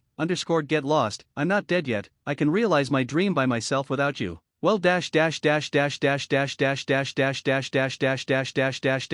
now we were singing praises to our great dreams with such emotion. How come you turned your back on me after you lost? Who is singing praises to you, you stupid Naruto? As the medical ninja carried Kiba away, Naruto stretched out his hand and looked lonely and desolately in the direction where Kiba left. Why is that? Naruto, once you're done competing, get on stage and don't delay the next match. Itachi-sama. Call me examiner here, don't call me brother Itachi. Naruto put his hands in his pockets unconvinced and walked up muttering, both of them are so heartless, humph. Stupid Naruto, if you hadn't been telling jokes all the time, the progress of the game wouldn't have been so slow. Sasuke, this guy, only knows how to pour cold water on him. If he finally won the game, he will die if he praises him. He has a sour face every day. Who is he showing it to? Naruto, congratulations on your victory and advancement to the next match. Xiaoli, thank you. You guys should also work hard. Who's the next one? The big screen scrolled again. Hyaga Niji vs Hyaga Hinata. Hey, Niji and Hinata have the same last name. Of course, Niji is Hinata's cousin and of course they have the same last name. They are both from the Hyaga clan, which is as famous as the Uchiha clan in Konoha.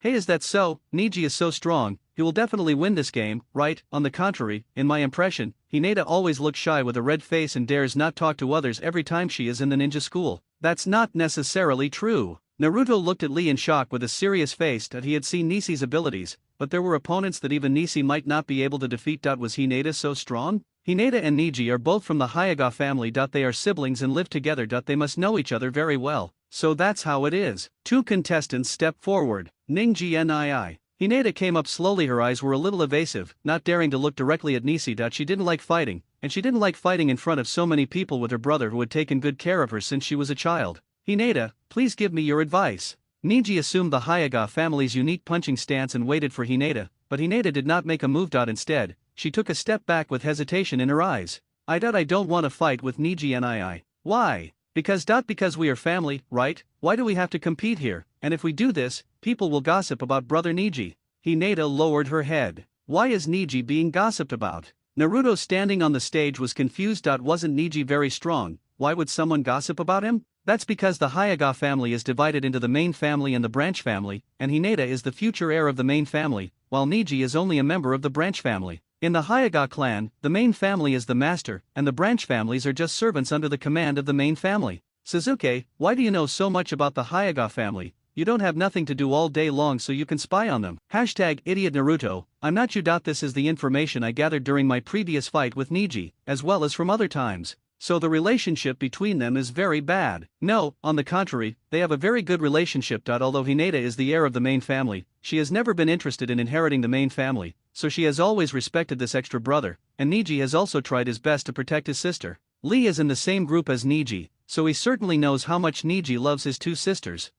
What's all this? Hinata didn't act right, and Niji took over. Isn't this a happy ending for everyone? Hyaga is a big family like Uchiha, and the clan's affairs are not completely decided by the clan leader. Especially when it comes to such a big thing as the heir, which concerns the development of a family for decades to come. There are naturally many people who disagree. Moreover, letting someone from the branch family be the heir of the Hyaga family fundamentally affects the interests of the main family, so of course they will not agree. Sasuke spoke coldly. This kind of thing was just like when his father wanted to stop a coup in the Uchiha clan. Sometimes, even if he disagreed, the rising anger in the clan was not something that one person could suppress. So this battle is actually a battle for the head of the Hyaga family. The winner of this battle will be the future head of the Hyaga family. Naruto looked at Nishi in the audience. It was obvious that Hinata had admitted defeat, so he could easily become the head of the family, but there was no joy on his face. Instead, there was a hint of sadness. Hinata, ever since Uncle Hayashi took me back to the main family and raised me with him, I have always treated you as my own sister. As a brother, I am very happy to witness your growth. As a member of the Hyaga family, I think you are the proof of the gentleness of the Hyaga family. So this is not only a contest between Hyaga Niji and Hyaga Hinata, but also an opportunity for me as a brother to witness my sister's growth. Hinata looked at Nishi in disbelief. She never expected that the cowardly and incompetent image she usually saw in the eyes of others was actually a gentle member of the family in the eyes of Nishi. But I am no match for brother Niji. Hinata, haven't we had this kind of competition many times before? Besides, Hinata, you are not weak at all. Your strength just hasn't been discovered yet. Ningji Nii. Today's occasion allows me to show what I have learned over the years in front of different ninjas from different countries. This is also an opportunity to show myself, so Hinata, be brave and don't be afraid. Yes, Niji Nii. Hinata's heart was filled with courage when she heard Nishi's encouragement. It was the first time in all her years that she was recognized. She was really happy. Like Niji, she stood with her legs apart, gathering chakra in her eyes. White eyes is that the Byakugan, which is famous in Konoha and one of the three major eye techniques in the ninja world along with the Uchiha's Sharingan. It looks simple and doesn't seem to have any special features. Idiot, the Hyaga family's Byakugan not only has a 360-degree vision, but can also see through the flow of chakra meridians and acupoints in the human body, thereby controlling these acupoints to block the opponent's chakra flow. From this point of view, even the Sharingan cannot compare with the Byakugan. Sasuke explained to Naruto speechlessly that this guy really didn't care about other information except for his own training. So powerful. Sensei Kakashi is called Copy Ninja Kakashi just because he has one Sharingan. The Hyaga family has two Byakugan, so doesn't that mean they have a more powerful reputation? Kakashi _ and not only that, the Hyaga clan uses the gentle fist in conjunction with the Byakugan to maximize the power of the Byakugan. They can easily inject their own chakra into the enemy's body, thus destroying their chakra meridians and internal organs. After all, there is no way to train only these two. Kakashi added on the sidelines, saying that Naruto was becoming increasingly disrespectful to him, and it was time for him to show off his erudition as a teacher. Oh Kakashi-sensei, you're here, I'm always here. Silly Naruto, stop chatting and look at that. That's the soft fist used with the Byakugan. It looks pretty ordinary at first glance. In Naruto's eyes, it was just Neji and Hinata fighting each other. Their boxing skills did not have the vigorous and powerful feeling of Rock Lee. It looked like they were just pushing each other back and forth. Is this really that great? Of course, if my taijutsu is a rigid boxing technique, then the Hyuga family's is a flexible boxing technique. Of course, both have their advantages and disadvantages. Look, the winner is about to be decided. So soon. Naruto quickly looked down at the stands. He had only opened his mouth to ask a few questions, but the outcome was almost decided. Neji is still fighting with Hinata, and the battle is hard to separate. And from his perspective, Hinata's body movements are obviously more agile and flexible. Could it be that Neji is about to lose? Only two people. They all stepped forward and raised their palms to chop at each other. Hinata was beaten and took a few steps back before she could barely stop. She slowly raised her head and looked at Neji with disbelief. I clearly hit the other person, so why does brother Neji look fine, while I would have been seriously injured if he hadn't suddenly stopped? Neji understood Hinata's confusion and slowly walked forward, lifted her arms and wiped the clothes to her arms. What, it's you, the guy with the weird pictures on your face. What are you doing here? Don't be so nervous, I just came here to discuss the direction of the game with everyone. Your name is Uzumaki Naruto, right? We have met before. At that time, I thought you were very powerful. You turned out to be just as I expected. Listening to others' generous praise, Naruto's mouth stretched to his ears with joy. The doubts in his heart were instantly dispelled. He stretched out his hand and put his arm around Kanjuro's shoulders. What? You are a very good guy. Let's discuss the next step. Sasuke looked at him with disdain. Didn't Naruto, the idiot, realize that the other party came over to get information? He was fooled by a few words. This guy's attitude was too enthusiastic, which made Kanji, who was trying to get information, look a little embarrassed for a moment. He glanced at the audience with a determined look on his face. Well, that's what I said, but the winner of this match is definitely Gaara. Why? There's no reason why, because Gaara is stronger than anyone here can imagine. He is simply not someone a ninja at this stage can deal with. When Naruto heard what Kankuro said, he slowly loosened his arms around his shoulders, but he was not angry. Instead, he smiled with confidence. I have to tell you this. Xiao Li is very strong. His strength is beyond your imagination. Hearing this, except for Kankuro who looked confused, the rest of Sasuke, Neji, Sakura, Guy and Kakashi all smiled in agreement. Both sides come forward, the game begins. Xiao Li stepped forward quickly and delivered a fierce attack, Konoha Tornado, to Gaara's arrogant face. But his kick did not land directly on Gaara's face, but was blocked by the sand around him. Xiao Li didn't believe it and continued to attack from different angles and directions, but all his attacks were blocked by the sand. Gaara, who was standing in the center, didn't even move a finger. What's going on? The guy with the dark circles under his eyes didn't even see him casting a seal. Why would the sand protect him? That's Gaara's absolute defense. The sand that comes out of his gourd automatically protects it without Gaara wasting chakra. And he also ignores physical attacks. How can there be such a shameless trick? It's worse than taking drugs without wasting chakra. Kanjuro was speechless. Does this guy understand what he is saying? Xiao Li was defeated under Gaara's sand and his feet slipped before he was aware of it. He was instantly blown away by the sand. Kai stood in the stands, watching the situation which was unfavorable to Xiao Li. It would be difficult for Xiao Li to win if this continued. He shouted loudly at Xiao Li in the stands. Xiao Li, take it off. Hey, Sakura, who was standing aside, exclaimed in surprise. Did Xiao Li's teacher understand what they were doing? Take it off, take off all your clothes in front of so many people, isn't this a bit too much for the eyes? Got it, Mr. Kai.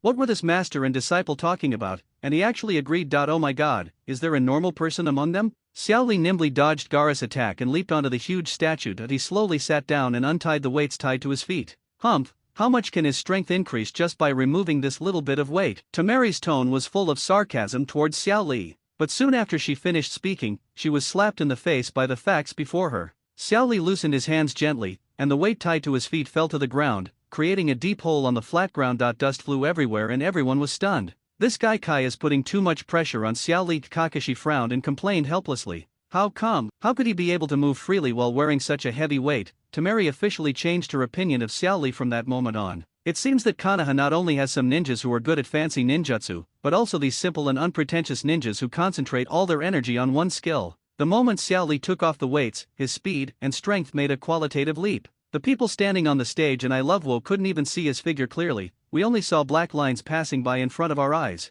Gaara saw the sand in front of him automatically defend itself, but he just couldn't see where Xiao Li was. At this moment he was really panicked and looked for Xiao Li aimlessly. Xiao Li's speed was faster than the sand. He dodged and got on top of it, then he spun around and kicked his proud head hard with his heel. However, Rock Lee's attack was just the beginning. His unparalleled speed continued, breaking Gaara's defense and even the sand armor floating on his surface. Cracks appeared on Gaara's proud face, and sand kept falling. With a ferocious expression, he continued to stick the sand back to his face bit by bit. Seeing this, Xiao Li knew that with this layer of sand armor, his punches and kicks would not cause much damage to Gaara, and he had to use a more powerful and stronger trick. Thinking of him holding his hand, the bandages on his body were removed, and now was the time for him to attack with all his strength. With a flash, he came under Gaara and kicked him with his heel, lifting Gaara's body high up. His continuous kicking skills lifted his body off the ground. But it was so heavy, the sand armor attached to his body was much heavier than that of an average person, which put a huge burden on his body. But he couldn't care less now. Xiao Li's bandages bound Gaara's body and himself tightly, and he held Gaara and fell downwards rapidly in a rotation. The huge impact from top to bottom smashed a big hole in the ground. Xiao Li jumped out in time, gasping for breath. This type of Lian Hua's moves are too physically demanding. He was out of breath after using it once. If he still can't be defeated by this move, then he is really at the end of his rope. Xiao Li looked into the deep pit and saw Gaara lying there with his eyes closed. The sand armor on his face was collapsing bit by bit, but it was actually hollow inside. He used all his strength but was only able to destroy Gaara, who was just a hollow shell made of sand. Xiao Li was knocked flying and fell heavily to the ground. He looked at Gaara, who was high above him and had monstrous strength. Could it be that he really couldn't win? No, I have already decided to use hard work to overcome talent and prove to everyone that I can become a ninja with just physical skills. Xiao Li's eyes were filled with hope again, and he looked up at Teacher Kai. Go ahead, Xiao Li, I agree. Even if the battle situation is unfavorable, Kai still believes in his disciples. Xiao Li, go and prove yourself to the world. Got it, Teacher Kai. Kakashi felt something was wrong when he saw Kai's reaction. Hey, Kai, what tricks are you going to use on Xiao Li? Well, Kakashi, just stay there and watch. But his body won't be able to handle it if you use that trick. Kakashi, Xiao Li is my most proud disciple. He is the only one in our class who has learned the 8 gates. He will not lose to the dark-eyed kid with a gourd on his back. Xiao Li's body was entangled in the vortex of Shakira. The strong airflow rolled up layers of sand and gravel, which spread rapidly along with the vortex. Xiao Li's whole face turned red, and the Shakira on his body surface was released more and more. 8 gates of ninjutsu. First gate, open, open. Second gate, rest gate, open. Third gate, life gate, open. A terrifying chakra vortex surrounded Xiao Li's body and soared into the sky. He glanced around and quickly located Gaara with his arms clasped together. He appeared in front of him in less than a blink of an eye. The fourth wounding gate, open. Niji opened his Byakugan and observed the flow of chakra in Rock Lee's body. He couldn't help but be shocked. Is this still the Rock Lee he knew? Now the flow of his chakra is completely like that of a different person. It is extremely terrifying. The moment Xiao Li started, he crushed the hard bricks on the ground and kicked Gaara high up with a Konoha spinning kick. The automatic defense that Gaara was so proud of did not give any warning at all,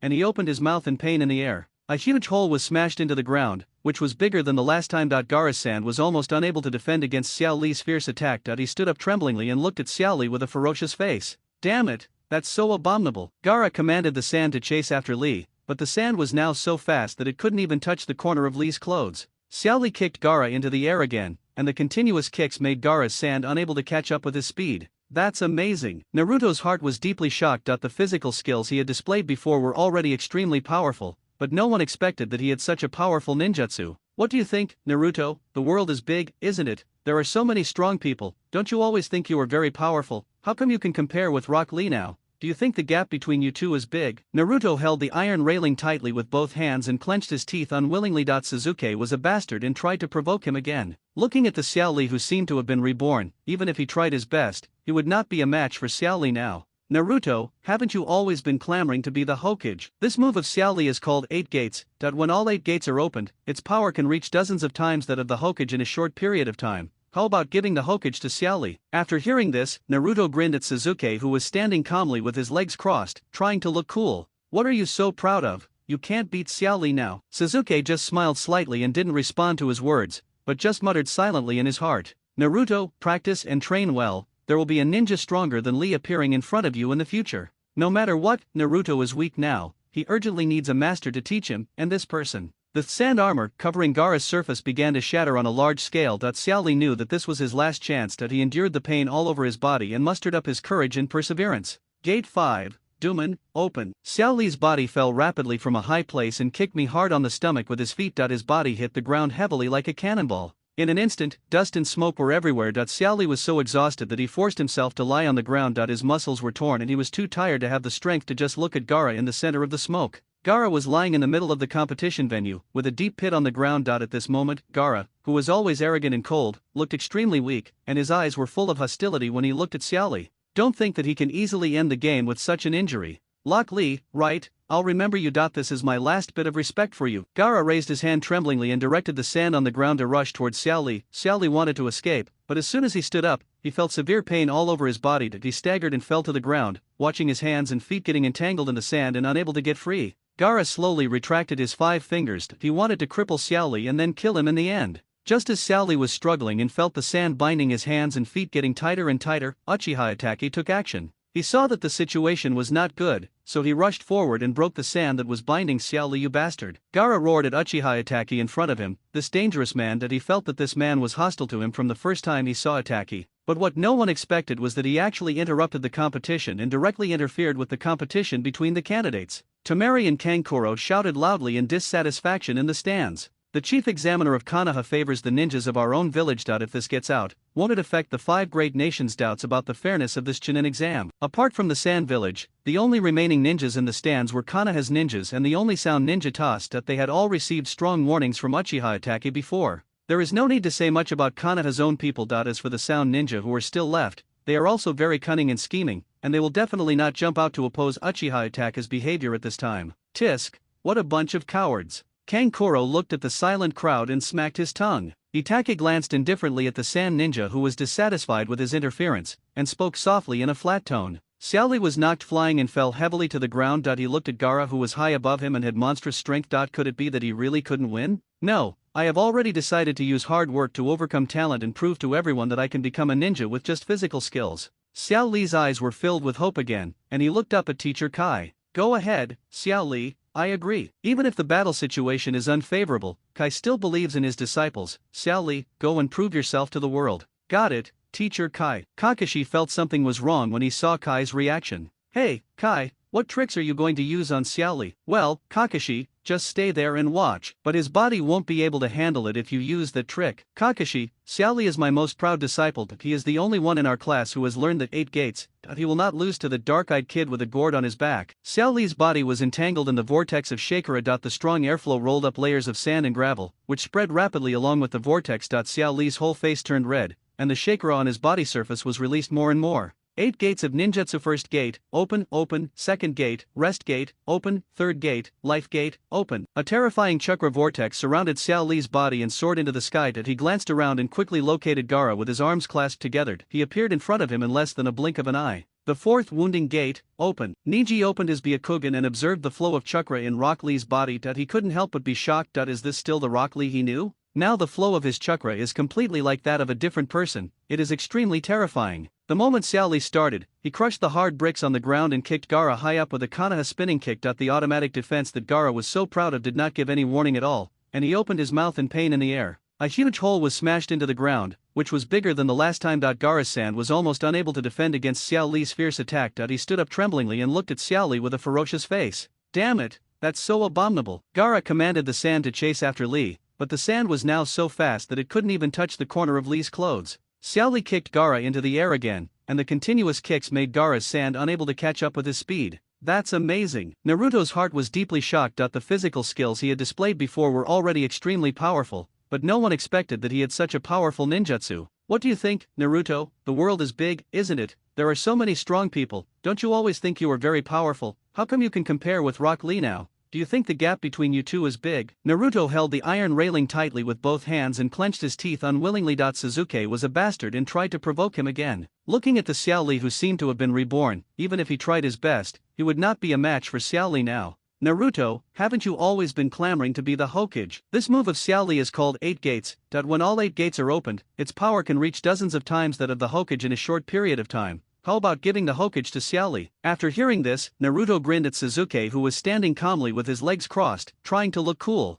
What are you so proud of? You can't beat Xiaoli now. Sasuke just smiled slightly and didn't respond to his words, but just muttered silently in his heart. Naruto, practice and train well. There will be a ninja stronger than Lee appearing in front of you in the future. No matter what, Naruto is weak now. He urgently needs a master to teach him, and this person. The sand armor covering Gaara's surface began to shatter on a large scale. Xiaoli knew that this was his last chance. He endured the pain all over his body and mustered up his courage and perseverance. Gate 5, Duman, open. Xiao Li's body fell rapidly from a high place and kicked me hard on the stomach with his feet. His body hit the ground heavily like a cannonball. In an instant, dust and smoke were everywhere. Xiao Li was so exhausted that he forced himself to lie on the ground. His muscles were torn and he was too tired to have the strength to just look at Gaara in the center of the smoke. Gaara was lying in the middle of the competition venue, with a deep pit on the ground. At this moment, Gaara, who was always arrogant and cold, looked extremely weak, and his eyes were full of hostility when he looked at Xiao Li. Don't think that he can easily end the game with such an injury. Lok Li, right?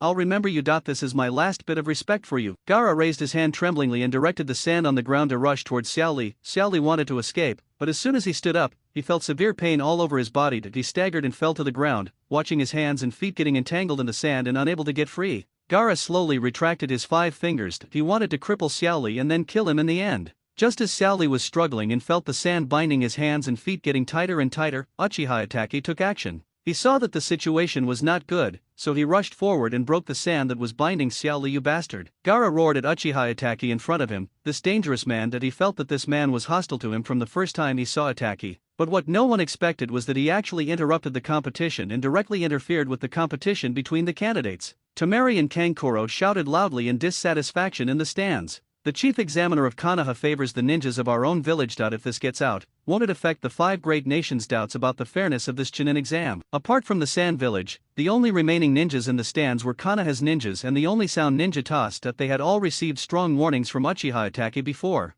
There is no need to say much about Konoha's own people. As for the sound ninja who are still left, they are also very cunning and scheming, and they will definitely not jump out to oppose Uchiha Itaki's behavior at this time. Kai ran forward and picked up the weak and immobile Xiao Li. Fortunately, Itaki acted in time. Fortunately, he saved Xiao Li when he hesitated. Kai hugged Xiao Li tightly in his arms, his most lovely disciple, the awe-inspiring Xiao Li who had achieved his current achievement solely through physical skills. In his eyes, he was incomparably cute and strong. Fortunately, nothing happened to him. As Guy ran forward, Niji and Naruto also rushed over to check on Rock Lee's injuries. Fortunately, they both breathed a sigh of relief when they saw that he was not seriously injured. Gaara's light green eyes, looking at Xiao Li surrounded by people, can't help but think of his miserable childhood. Why does he have such an enviable teacher? Why does he have such a beautiful friendship? Why was he the only one isolated since childhood? Why did even his parents dislike him? Why were his biological brothers and sisters afraid of him? So envious. It's so unfair that he's the only one like this. The tightly stretched string in Gaara's brain was pulled apart by the twisted and out-of-control emotions, and his emotions went out of control and began to run wild.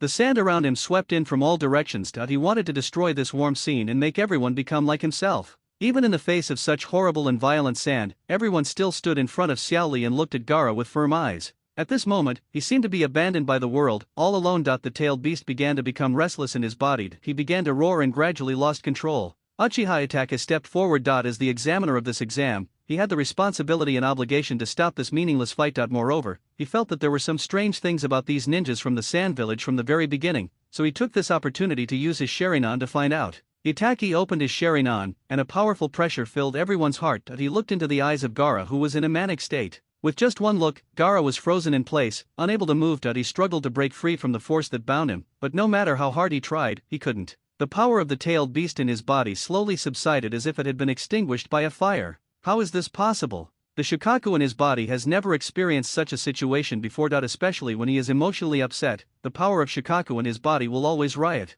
Itaki was standing opposite Gaara. He knew that there was something strange about this kid. He noticed something unusual at first glance. Just as he was about to open his Mangekyo Sharingan to continue his investigation, the elite Jonin of the Sand Village jumped out with Tamari and Kankuro. They all stood in front of Gaara and confronted Uchiha Itaki. We, the Wind Country, came here to participate in the Chunin selection exam in accordance with the friendly peace treaty with Konoha. However, as the chief examiner of this exam, you not only interfered with the competition at will, but now you are also going to do something to our students. The Jonin from the Land of Wind had a stern look on his face and exuded a strong aura. Is Konoha planning to tear up the peace treaty with the Wind Country and go to war with us? Seeing this situation, Itaki couldn't help but sigh silently in his heart. It was a pity that he missed such a good opportunity, but on the surface he still looked as cold as usual. Not only that, he also put on a mocking expression, slightly curled the corners of his mouth, raised his head, and looked down at the people of the Wind Kingdom. As the chief examiner, I have said from the beginning that if I judge that the match is already won or lost, I will stop it and avoid unnecessary casualties. I am just performing my duties. Why are you from the Wind Country getting so angry? Haven't I done anything yet? You!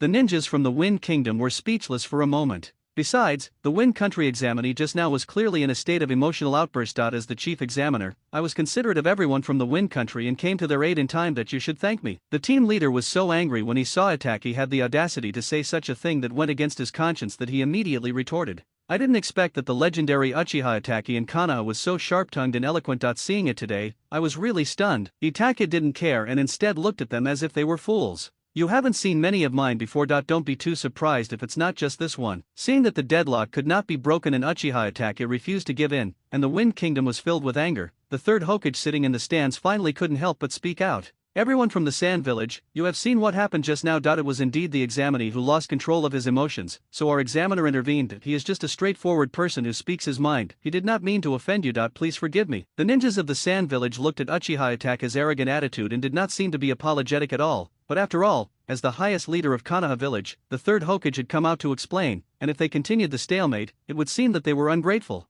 In this case, they could only swallow their anger, and Maki's face was gloomy. They would remember this grudge. Since the third Hokage is like this, how will the winner of this match be determined? Of course, Gaara will win from our Sand Village. After all, if it weren't for this nosy examiner interrupting, the little ninja over there would have probably died long ago. No, the winner is of course Rock Lee from our Konoha Village. Ninji stood up and refused to give in. Gaara from the Sand Village is out of control. This is a Chunin selection competition, not just about battle. But how can someone as impulsive and irritable as him ensure the safety of himself and his teammates and complete the tasks in the future? So I think the winner should be Xiao Li. Ninji. The weak Rock Lee was about to speak. After all, a competition was just a competition, and he did lose. Although he was very grateful to Nisi for speaking for him, he had to accept this fact. But what greeted him was Niji's sharp eyes looking back at him, so cold that it made people shut up. Of course Gaara won this match, and Niji knew this very well in his heart. The reason he was arguing with Maki was not because he was being unreasonable. The fact that the ninjas from the Sand Village had repeatedly attacked their own team members on Konoha's territory would definitely not allow them to win so easily. The Sand Ninja's eyelids twitched. They didn't understand how this kid from the Hyuga family got so bold as to confuse right and wrong. Suzuki had just stepped out of the door of the Chunin selection hall when he noticed a light reflecting from a distance, and he knew who it was without even looking behind him. He was about to turn his head when he saw Naruto running towards him. Suzuki, why are you walking so fast? Don't you want to go home together? Naruto. There is still a month left until the last exam. Let's practice together during this time. Naruto held his hands behind his head and walked unsteadily under the green tree-lined avenue. The sunlight shone into his sky-blue eyes and he smiled brightly. Feeling the impatient figure behind him, Suzuki explained to Naruto. Naruto, I have something else to do, you go back first. What's the matter with you? How come I don't know? And just now Itaka-sama clearly wanted to talk to you, but you've been so cold lately that you're really weird. Naruto, you are not a child anymore. Don't keep pestering me all day long. I have important things to do. Naruto stopped and clenched his fists, looking at Suzuki's back as he walked alone in front of him, which was a little dim in the tree-lined path. He is always like this, always so mysterious, always telling me nothing, always wanting to solve all problems by himself. They live so close together, but I always feel that Suzuki's heart is far away from me. Especially after meeting Orochimaru in the Forest of Death, he became even more mysterious and no one knew what he was planning. Now Suzuki gave her an illusion that he was about to disappear and stay away from her. Don't want. Suzuki was in front and hadn't noticed Naruto's temper. When he turned around, he saw Naruto standing there staring at him. Suzuki sighed helplessly, but he was thinking in his heart that if Naruto didn't coax him well at this time, he might stay by his side all the time during the month of the third exam. Naruto, I'll discuss the details of my training with you after I finish what I'm doing and go back, okay? Suzuki softened his tone and spoke to him in a negotiating tone. But what are you busy with? Can't you tell me? I'm worried too. Naruto, believe me, we are friends, right? Suzuki did not ask Naruto to leave directly. He knew that Naruto would not agree and would instead give in to him. He stretched out his fist, and Naruto understood what Suzuki meant and also stretched out his fist to fight him. Okay, of course I believe you, then I'll wait for you to come back home. Well, go quickly, and by the way, go see Xiao Li in the hospital for me. After all, they helped us in the Forest of Death. Oh, then come back soon. Naruto looked at the figure waving at him. Even though he was reluctant, you still left obediently. Seeing this, Suzuki breathed a sigh of relief. A cold and mocking voice sounded from behind my ear. Why, did you finally coax the kid home? Suzuki slowly turned around and looked at Kabuto Yakushi, who appeared from the corner. His eyes were cold, not at all like the delicate and gentle ones when he was coaxing Naruto just now. Your attitude changed really quickly. You didn't have such a fierce expression when you were coaxing the child just now. Kabuto Yakushi, Orochimaru asked you to come. Kabuto came out from the dark corner and walked side by side with Suzuki on the tree-lined path. As expected of you, you are the target chosen by Lord Orochimaru. I'm not surprised at all that you saw me. Why did Orochimaru ask you to come to me? didn't I tell you that if he wants to negotiate with me, he must come here in person? Arrogant and proud. Suzuki ignored Kabuto Yakushi's comment and instead looked indifferent. If he doesn't come and talk to me in person, then I don't think there's any need for me to talk to you. After saying that, he didn't plan to chat anymore with Kabuto Yakushi. Just when he wanted to leave, Kabuto Yakushi's expression suddenly became gloomy, and he approached him silently from behind. Chakra was condensed in his hands, and he used his most proficient chakra scalpel to attack. He quietly stepped forward and quickly brought down a backhand slash. Just when he thought Suzuki's head was about to be separated from his body, his figure flashed and disappeared right in front of him. He looked in disbelief at the increasingly bizarre space around him. The trees and terrain became distorted, and his body was tightly entangled by the spreading branches. He desperately used his own skills to chop at the vines on his body. But no matter how many vines he cut, they would grow again. He could never cut them all. It was as if he was deeply trapped in an illusion and couldn't extricate himself.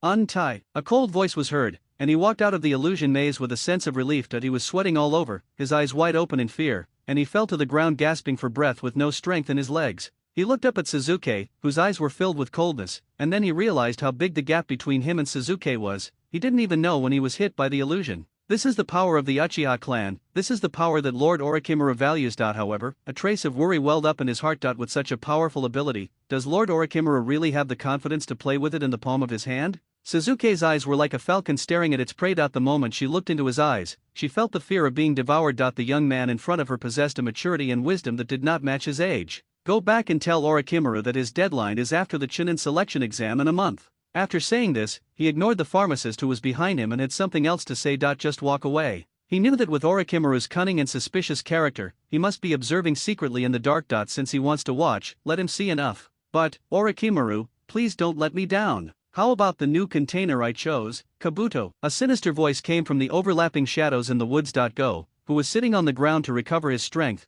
turned around and quickly bowed respectfully. Lord Orochimaru, that child is quite unique and mysterious. I'm sure he has something important to talk to me about. He is like a prey, laying out the bait and waiting for me to take the bait. Orochimaru looked at the disappearing boy's back, stuck out his tongue, licked his lips, and looked extremely greedy. Uchiha Suzuki, his mystery and power are fascinating. Well, just a little thing on hand. How about Xiaoli? The doctor and the nurse said he was in good health and would be able to be full of energy again after a short rest. Upon hearing this, Xiaoli said he would run 20 laps around the hospital handstand, which made the nurse so angry that she was furious. Well, Naruto, you participated in this Chunin selection competition and met so many strong opponents. What do you think? Naruto, who was originally laughing, calmed down instantly. Although he lowered his head, an excited smile appeared at the corner of his mouth, and his eyes were shining brightly. Everyone is really strong. Take the 10 people who entered the finals for example. I think my ability is only ranked in the upper middle level. Oh, Naruto looked at Suzuki's teasing face and his face turned red and he shouted angrily. What are you doing? Why are you looking at me like that? I just didn't expect your analysis of yourself to be so objective. Suzuki looked at Naruto, whose face turned red with anger. After all, he was different from before. Now Naruto could analyze himself calmly, and he started to use his brain. Asshole, I have a brain too. To be honest, I'm not sure I can win against your next opponent, Hyuga Neji. Is Neji really that powerful? You're not even sure of a complete victory. Yeah, in the battle between him and Hyuga Hinata, even though he didn't hide it on purpose, I could definitely feel that he still had some cards that he hadn't used yet. How could that be? Obviously, Neji is already strong enough. That's not hard to understand. He is the goal Lee has always pursued. He can't be weak, so your chance of winning against Neji right now is probably less than 5%. 5%? Isn't this number too low? Do you think I am too weak? Naruto was not convinced. He was also a genius in everyone's eyes, and he was not as weak as Suzuki thought. No, I'm just analyzing it objectively. Take the match between Rock Lee and Gaara today for example. It's obvious that Rock Lee has used all his strength, but anyone with a discerning eye can see that Gaara was only momentarily surprised by Rock Lee's speed and strength, so he gave Rock Lee the opportunity to fight back. But the outcome would be different if he fought against Neji. But Neji's moves don't look very powerful.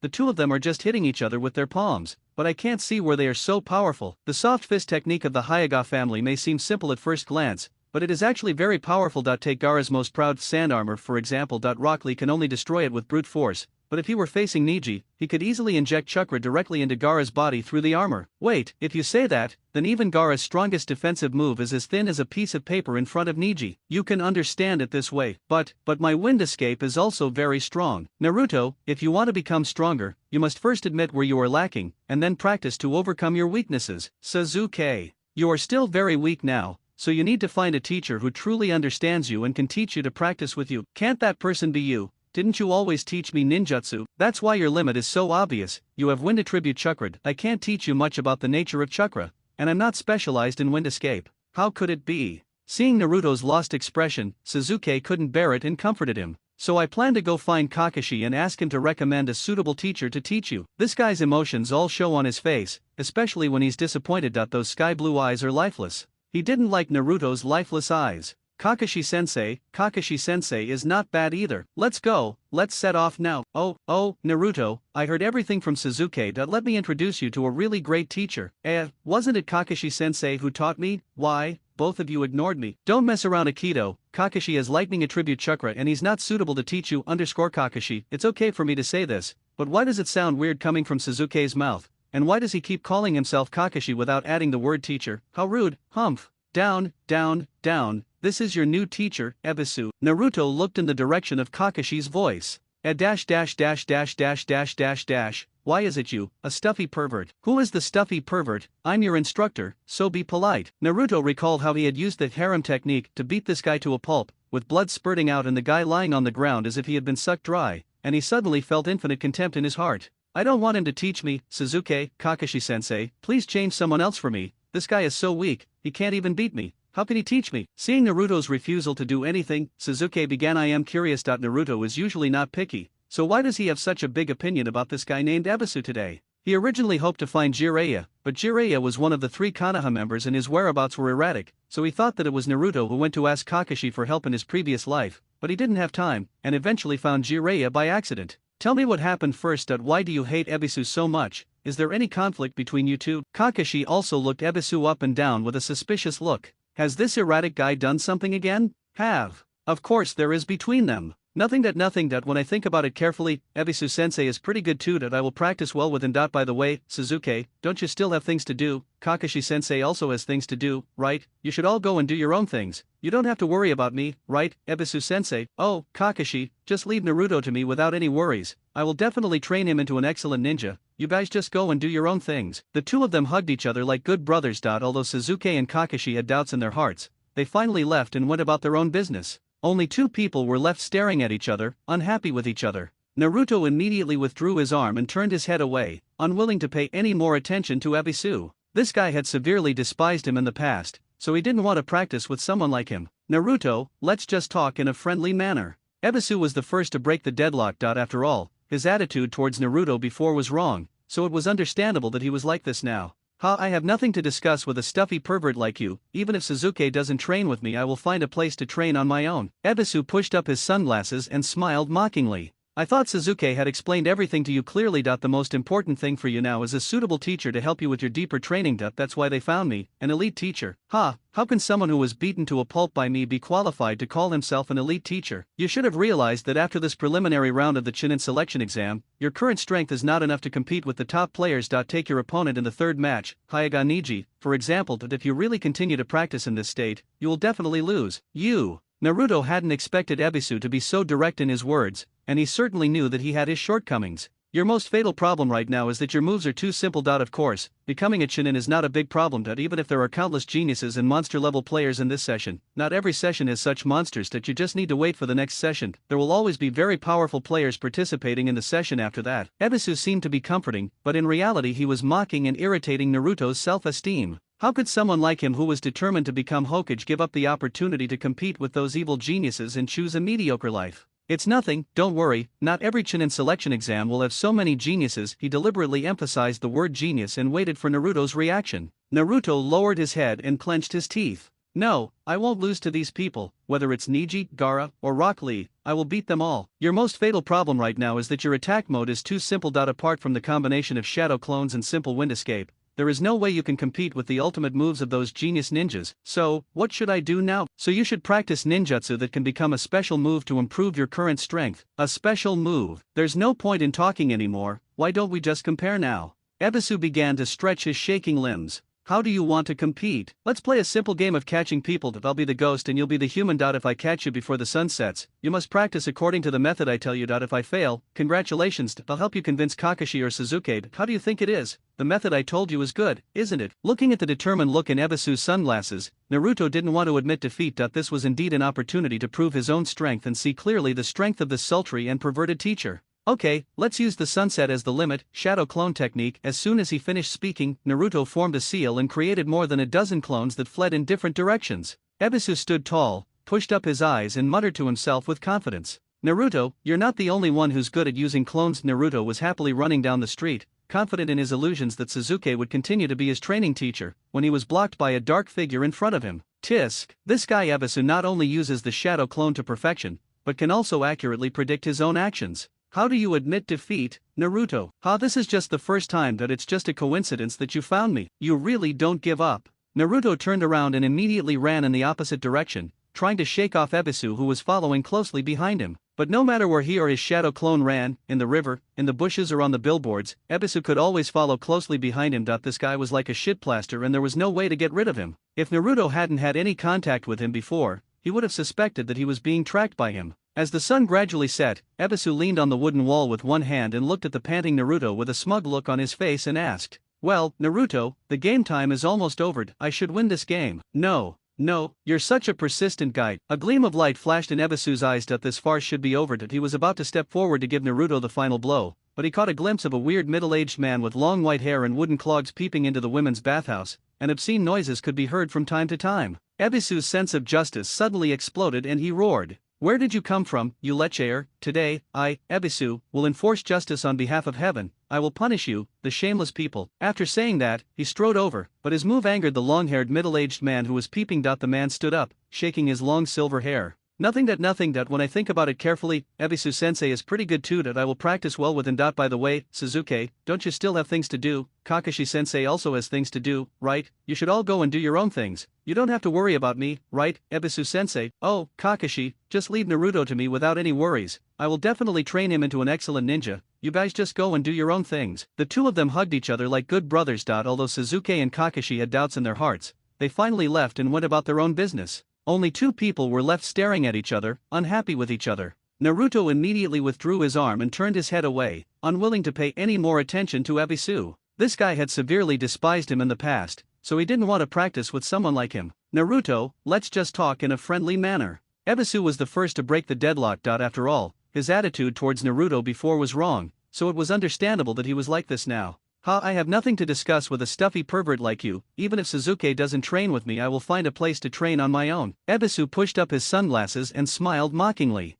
"I thought Suzuki had explained everything to you clearly. The most important thing for you now is a suitable teacher to help you with your deeper training. That's why they found me, an elite teacher." How can someone who was beaten to a pulp by me be qualified to call himself an elite teacher? You should have realized that after this preliminary round of the Chunin selection exam, your current strength is not enough to compete with the top players. Take your opponent in the third match, Hyuga Niji, for example. If you really continue to practice in this state, you will definitely lose. Naruto hadn't expected Ebisu to be so direct in his words, and he certainly knew that he had his shortcomings. "Your most fatal problem right now is that your moves are too simple. Of course, becoming a Chunin is not a big problem. Even if there are countless geniuses and monster-level players in this session, not every session has such monsters. You just need to wait for the next session. There will always be very powerful players participating in the session after that." Ebisu seemed to be comforting, but in reality he was mocking and irritating Naruto's self-esteem. How could someone like him who was determined to become Hokage give up the opportunity to compete with those evil geniuses and choose a mediocre life? "It's nothing, don't worry, not every Chunin selection exam will have so many geniuses." He deliberately emphasized the word genius and waited for Naruto's reaction. Naruto lowered his head and clenched his teeth. "No, I won't lose to these people, whether it's Niji, Gaara, or Rock Lee, I will beat them all. Your most fatal problem right now is that your attack mode is too simple. Apart from the combination of shadow clones and simple wind escape, there is no way you can compete with the ultimate moves of those genius ninjas. So, what should I do now? So you should practice ninjutsu that can become a special move to improve your current strength. A special move. There's no point in talking anymore, why don't we just compare now?" Ebisu began to stretch his shaking limbs. How do you want to compete? Let's play a simple game of catching people. I'll be the ghost and you'll be the human. If I catch you before the sun sets, you must practice according to the method I tell you. If I fail, congratulations, I'll help you convince Kakashi or Suzuki. How do you think it is? The method I told you is good, isn't it? Looking at the determined look in Ebisu's sunglasses, Naruto didn't want to admit defeat. This was indeed an opportunity to prove his own strength and see clearly the strength of this sultry and perverted teacher. Okay, let's use the sunset as the limit, shadow clone technique. As soon as he finished speaking, Naruto formed a seal and created more than a dozen clones that fled in different directions. Ebisu stood tall, pushed up his eyes and muttered to himself with confidence. Naruto, you're not the only one who's good at using clones. Naruto was happily running down the street, confident in his illusions that Suzuki would continue to be his training teacher, when he was blocked by a dark figure in front of him. Tisk! This guy Ebisu not only uses the shadow clone to perfection, but can also accurately predict his own actions. How do you admit defeat, Naruto? This is just the first time. It's just a coincidence that you found me. You really don't give up.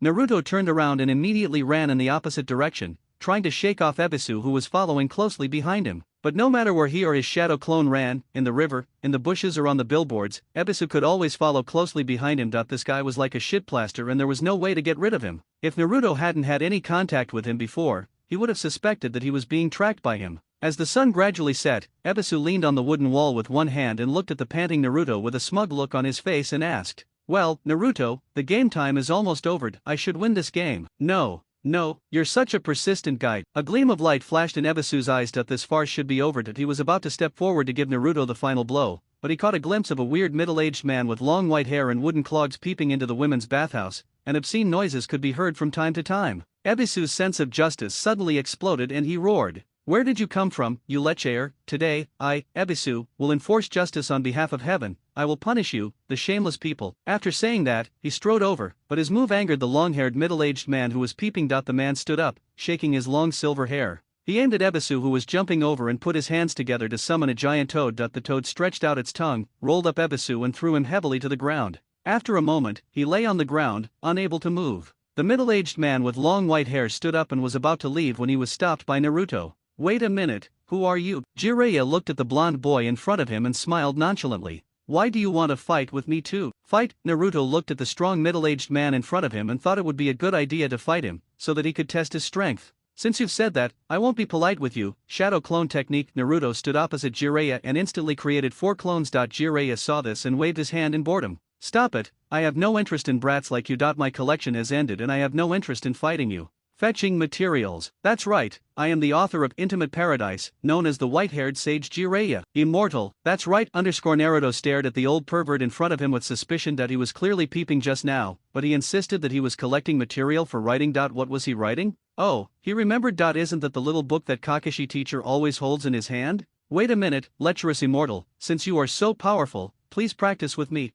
Who are you calling a lecherous immortal? Besides, why should I practice with a kid I don't know? Get out of the way. Jiraiya waved his hand in disdain and shooed Naruto aside. How could Naruto give up so easily after finally finding such an excellent teacher? He could tell at a glance that this old man was a sultry pervert just like Ebisu. If that was the case, he had a way. Naruto was clinging to Jiraiya tightly and he suddenly felt annoyed. "Hey, kid, can you understand me? I've already told you that I don't have the time to practice with you." Naruto ignored Jiraiya's words and formed seals with his hands in front of Jiraiya. This action made Jiraiya mock this little brat. It seemed that he didn't know who he was and wanted to defeat him with ninjutsu. It was ridiculous. "Give up now, kid. You can't beat me with your strength." However, Naruto already knew the sultry and perverted nature of the middle-aged man in front of him and smiled with a smug look on his face. "How do you know without a duel? Look at my harem technique."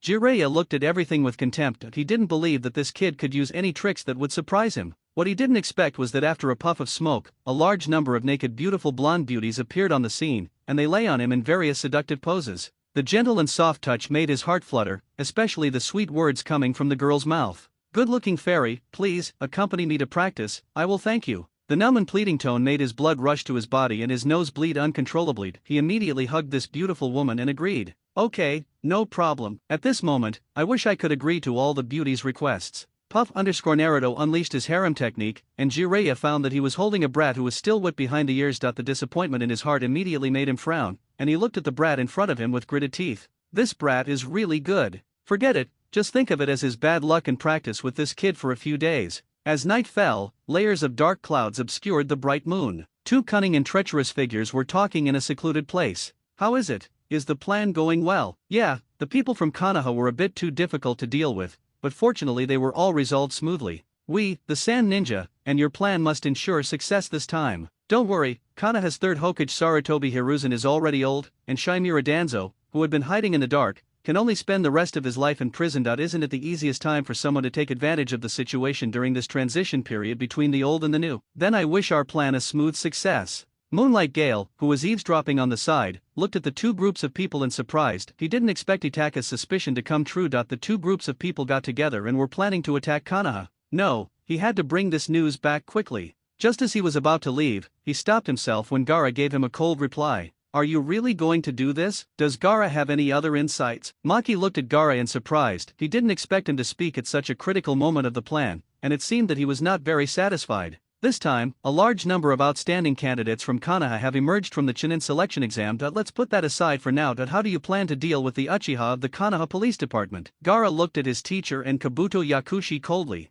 He and Uchiha Itaki were the only ones who had had a brief confrontation, so he had personally experienced how powerful Uchiha Itaki was. Just a glance, the powerful pressure coming from him can even shock the Shikaku in his body, and the Uchiha clan is not just one Uchiha Itaki, their family has many geniuses. Recalling the pre-selection on the field, Gaara felt inexplicably envious of those proud and confident figures. In addition to the Uchiha clan, Konoha also has the Hyuga clan and other talented people who have mastered various rare ninjutsu. In his opinion, their plan to destroy Konoha is too simple. Are you sure you want to fight these people in Konoha's headquarters? But this was an order from Lord Fengying himself, and now that things have come to this, there is no turning back. Lord Gaara, please rest assured that Lord Orochimaru has anticipated all of this, so he will use a particularly powerful forbidden technique to make this plan a success. Gaara looked at Kabuto Yakushi in front of him. To be honest, he was a ninja of Konoha, but he betrayed Konoha. In Gaara's opinion, he was a person who was not worthy of trust. I don't know what kind of magic potion they had that made Lord Kazekage risk his entire fortune and cooperate with Orochimaru to destroy Konoha.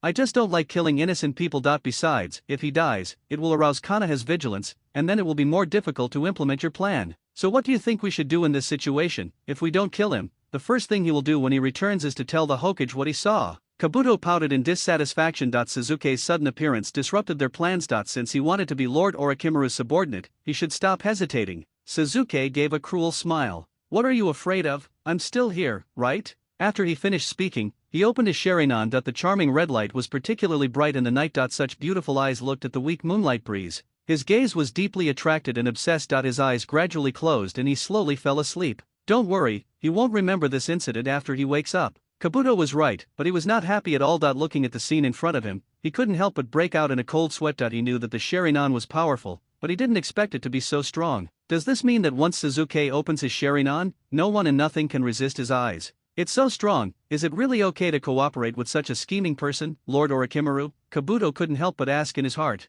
Suzuki, why did you come back at this time? Itake looked up at the alarm clock hanging on the wall. It was already 12 o'clock. Recently, due to the Chunin selection exam, there has always been a sign of restlessness in the village. Suzuki had been leaving early and coming back late recently, and he didn't look like he was training, which made Itake very worried. In addition, he refused to tell him anything about the previous incident in the Forest of Death. Brother, it's nothing. I just practiced too late recently and didn't pay much attention to the time. You don't have to worry so much. Looking at Itake's somewhat lonely expression, he felt a little moved, but even so, he didn't intend to tell Itake about his plan in his previous life. He had taken on too much, so this time it was his turn. What's more, he was like this before and refused to tell me anything. Now the situation has changed, so let's switch their roles, brother. Itake kept standing by and refused to leave. Suzuki sighed deeply and spoke to Itake earnestly. Brother, you should also worry about your own life. After all, I am not the only one in your life. You don't have to revolve around me all the time. Can't you take care of yourself more? Hearing Suzuki's tone full of rejection, Itake's heart sank instantly. Looking at the figure who was about to walk into the room,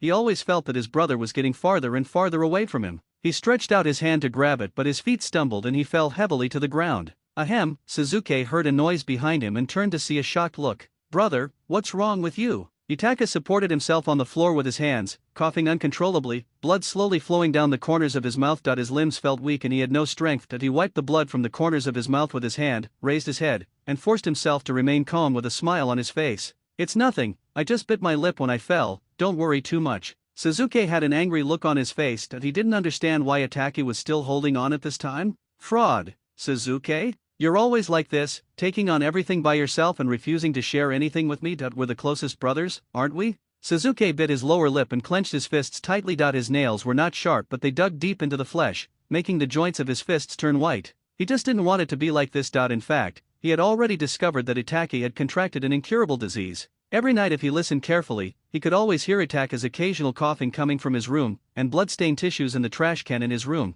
but the next day he still looked at him with the same loving eyes, as if nothing had happened. The same goes for my father and mother. They are obviously no longer the Uchiha they used to be, but they still tacitly choose to hide this kind of thing from me. In this case, he wants to use his own methods to open up a different path. Just like you are unwilling to tell me about your affairs, you should stay out of my affairs and the path I take in the future. After saying this, he left Itake alone and went straight back to his room, leaving Itake sitting on the floor, staring blankly towards Suzuki's room, muttering softly, "Suzuki, I'm sorry." Suzuki returned to his room and couldn't help but burst out in anger. He smashed his fist into the solid concrete wall, and the wall was instantly covered with spiderweb-like cracks. The fist was bleeding, but he didn't feel any pain. He knew that his behavior was childish and he was just being angry with Itake. He was just being angry, that's why he didn't tell Itake anything. He wants to solve the problem in his own way. Suzuki looked at the round bright moon outside the window with resentful eyes. Itake's illness was the first reason why he looked for Orochimaru. Orochimaru could save the person who could not be saved by current medical ninjutsu.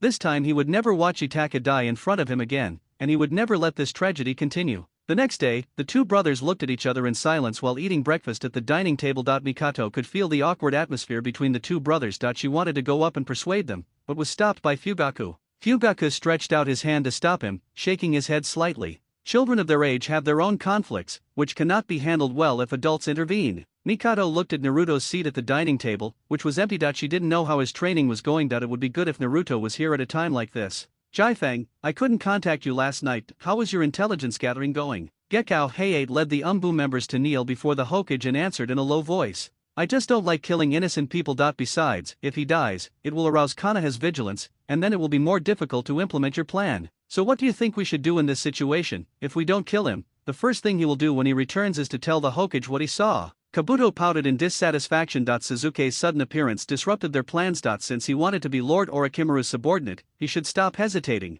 Suzuki gave a cruel smile. What are you afraid of? I'm still here, right? After he finished speaking, he opened his Sharingan. The charming red light was particularly bright in the night. Such beautiful eyes looked at the weak moonlight breeze. His gaze was deeply attracted and obsessed. His eyes gradually closed and he slowly fell asleep. Don't worry, he won't remember this incident after he wakes up. Kabuto was right, but he was not happy at all. Looking at the scene in front of him, he couldn't help but break out in a cold sweat. He knew that the Sharingan was powerful, but he didn't expect it to be so strong. Does this mean that once Suzuki opens his Sharingan, no one and nothing can resist his eyes? It's so strong. Is it really okay to cooperate with such a scheming person, Lord Orochimaru? Kabuto couldn't help but ask in his heart. Suzuki, why did you come back at this time? Itake looked up at the alarm clock hanging on the wall. It was already 12 o'clock. Recently, due to the Chunin selection exam, there has always been a sign of restlessness in the village. Suzuki had been leaving early and coming back late recently, and he didn't look like he was training, which made Itake very worried. In addition, he refused to tell him anything about the previous incident in the Forest of Death.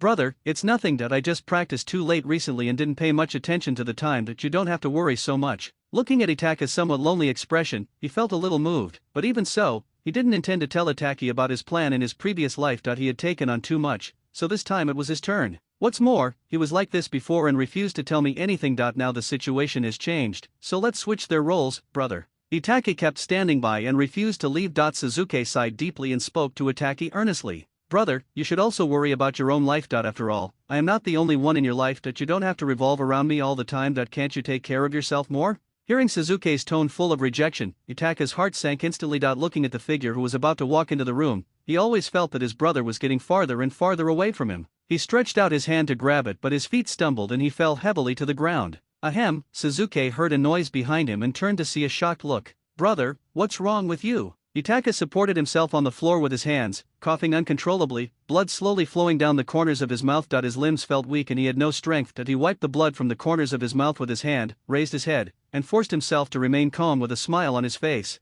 It's nothing, I just bit my lip when I fell, don't worry too much. Suzuki had an angry look on his face. He didn't understand why Itake was still holding on at this time. Fraud. Suzuki? You're always like this, taking on everything by yourself and refusing to share anything with me. We're the closest brothers, aren't we? Suzuki bit his lower lip and clenched his fists tightly. His nails were not sharp, but they dug deep into the flesh, making the joints of his fists turn white. He just didn't want it to be like this. In fact, he had already discovered that Itachi had contracted an incurable disease. Every night if he listened carefully, he could always hear Itachi's occasional coughing coming from his room, and blood-stained tissues in the trash can in his room, but the next day he still looked at him with the same loving eyes, as if nothing had happened. The same goes for my father and mother. They are obviously no longer the Uchiha they used to be, but they still tacitly choose to hide this kind of thing from me. In this case, he wants to use his own methods to open up a different path. Just like you are unwilling to tell me about your affairs, you should stay out of my affairs and the path I take in the future. After saying this, he left Itachi alone and went straight back to his room, leaving Itachi sitting on the floor, staring blankly towards Suzuki's room, muttering softly, "Suzuki, I'm sorry." Suzuki returned to his room and couldn't help but burst out in anger. He smashed his fist into the solid concrete wall, and the wall was instantly covered with spiderweb-like cracks. The fist was bleeding, but he didn't feel any pain. He knew that his behavior was childish and he was just being angry with Itachi. He was just being angry, that's why he didn't tell Itachi anything. He wants to solve the problem in his own way. Suzuki looked at the round bright moon outside the window with resentful eyes. Itachi's illness was the first reason why he looked for Orochimaru. Orochimaru could save the person who could not be saved by current medical ninjutsu. This time he would never watch Itachi die in front of him again, and he would never let this tragedy continue. The next day, the two brothers looked at each other in silence while eating breakfast at the dining table. Mikoto could feel the awkward atmosphere between the two brothers. She wanted to go up and persuade them, but was stopped by Fugaku. Fugaku stretched out his hand to stop him, shaking his head slightly. Children of their age have their own conflicts, which cannot be handled well if adults intervene. Mikoto looked at Naruto's seat at the dining table, which was empty. She didn't know how his training was going. It would be good if Naruto was here at a time like this.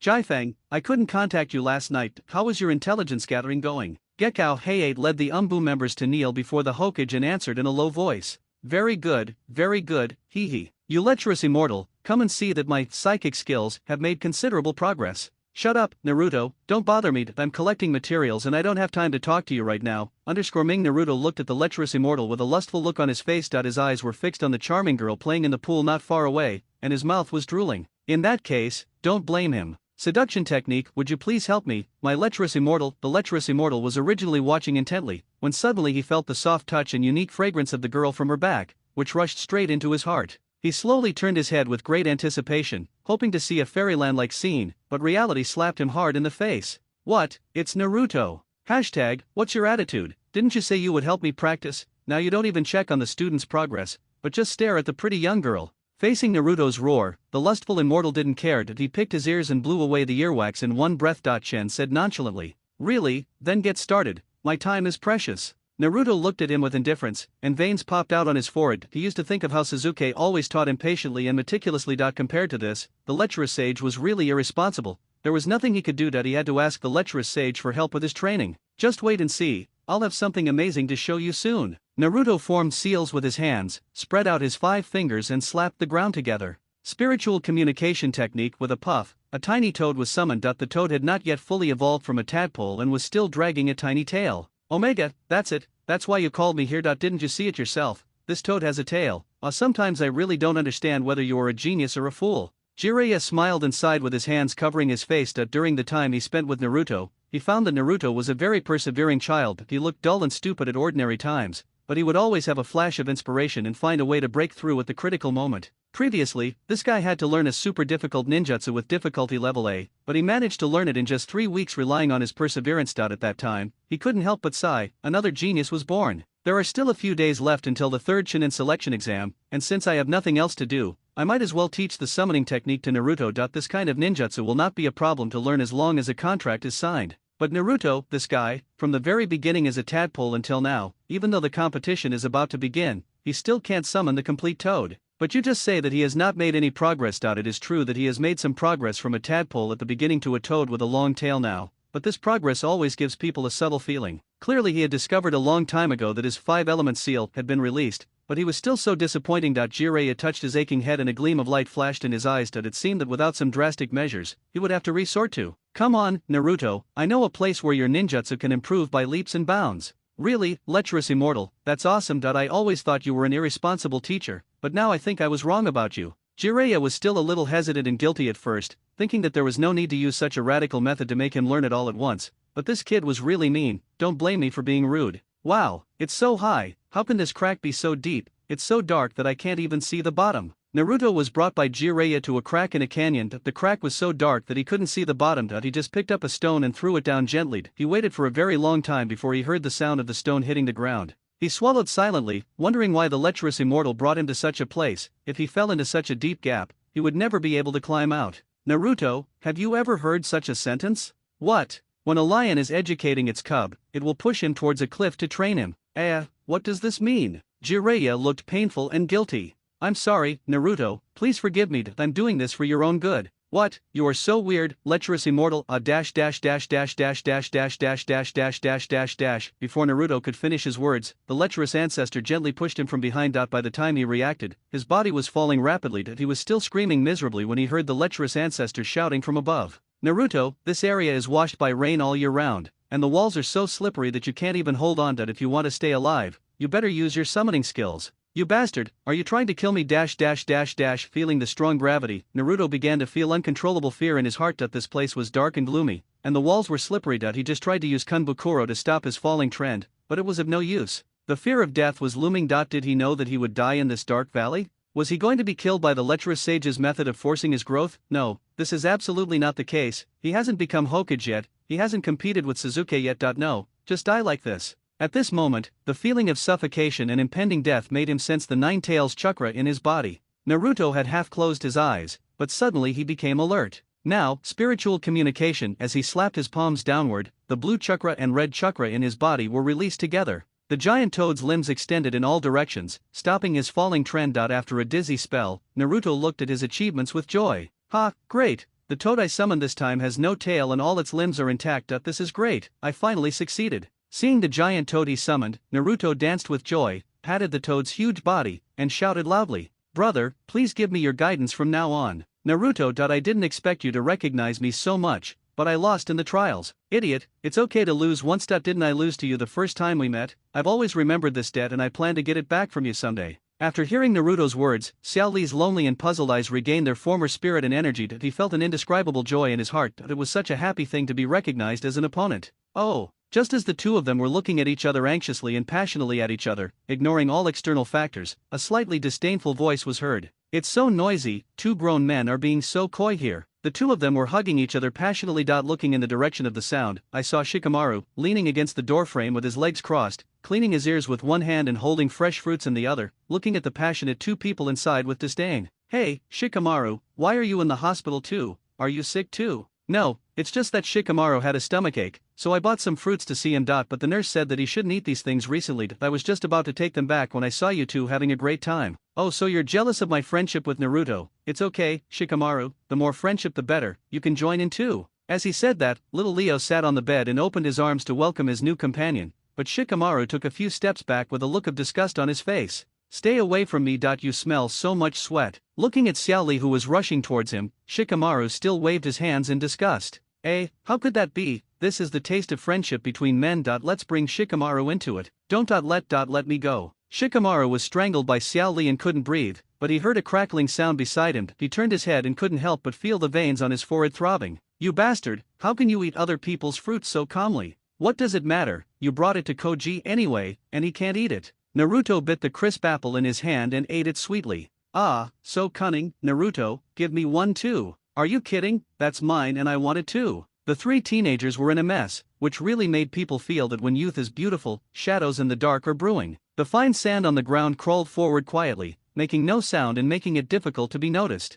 As the fine sand got closer and closer to the three fighting teenagers, the seemingly harmless sands finally showed their claws. They quickly gathered together and formed a sharp claw to attack the three boys. It was almost a subconscious reaction. Naruto's eyelids twitched and he jumped up suddenly from the ground, holding Xiao Li and Shikamaru tightly in his arms, one in each hand, and dodged the claws' attack range. The ruthless claws tore into pieces the bed where the three had just been fighting. Gaara, standing in the dark with a gloomy face, looked angrily at Naruto who dodged his attack. You are, Gaara, why are you here? Xiao Li looked quietly at the man in front of him with a murderous look on his face. He could feel the tense atmosphere in the air. He wanted to kill himself. But except for the duel in the Chunin preliminaries, he and Gaara had never had any other intersection. Even that match was won by Gaara, so what on earth could he be dissatisfied with himself for? You are really lucky. No matter where you go, someone will save you. Gaara thought back to the Chunin preliminaries. From Sasuke's persistence despite being injured to Sakura's tenacious girl, to Niji and Hineda's family affection and Lee's tenacity, he recalled what he had, and he had nothing. Why are these guys so dazzling, why are their smiles so warm, and he can only stay in a dark corner and stink, even his parents and relatives want to kill him and are afraid of him. He is unhappy, he wants to destroy, he envies. Naruto frowned when he heard this, and was very unhappy. This guy who secretly killed someone was not likable at all. What do you mean, why do you want to kill us? It seems we haven't offended you in any way. Humph, do you think I need to explain anything to you? Gaara remained unmoved, standing there with his arms folded, sand flying around and dancing in the air, the sand turning into whips that lashed the few pieces of furniture in the room. It was very inconvenient for Naruto to dodge with the injured Rock Lee and Shikamaru. In this small space, even if he was very agile, he was hit hard several times. The whip hit his body, and the burning pain instantly aroused his anger. This guy behaved like this during the trials, and even though he had already won, he still tried to kill Xiao Li. It just so happened that he had mastered a new move, so he used him to practice as a warm-up for the final exam. Shikamaru, Xiao Li, hide behind me. Naruto, are you okay on your own? Don't worry, Xiao Li, I haven't been doing nothing this month, but I learned a very powerful ninjutsu, so just watch carefully. Naruto formed a shadow clone with his hands, and the shadow clone kept rubbing the chakra balls beside his hands, looking at Gaara who was standing still. He probably I guess I have absolute confidence in my absolute defense, but I wonder how long this confident and calm expression can last on his face. Watch the move, Rasengan. As the chakra ball in his hand continued to condense, Naruto aimed the Rasengan in his hand at Gaara and attacked him in the face. He was going to tear off this calm and arrogant false face, he was going to peel off Gaara's skin and see what he was really made of inside. Gaara didn't think his ninjutsu was that powerful. Naruto didn't even make any hand seals before attacking. Generally speaking, the more powerful the ninjutsu, the more complicated the hand seal process. Even though the shape of the chakra in his hand took shape, Gaara remained calm and used sand to block in front of himself. There was absolutely no way that Naruto in front of him could break his defense. The solid hospital ward was instantly left with horrible cracks. Gaara's eyes were filled with shock and the broken bricks, and he looked at Naruto in disbelief as he looked at him with high morale. Why do you still want to continue fighting with me? Everyone looked at Naruto, who was in high spirits, and Gaara, who was blown far away, in disbelief. His killing armor had shattered. When did Naruto become so powerful? Although it was already amazing before, it is really too awesome now. Naruto, what kind of ninjutsu have you learned recently that is so powerful? Naruto felt a little embarrassed. He touched his slightly itchy nose and said to Xiao Li and Shikamaru behind him with a giggle. Of course, I've been practicing hard for the past month except for eating and sleeping, waiting for the third exam to compete with those strong people. After saying that, he looked at Gaara who fell in the distance. Gaara, how long are you going to lie there? I'm not confident enough that I can completely defeat you with just one blow like this.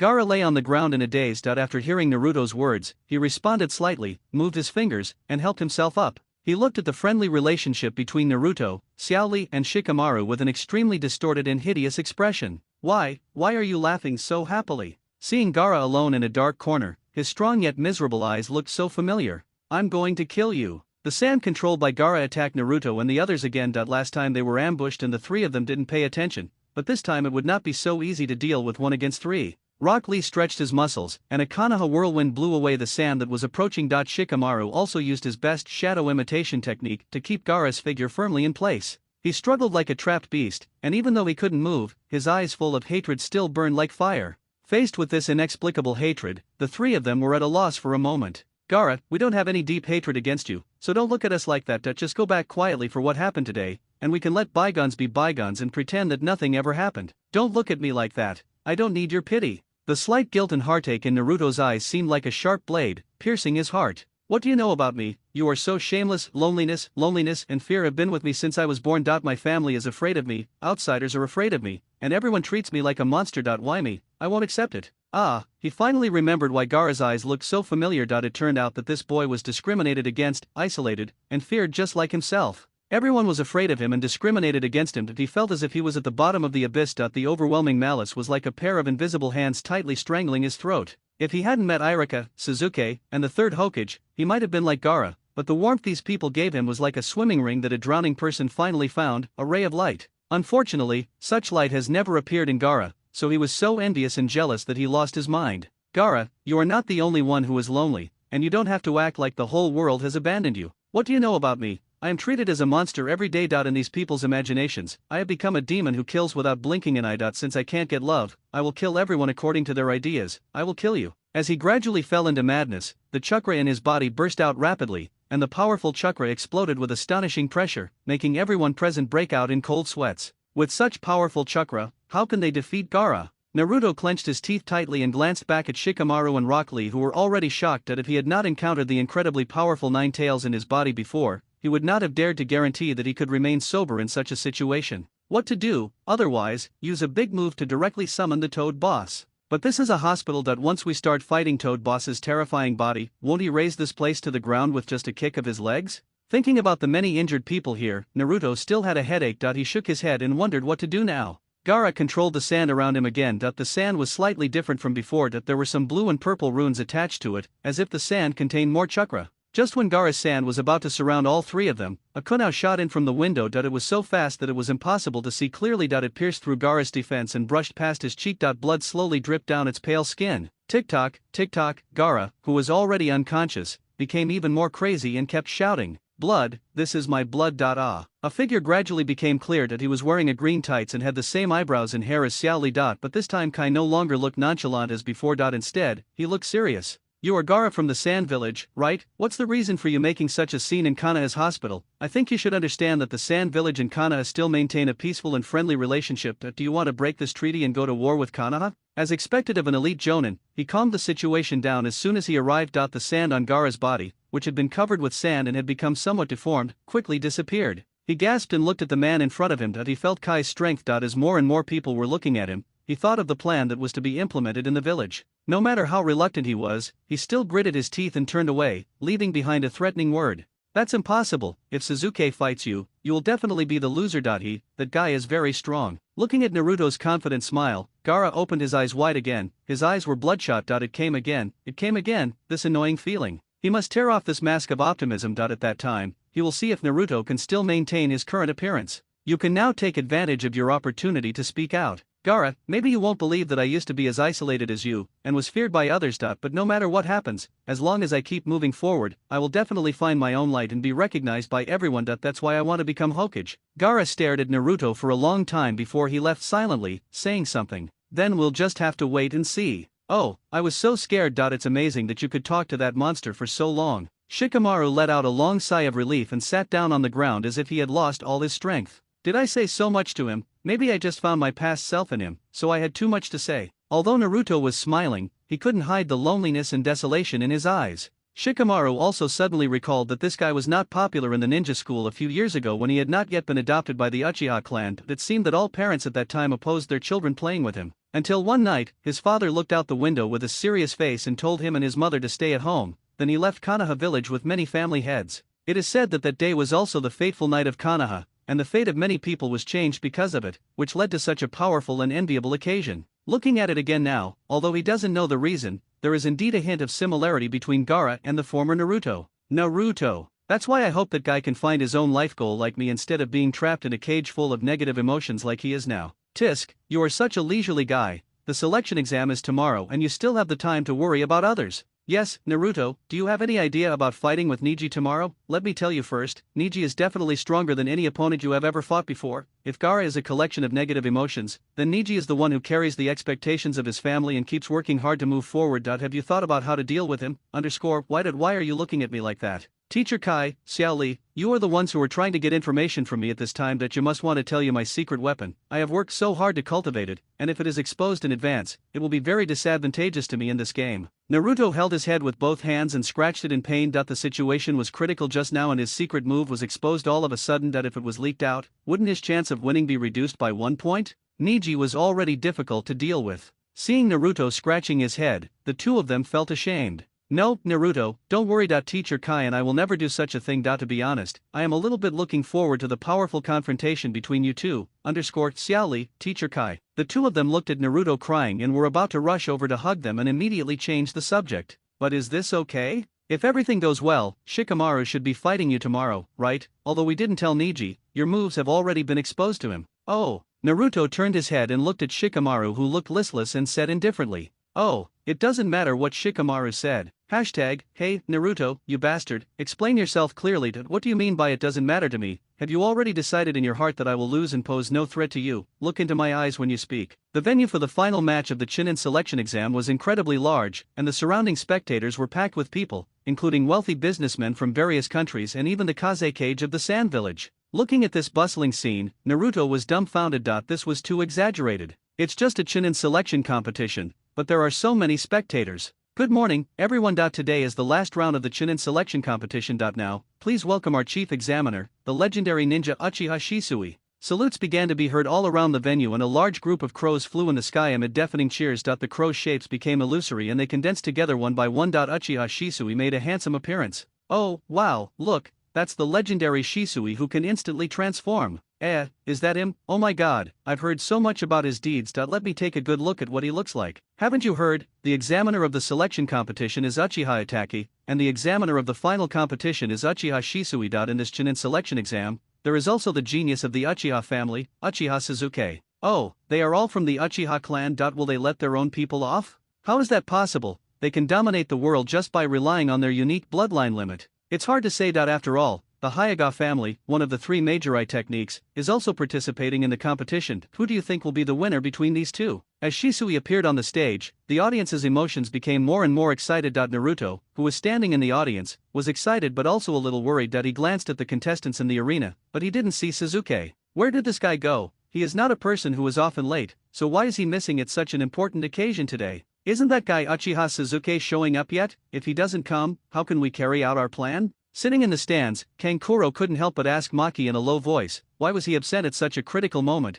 If Suzuki didn't come, there would be no way for Gaara to fight against him. Then the original plan of letting Shikaka go berserk and attacking Konoha would also fail. Maki looked worried at the Kazekage in the stands. Although this was a bit rebellious, he still had some doubts about whether the Kazekage's plan to destroy Konoha was correct. Could this bring new vitality to their sand village? What, Uchiha Suzuki hasn't come yet? The kneeling Umbu member replied in a low voice. Yes, Hokage-sama. According to the rules of the competition, should we disqualify him immediately? Wouldn't it be a shame if it was cancelled? After all, most of the audience sitting here came here for the Uchiha name, and doing this would be a real downer for them. The Kazekage looked at the hesitant Sarutobi Hiruzen and interrupted, saying that he wanted to see more of the child's excellence as a vessel and didn't want him to be disqualified like this. But that kid deliberately attracted my attention but was late at such a critical moment. What on earth was he planning? It's really hard to figure out. Well, since Master Fengying has spoken like this, let's wait a little longer. Yes. As soon as the Umbu finished speaking, he instantly flashed in front of Uchiha Shisui to report. The Hokage raised his head and glanced at the Kazekage, who was in high spirits at the side, and he always had a bad feeling in his heart.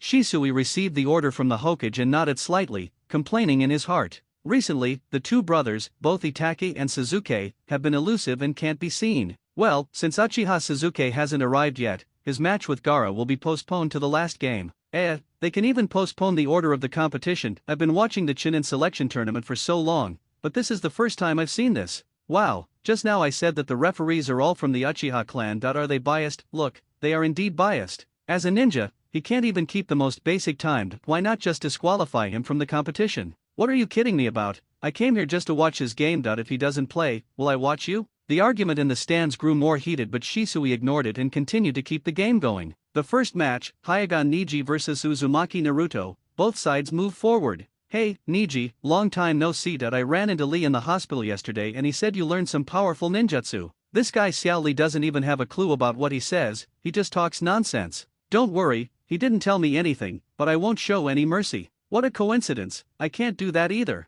The two parties smiled at each other and clasped their hands tightly. They both recognized each other as strong opponents. There was no greater joy than being able to compete with him in such an occasion. The two's high morale collided with each other and even infected the audience sitting on the field. Seeing this atmosphere, Xiao Li held the railing tightly with his hands, feeling happy but also a little disappointed. I am happy to see such a game, and I am not the one who is disappointed in the game. To be honest, he was feeling very complicated at the moment. As Nishi's teammate and opponent, he certainly hoped that Nishi would remain as strong and invincible as ever. But as a friend of Naruto, he also really wanted to see how this unexpected ninja who never stuck to the rules could defeat the genius of the Hyuga clan. However, if Niji heard these words, he would probably be angry. You two should do your best. The game begins. As soon as Shisui finished speaking, Naruto flashed forward, swung his arm and hit Niji in the face without any hesitation. Niji calmly got into position, put his hand on his cheek and raised his arm to block, then rushed over with his right hand and slapped to avoid Naruto's attack on the cheek. Naruto rushed forward too hard and his body became unstable and he fell forward. He subconsciously felt a chill on the back of his head and immediately jumped up, spinning backward to create some distance between himself and Nishi. If he hadn't sensed something was wrong and dodged in time, he would have been hit hard on the head. It seems that a head-on physical confrontation with Niji is not a wise move. That's the case. Shadow Clone Technique. Smart, this kid actually used the shadow clone to deal with the Byakugan. After all, the Byakugan can only see through the chakra meridians of the human body, but it can't see which of the shadow clone is the real body. Naruto's 4 clones surrounded Neji from different directions, but there was no panic on his face. Instead, he waited slowly for the clones to get close enough before leaping up, doing a split and kicking Naruto's clone in the jaw with both feet in an instant. The clone also disappeared. Seeing that the situation was turning unfavorable to him, Naruto used his clone again to force himself forward. He just doesn't believe that if Neji can dodge it the first time, he can also dodge it the second time? Looking at the increasing number of clones around him, Neji couldn't help but secretly sigh that Naruto had really a lot of chakra. This kind of clone usually divides the chakra in his body evenly to each clone. Divided the more clones he has, the weaker they are. However, he has used them so many times and they haven't shown any signs of weakness. It can only be said that Naruto is very powerful. Well, as a sign of respect for his opponent, he no longer hid his skills and used his best trick. Bagwazang returned to heaven. Neji opened his arms wide, and as he turned his toes, a huge chakra vortex swirled and condensed around him. His body spun like a top, and this terrifying turning force instantly destroyed the clones around him. Even Naruto's real body, who wanted to move forward, was knocked aside by this powerful twisting force. How is this possible? This is actually the main family's resurrection. How could he, a member of the branch family, use the main family's tactics? Could it be that the clan leader? Isn't that guy Uchiha Sasuke showing up yet? If he doesn't come, how can we carry out our plan? Sitting in the stands, Kankuro couldn't help but ask Maki in a low voice, why was he upset at such a critical moment? If Sasuke didn't come, there would be no way for Gaara to fight against him. Then the original plan of letting Shikaka go berserk and attacking Konoha would also fail. Maki looked worried at the Kaze cage in the stands. Although this was a bit rebellious, he still had some doubts about whether the Kazekige's plan to destroy Konoha was correct. Could this bring new vitality to their sand village? What, Uchiha Sasuke hasn't come yet? The kneeling Umbu member replied in a low voice. Yes, Hokage-sama. According to the rules of the competition, should we disqualify him immediately? Wouldn't it be a shame if it was cancelled? After all, most of the audience sitting here came here for the Uchiha name, and doing this would be a real downer for them. The Kaze Cage looked at the hesitant Sarutobi Hiruzen and interrupted, saying that he wanted to see more of the child's excellence as a vessel and didn't want him to be disqualified like this. But that kid deliberately attracted my attention but was late at such a critical moment. What on earth was he planning? It's really hard to figure out. Well, since Master Fengying has spoken like this, let's wait a little longer. Yes. As soon as the Umbu finished speaking, he instantly flashed in front of Uchiha Shisui to report. The Hokage raised his head and glanced at the Kaze Cage, who was in high spirits at the side, and he always had a bad feeling in his heart. Shisui received the order from the Hokage and nodded slightly, complaining in his heart. Recently, the two brothers, both Itachi and Sasuke, have been elusive and can't be seen. Well, since Uchiha Sasuke hasn't arrived yet, his match with Gaara will be postponed to the last game. They can even postpone the order of the competition. I've been watching the Chunin selection tournament for so long, but this is the first time I've seen this. Wow, just now I said that the referees are all from the Uchiha clan. Are they biased? Look, they are indeed biased. As a ninja, he can't even keep the most basic timed. Why not just disqualify him from the competition? What are you kidding me about? I came here just to watch his game. If he doesn't play, will I watch you? The argument in the stands grew more heated, but Shisui ignored it and continued to keep the game going. The first match, Hyuga Neji vs Uzumaki Naruto, both sides move forward. Hey, Neji, long time no see. I ran into Lee in the hospital yesterday and he said you learned some powerful ninjutsu. This guy Xiao Li doesn't even have a clue about what he says, he just talks nonsense. Don't worry, he didn't tell me anything, but I won't show any mercy. What a coincidence, I can't do that either. The two parties smiled at each other and clasped their hands tightly. They both recognized each other as strong opponents. There was no greater joy than being able to compete with him in such an occasion. The two's high morale collided with each other and even infected the audience sitting on the field. Seeing this atmosphere, Xiao Li held the railing tightly with his hands, feeling happy but also a little disappointed. I am happy to see such a game, and I am not the one who is disappointed in the game. To be honest, he was feeling very complicated at the moment. As Nishi's teammate and opponent, he certainly hoped that Nishi would remain as strong and invincible as ever. But as a friend of Naruto, he also really wanted to see how this unexpected ninja who never stuck to the rules could defeat the genius of the Hyuga clan. However, if Neji heard these words, he would probably be angry. You two should do your best. The game begins. As soon as Shisui finished speaking, Naruto flashed forward, swung his arm and hit Neji in the face without any hesitation. Neji calmly got into position, put his hand on his cheek and raised his arm to block, then rushed over with his right hand and slapped to avoid Naruto's attack on the cheek. Naruto rushed forward too hard and his body became unstable and he fell forward. He subconsciously felt a chill on the back of his head and immediately jumped up, spinning backward to create some distance between himself and Nishi. If he hadn't sensed something was wrong and dodged in time, he would have been hit hard on the head.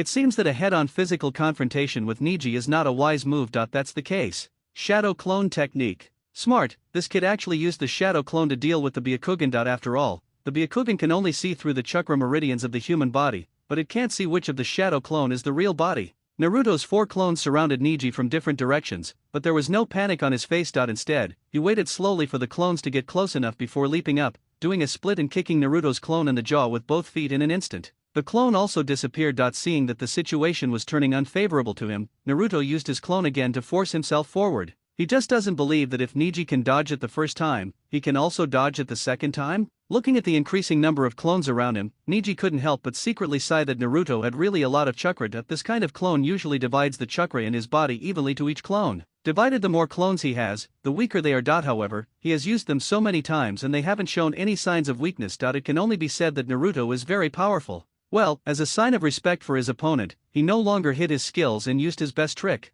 Bagwazang returned to heaven. Niji opened his arms wide, and as he turned his toes, a huge chakra vortex swirled and condensed around him. His body spun like a top, and this terrifying turning force instantly destroyed the clones around him. Even Naruto's real body, who wanted to move forward, was knocked aside by this powerful twisting force. How is this possible? This is actually the main family's resurrection. How could he, a member of the branch family, use the main family's tactics? Could it be that the clan leader, with the 9 tails chakra erupting in his body, Naruto is now incredibly fast? Niji was sure that his eyes had never moved from Naruto at all, but even so, he still found it difficult to catch up with that amazing speed and could only barely dodge. His cheek was rubbed by the red chakra and felt a sharp pain. Naruto's figure quickly shuttled across the huge venue, so fast that only a thin red line could be seen passing by. He tried his best to use his Byakugan to capture the extraordinary speed and try not to let Naruto leave his sight. After the previous few rounds of consumption, his chakra is almost gone, and this game cannot be dragged on any longer. The next move will determine victory or defeat.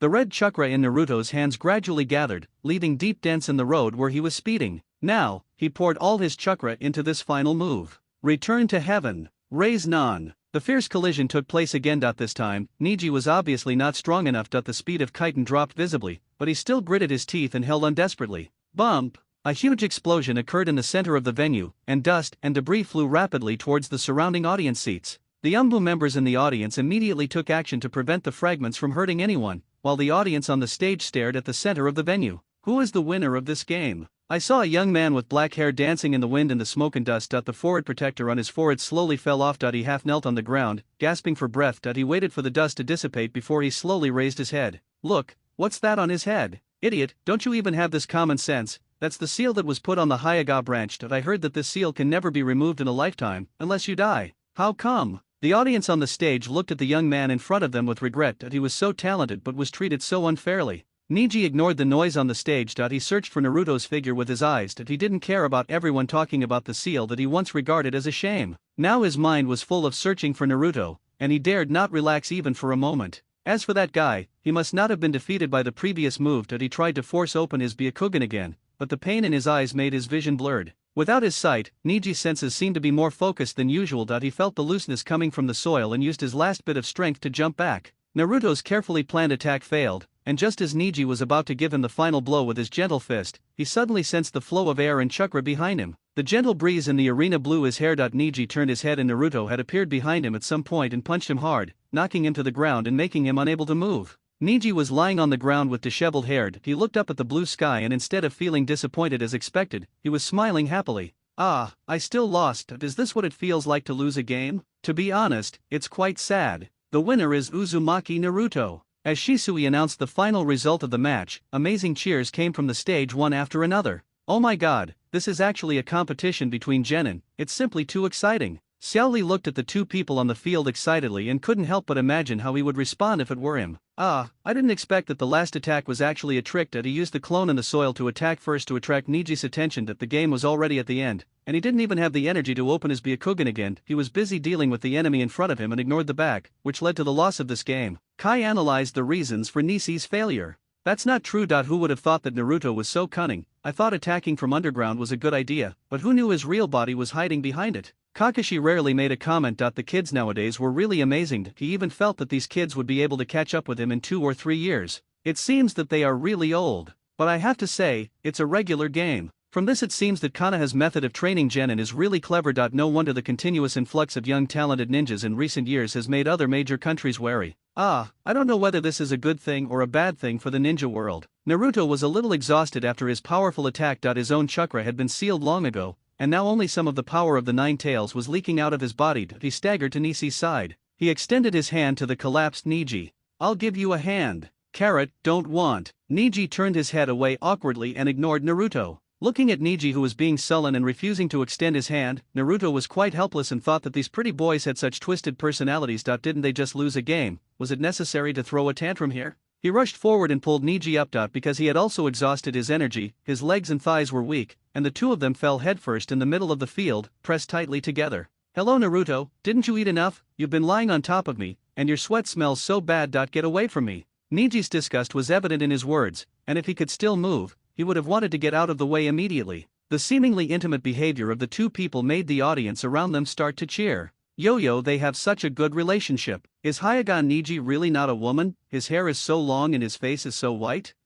Don't make such jokes. Their tribe is the typical white people with long hair. Hayashi felt a little regretful when he saw Niji lying on the ground in front of him. Although he had tried his best, it was obvious that Naruto was still better at this moment. "Oh, this Kankuro is from the Sand Village. I heard that the Sand Village has performed quite well since the first exam, but this is the first time I've heard of Harano Sakura. Is she good?" The audience in the stands saw the match list and asked their companions curiously. "I haven't heard of it either. It shouldn't be that great. This happens every year. Some ninjas with average strength become shinin because of luck. This is quite common." "Wow, after hearing what you said, I feel so sorry for this girl. Even if such a ninja becomes a shinin, won't she still be a drag when participating in missions in the future?" Sakura stood nervously in the contestant channel with her hands and feet feeling numb. This was her first time facing such a big scene, and she would be lying if she said she could handle it calmly. Listening to the deafening cheers outside the stadium, he took mechanical steps and walked forward, facing Naruto, who was being dragged by Nishi. "Is it your turn, Sakura?"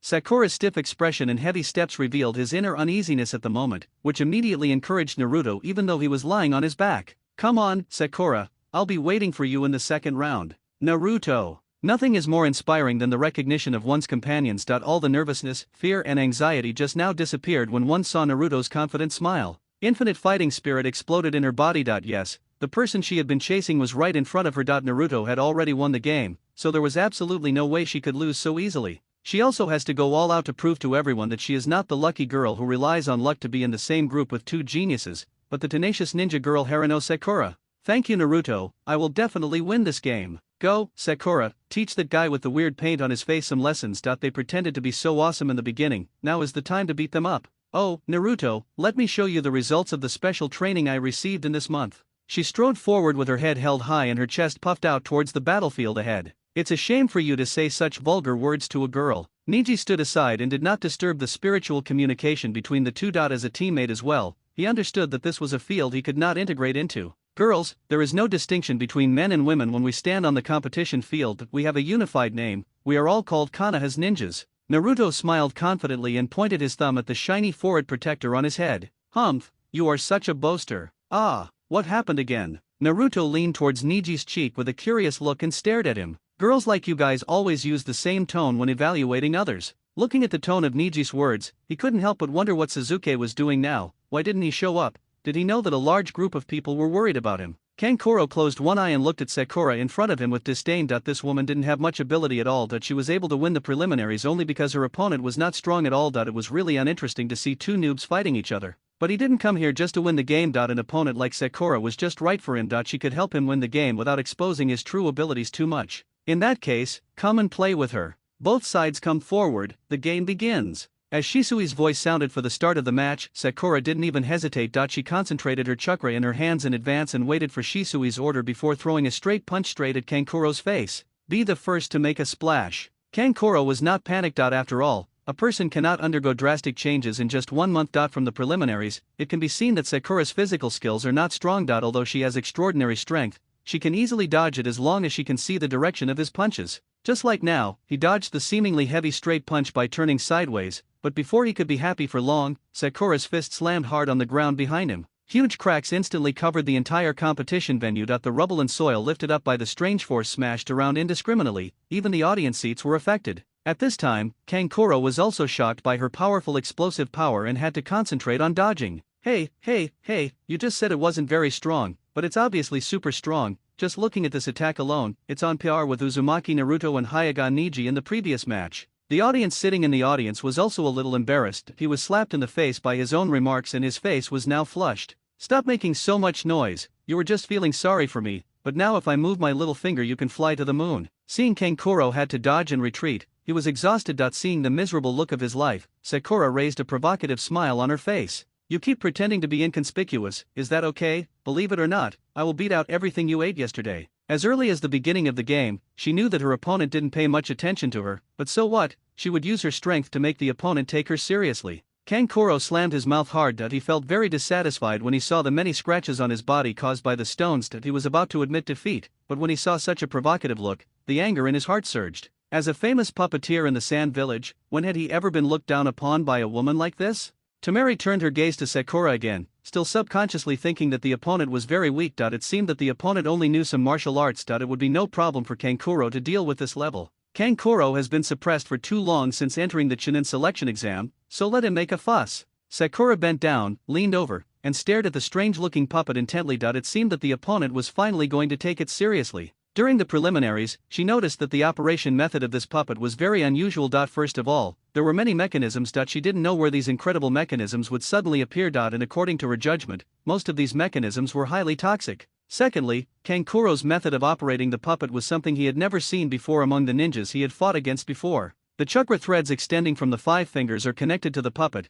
controlling each of the puppet's joints. Moreover, these chakra threads are not easy to break and look very tough. Finally, these puppets are made up of sections. If the attack fails to reach the core or the force is strong enough to blow the entire puppet to pieces, then these joints will be reassembled in the hands of the puppeteer. Sakura already had a rough idea of Kankuro's attack patterns and methods in her mind, and with her own prior practice, she was not without any chance of winning. Kankuro's fingers danced rapidly, and with a wave of his arm, the puppet connected to the chakra thread leaped high in the air and stopped. Black secret technique, mouth poison needle. The strange puppet opened its mouth wide and extended a tube from its mouth, spraying 3 small-range, high-density green poison needles in succession in the direction of Sakura. When Sakura saw the poison needles coming at her rapidly, she gathered strength with her feet and dodged sideways. Facing the continuous attacks of the poison needles, Sakura dodged in a zigzag pattern. Crack! Her eyes flashed. Right now. She had noticed during the preliminaries that every time the puppet used a move it would pause for a split second, and this split second of pause was her best opportunity to counterattack. The condensed chakra was released at the bottom of her feet, causing her body to fly high. She raised her fist in the air and punched the puppet hard. Kankuro subconsciously felt something was wrong and immediately retracted the chakra string in his hand, taking the puppet's body back as well. Don't even think about escaping. Sakura's fist chased the puppet tightly, and she would never let him escape so easily. Bump! After a loud bang, the left half of Kankuro's crow puppet's arm was completely shattered, leaving a deep dent on the ground. Seeing his most important combat tool being destroyed like this, Kankuro was no longer calm. Damn it, now is not the time to hide his strength. I must teach this woman a lesson. He immediately discarded the puppet's left limb. Black secret technique, limb and bayonet. Poisonous bayonets extend from the limbs of the puppet crow, and with Kankuro's operation, the puppet spins its body like a top and stabs the enemy. Sakura pulled out a few kunai from her backpack and quickly shot them at the attacking puppets. Don't underestimate me. It's impossible for this thing to harm my crow in the slightest. Upon hearing this, Sakura looked at Kankuro's arrogant and complacent look and a smile appeared on her face. That's not necessarily true. Bang, bang, bang. Several kunai exploded the moment they approached Crow, and huge flames with high temperature licked the body of the puppet, making the already dilapidated puppet even worse. After the explosion, the puppet seemed to have lost contact with Kankuro and fell heavily from a high altitude. Its entire body was burned black by flames and it seemed unable to move anymore. Sakura did not hesitate and stepped forward, swung her fist and hit Kankuro's body. Kankuro didn't even have time to feel sorry for his puppet as it began to dodge in a panic. It was clearly just an ordinary physical technique, but if it hit him once, he would probably be knocked unconscious immediately. Damn it, he shouldn't have been so impulsive. Now not only was the crow destroyed, but he might even be defeated by this woman. His face was full of anxiety, but suddenly his expression changed and he smiled eerily. You don't think you've won just like that, do you? The fingers hidden behind his back moved slightly, and the chakra lines connected to his hands were instantly connected to his puppet. The puppet, which was originally burnt with only its head left, opened its big mouth again, and the tubes inside fired several poisonous needles at Sakura, hitting her back hard. The joy of victory was about to push him to the top, but the moment he turned his head, he saw pink hair floating by and the girl's determined eyes. Impossible! Looking at Sakura, who appeared behind him at some point, he opened his eyes wide in disbelief, because this woman had clearly been hit by his poison needle, so why did she appear behind him as if nothing had happened? It was this moment of distraction that gave Sakura the opportunity to seize the opportunity and hit him with a straight punch, making his face look hideous, and his whole body flew rapidly into the wall surrounding the arena. After a loud bang, he struggled to open his eyes on the wall and looked at the place where his puppet had just attacked. There was no Sakura there, only a withered piece of wood. Substitution technique. It turned out to be such a simple low-level ninjutsu. He struggled with his body, his face twisted, showing his unwillingness. Xin's expression was clear. No, he didn't want to admit defeat just like that. Where would he put his face in the future if he lost to a woman in front of so many people? Thinking of this, Kankuro moved again. He reached for the poison in his waist bag and wanted to die together with Sakura. But a cold sharp blade was placed on his neck, and the cool touch brought him back to his senses in an instant. He watched with wide eyes as Crow threatened him with the last remaining blade. How is this possible? There is no one operating the puppet at all, so who is operating the crow now? Hey, I tried the puppet, and it was surprisingly easy to operate. 5 thin chakra threads stretched out from Sakura's hands, and as her fingers danced skillfully, the crows also made corresponding movements. How is this possible? Tamari turned her gaze to Sakura again, still subconsciously thinking that the opponent was very weak. It seemed that the opponent only knew some martial arts. It would be no problem for Kankuro to deal with this level. Kankuro has been suppressed for too long since entering the Chunin selection exam, so let him make a fuss. Sakura bent down, leaned over, and stared at the strange-looking puppet intently. It seemed that the opponent was finally going to take it seriously. During the preliminaries, she noticed that the operation method of this puppet was very unusual. First of all, there were many mechanisms. She didn't know where these incredible mechanisms would suddenly appear. And according to her judgment, most of these mechanisms were highly toxic. Secondly, Kankuro's method of operating the puppet was something he had never seen before among the ninjas he had fought against before. The chakra threads extending from the 5 fingers are connected to the puppet, controlling each of the puppet's joints. Moreover, these chakra threads are not easy to break and look very tough. Finally, these puppets are made up of sections. If the attack fails to reach the core or the force is strong enough to blow the entire puppet to pieces, then these joints will be reassembled in the hands of the puppeteer. Sakura already had a rough idea of Kankuro's attack patterns and methods in her mind, and with her own prior practice, she was not without any chance of winning. Kankuro's fingers danced rapidly, and with a wave of his arm, the puppet connected to the chakra thread leaped high in the air and stopped. Black secret technique, mouth poison needle. The strange puppet opened its mouth wide and extended a tube from its mouth, spraying 3 small range, high-density green poison needles in succession in the direction of Sakura. When Sakura saw the poison needles coming at her rapidly, she gathered strength with her feet and dodged sideways. Facing the continuous attacks of the poison needles, Sakura dodged in a zigzag pattern. Crack! Her eyes flashed. Right now. She had noticed during the preliminaries that every time the puppet used a move it would pause for a split second, and this split second of pause was her best opportunity to counterattack. The condensed chakra was released at the bottom of her feet, causing her body to fly high. She raised her fist in the air and punched the puppet hard. Kankuro subconsciously felt something was wrong and immediately retracted the chakra string in his hand, taking the puppet's body back as well. Don't even think about escaping. Sakura's fist chased the puppet tightly, and she would never let him escape so easily. Bump! After a loud bang, the left half of Kankuro's crow puppet's arm was completely shattered, leaving a deep dent on the ground. Seeing his most important combat tool being destroyed like this, Kankuro was no longer calm. Damn it, now is not the time to hide his strength. I must teach this woman a lesson. He immediately discarded the puppet's left limb. Black secret technique, limb and bayonet. Poisonous bayonets extend from the limbs of the puppet crow, and with Kankuro's operation, the puppet spins its body like a top and stabs the enemy. Sakura pulled out a few kunai from her backpack and quickly shot them at the attacking puppets. Don't underestimate me. It's impossible for this thing to harm my crow in the slightest. Upon hearing this, Sakura looked at Kankuro's arrogant and complacent look and a smile appeared on her face. That's not necessarily true. Bang, bang, bang. Several kunai exploded the moment they approached Crow,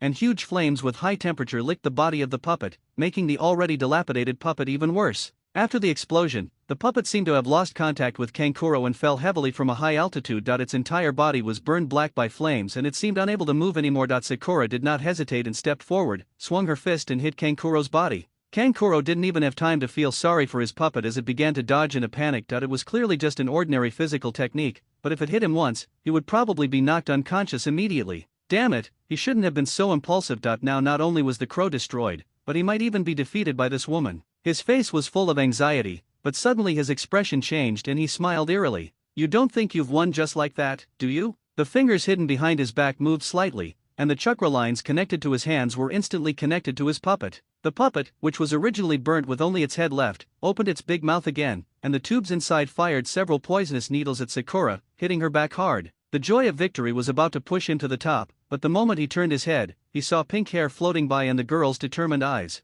Impossible! Looking at Sakura, who appeared behind him at some point, he opened his eyes wide in disbelief, because this woman had clearly been hit by his poison needle, so why did she appear behind him as if nothing had happened? It was this moment of distraction that gave Sakura the opportunity to seize the opportunity and hit him with a straight punch, making his face look hideous, and his whole body flew rapidly into the wall surrounding the arena. After a loud bang, he struggled to open his eyes on the wall and looked at the place where his puppet had just attacked. There was no Sakura there, only a withered piece of wood. Substitution technique. It turned out to be such a simple low-level ninjutsu. He struggled with his body, his face twisted, showing his unwillingness. Xin's expression was clear. No, he didn't want to admit defeat just like that. Where would he put his face in the future if he lost to a woman in front of so many people? Thinking of this, Kankuro moved again. He reached for the poison in his waist bag and wanted to die together with Sakura. But a cold sharp blade was placed on his neck, and the cool touch brought him back to his senses in an instant. He watched with wide eyes as Crow threatened him with the last remaining blade. How is this possible? There is no one operating the puppet at all, so who is operating the crow now?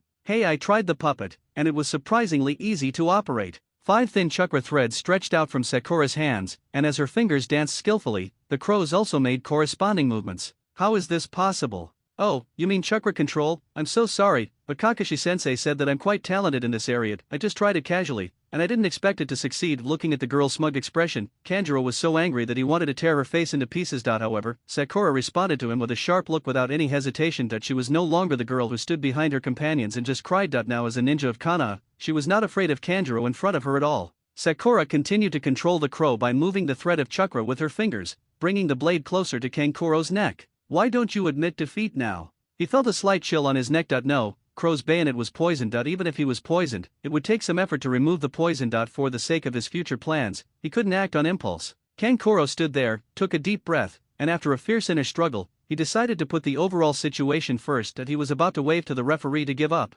The girl turned her head and spoke first. Mr. Examiner, I should have won this game. Shisui announced the result of the match without any hesitation. The winner is Haruno Sakura. The words of giving up were stuck in Kankuro's throat. He was in a state of discomfort as he didn't know which way to go. There was a huge difference between giving up the game by himself and being declared the loser by others. Especially when he lost so miserably, a mouthful of blood was stuck deep in his lungs, and he was almost angry to death. Sakura calmly released the chakra string in her hand, and the crow, which had been able to hold on for a while, fell completely to the ground and shattered, unable to operate anymore. Don't go too far, you bastard. Sakura's action undoubtedly angered Kankuro, who was already on the verge of exploding. Seeing his most beloved puppet destroyed into such a horrible state, he no longer had any rationality left. He roared and rushed forward, wanting to give Sakura a solid punch in the face. Bump! Shisui's big hand grabbed his arm, and he easily pulled Kankuro up and slammed him heavily to the ground. Ah! Kankuro! Kankuro opened his mouth wide, a mouthful of blood gushed out of it, and the ground became dusty. Tamari, who had been sitting on the platform, could no longer sit still and jumped down, landing steadily on the ground. She quickly ran to Kankuro to check his injuries, while casting a dissatisfied look at Shisui. Looking at Tamari, who had intruded into the competition venue, Shisui walked up to them with a sullen look and spoke unkindly to them. Kankuro of the Sand Village, I've just said it, the game is over, the winner is Haruno Sakura. If outside ninjas like you dare to mess around in Konoha, as a member of the Konoha Police Department, I will never forgive you. The powerful pressure from Shisui's Sharingan made it hard for everyone to breathe, and drops of cold sweat dripped from their heads. This time they suffered a great loss in silence. Feeling the terrifying aura coming from Shisui, he couldn't really fight with Uchiha Shisui. He could only swallow his anger and pound the ground as if to vent, his eyes full of hatred. Uchiha clan, don't think you are so great. Their plan will start soon. By then, no matter how powerful you are, you will only be playthings in the hands of the Sand Ninja. Sakura, congratulations on winning the competition. Sakura saw that it was Naruto who walked forward, and the two of them high-fived each other, making a crisp sound, celebrating their victory over their opponents and advancing to the next round. Of course, I have been practicing very hard this month, and I even found a very good teacher for this purpose. Teacher, Sakura, who did you ask to teach you? It couldn't be Kakashi, right? When I went to find him, he was sullen and unwilling, saying that his chakra nature didn't match mine and he wasn't suitable to teach me. After all, he went to your place. That's not the case, but I was introduced by Kakashi-sensei to go to other places for training. That master is really amazing, so I was able to make rapid progress in such a short time. Oh, wow, I didn't expect that Kakashi-sensei would sometimes be responsible for his students like a real teacher. Naruto sighed, thinking that he just found a stuffy pervert to teach him. If he hadn't been smart and changed to a lecherous sage on the way, he might have never had the chance to get the raise non. Kakashi, who was sitting next to them, said, "Do you still have me as your teacher? I was sitting next to you, and these two people were not shy about chatting. Hateful. He also wants a good and obedient student. The third match is between Toss and Abarame Shino, but since Toss from Otagakure has been missing, the match is ruled to be won by Abarame Shino. Hey, this is too unfair. Uchiha Suzuki hasn't appeared yet, and Kanaha even moved his competition to the last place. But when it came to the Sound Ninja, they immediately announced the result of the competition. This is too hypocritical. Hush, keep your voice down. You know who is standing on the field, right? If you have any opinions, go up and raise them. Why are you just standing here and shouting? I don't dare. This guy doesn't look like someone you would easily mess with, so I won't mess with him. Shino was about to appear. There was no expression on that calm face, but he was filled with regret in his heart. He wanted to take this opportunity to show off in front of everyone and prove that his team is very strong, but his opponent was not strong enough and did not give him this chance. Then let's begin the fourth match of Sand Village. Tamari vs Nara Shikamaru. Both sides stepped forward. Tamari waved the fan in her hand and flashed to the scene. She stood there with her arms clasped across her chest, staring at Uchiha Shisui. The blow he had just dealt to Kankuro was really ruthless, and this matter would definitely not end like this. Oh, Shikamaru, it's your turn now, you have to work hard too. Naruto waved his hand and hit Shikamaru's back hard, and he fell down heavily. Shikamaru raised his head and looked at the clouds floating in the sky. Wow, they are so leisurely. It would be nice if I were like them. He propped himself up and looked at the arrogant Tamari, who was staring straight at Uchiha Shisui beside her, and the anger in her eyes could not be hidden. Obviously, the ninjas of the Sand Village did not take him seriously. He raised a smile and thought nonchalantly that this was fine. The winner is Tamari. Gaara was knocked to the ground again, breathing heavily. He wiped the blood from his lips, and the armor on his face fell off bit by bit. Although the injury was not serious, Suzuki's attacks were really annoying. They always hit him in unexpected places. And now he still looked lively and energetic without any sign of overexerting himself. This guy's physical skills and chakra are far beyond those of ordinary people. No, he had to get serious. Gaara stood where he was, and while Suzuki didn't attack, he formed a seal with one hand, and sand gathered around him, wrapping him tightly into a ball. Absolute defense, Gaara. Tamari shouted anxiously in the stands. The guy was now in high spirits and was wholeheartedly devoted to the battle. How could he see the signal to start the battle in this state? Tisk, you used it so soon, I thought you could hold on a little longer. Although Suzuki had the memory of 2 lives, he felt guilty for beating up a genin like that, but who made this guy want to attack Kanaha? He couldn't let them succeed so easily. The sandball reacted to Suzuki's arrogant words. It angrily stretched out its sharp earth spikes and shot directly at Suzuki's head, but he dodged it without a trace by turning sideways a few times. Damn it, we can't let him continue to be so arrogant. Gaara hid in absolute defense and condensed a sandball above it. Its surface violently fluctuated and turned into the shape of a sea urchin, which blasted out in all directions without warning. The number of tiny earth needles was several times more than before. He didn't believe that Suzuki could easily dodge so many. Suzuki instantly activated his Sharingan, his eyes moving rapidly to observe the trajectory of the attacks. He dodged by doing a backflip while forming seals with his hands, until his body reached the edge of the arena, at a 90-degree angle to the solid wall. The chakra in his right hand made a sharp and piercing sound like thunder and lightning. Chidori Kai's eyes paused as he looked at the scene in front of him. Isn't this Kakashi's famous move? You actually gave him such a dangerous number of people. If this level of ninjutsu is not used properly, it will cause great harm to yourself. You are the one who has no right to say anything about me.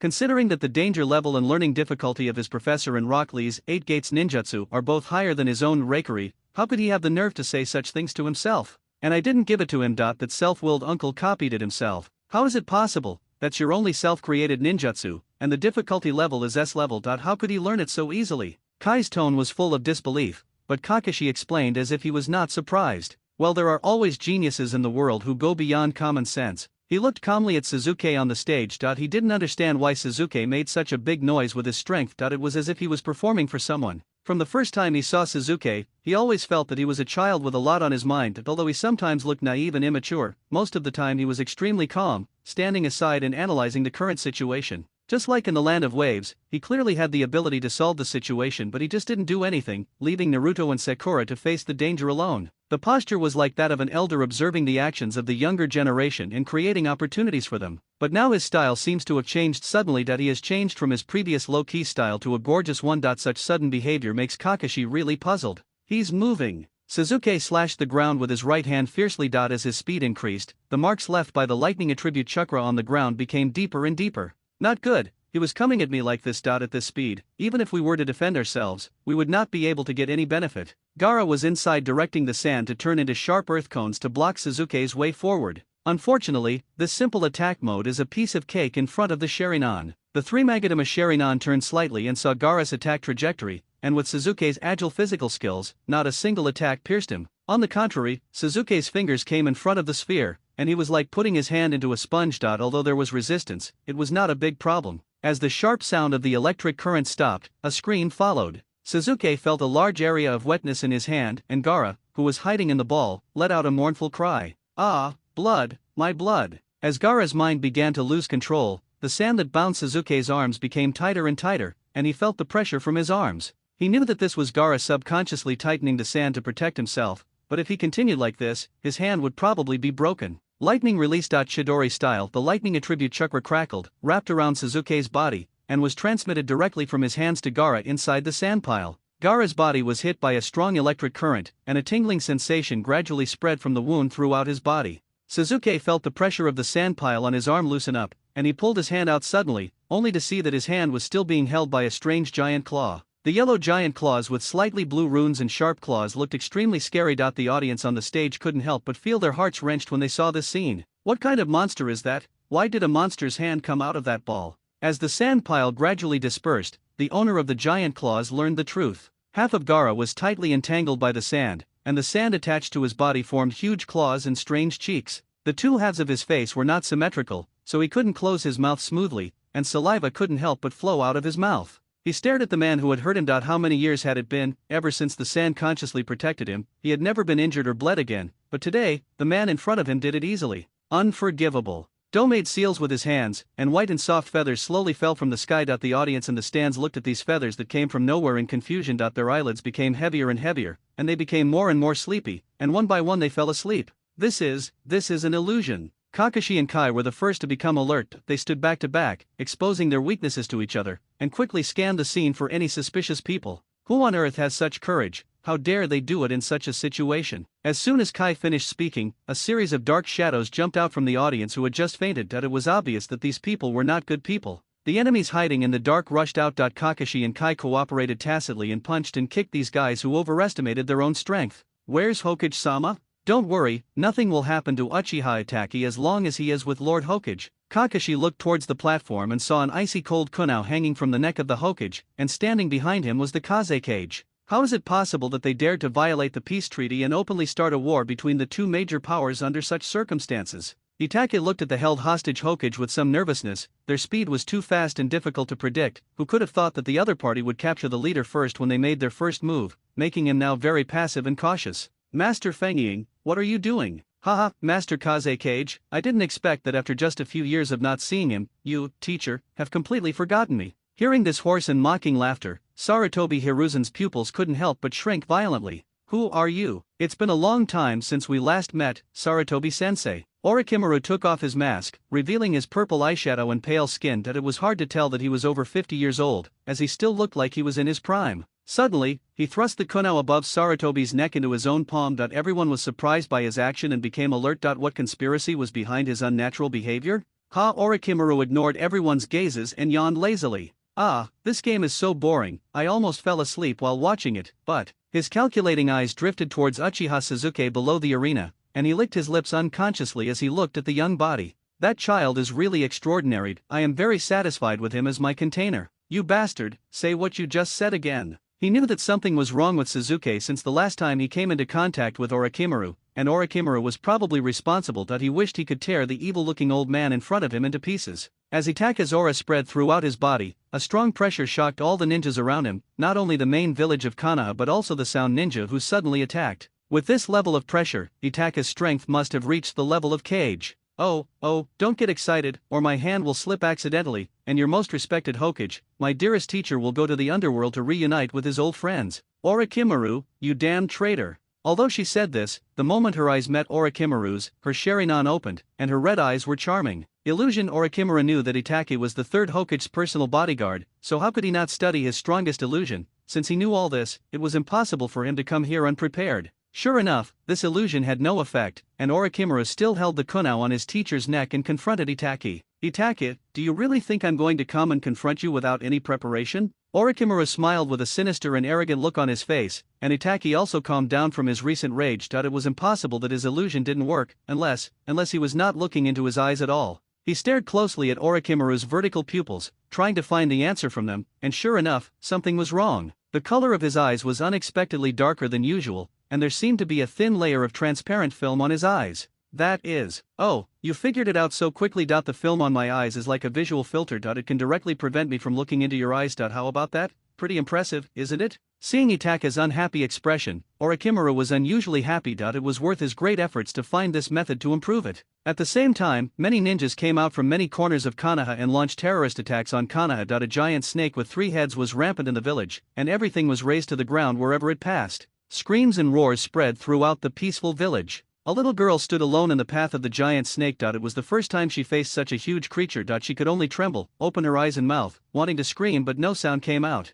He was so frightened that his whole body was paralyzed. Tears kept flowing from his eyes as he stared blankly at the scene in front of him. Just as her body was about to be crushed, a blazing fireball fell from the sky and hit the snake's back hard. The snake was baked by the scorching flames and twisted its huge body to try to get rid of the pain. Someone took this opportunity to grab the girl in front of the snake. The little girl felt an unprecedented sense of security as she watched the police officers holding her tightly. Everyone, don't panic, our police department will definitely protect the safety of everyone in Konoha village. Uchiha Fugaku stood on a relatively high building holding a young child in his arms, domineeringly directing the members of the police department to carry out on-site rescue. He will not be polite to these desperate criminals who come to attack his country. He will deal with these guys with the most severe means in criminal laws. He used his utmost patience and care to ensure the personal safety of the villagers of Konoha village. Everyone looked at those tall and straight figures.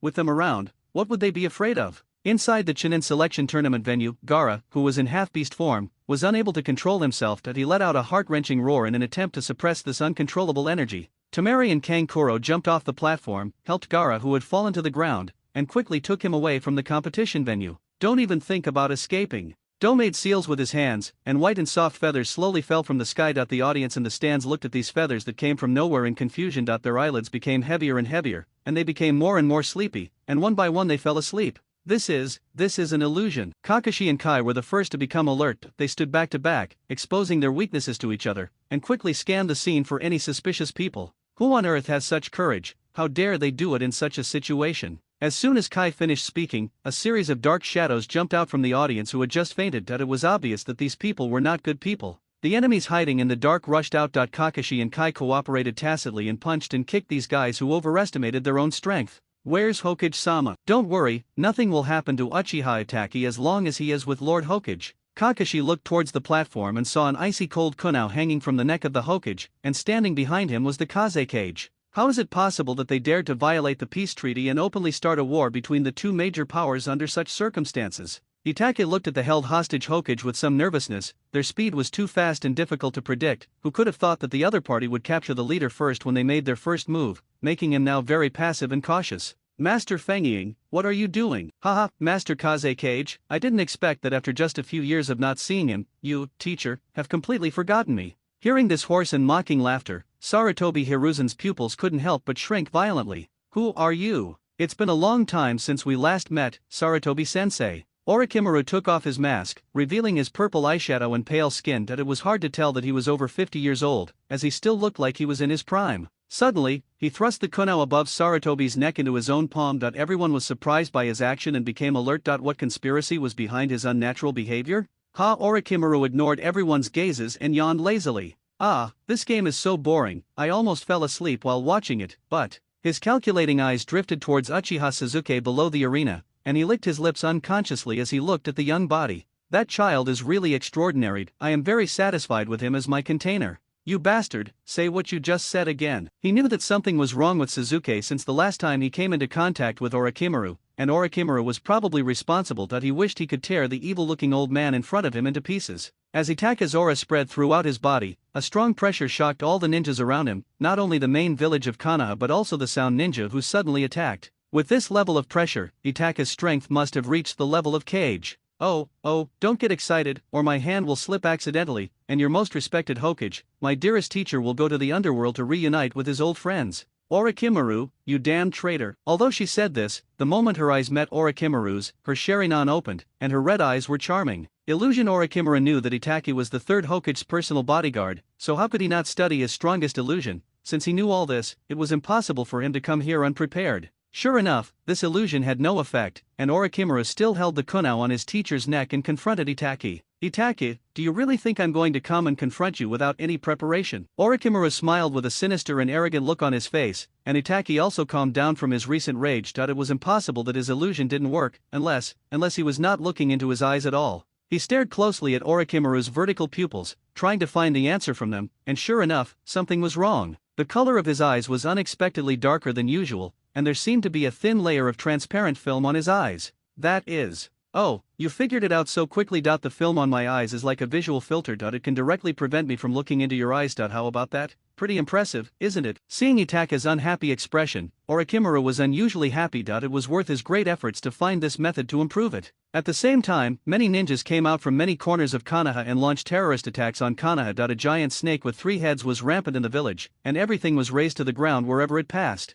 Screams and roars spread throughout the peaceful village. A little girl stood alone in the path of the giant snake. It was the first time she faced such a huge creature. She could only tremble, open her eyes and mouth, wanting to scream, but no sound came out. He was so frightened that his whole body was paralyzed. Tears kept flowing from his eyes as he stared blankly at the scene in front of him. Just as her body was about to be crushed, a blazing fireball fell from the sky and hit the snake's back hard. The snake was baked by the scorching flames and twisted its huge body to try to get rid of the pain. Someone took this opportunity to grab the girl in front of the snake. The little girl felt an unprecedented sense of security as she watched the police officers holding her tightly. Everyone, don't panic, our police department will definitely protect the safety of everyone in Konoha village. Uchiha Fugaku stood on a relatively high building holding a young child in his arms, domineeringly directing the members of the police department to carry out on-site rescue. He will not be polite to these desperate criminals who come to attack his country. He will deal with these guys with the most severe means in criminal laws. He used his utmost patience and care to ensure the personal safety of the villagers of Konoha village. Everyone looked at those tall and straight figures.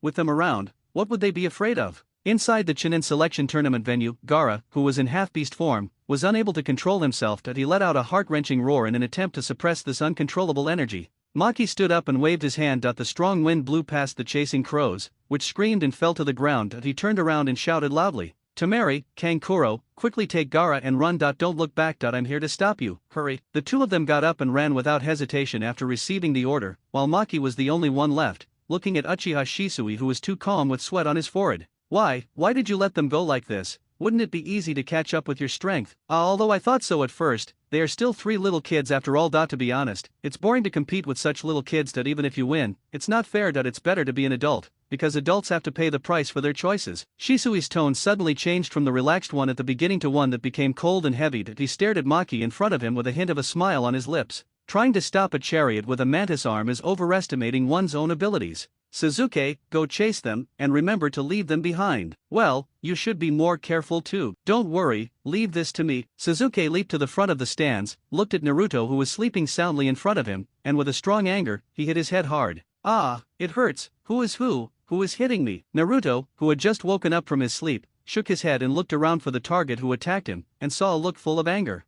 That look, filled with cold contempt and a hint of disappointment, looked so familiar. Ah, it's Sasuke. Why, you're sleeping so soundly, why don't you sleep a little longer? The enemy is at your doorstep, and you're still sleeping soundly here. As a ninja, don't you feel ashamed? Facing Sasuke's admonition, Naruto sat upright obediently and did not dare to complain. Sasuke's preaching was familiar yet unfamiliar. What was familiar was that he often did this to him before, but what was unfamiliar was that it had been a long time since the Forest of Death. He even sounded a little moved and tearful for a moment.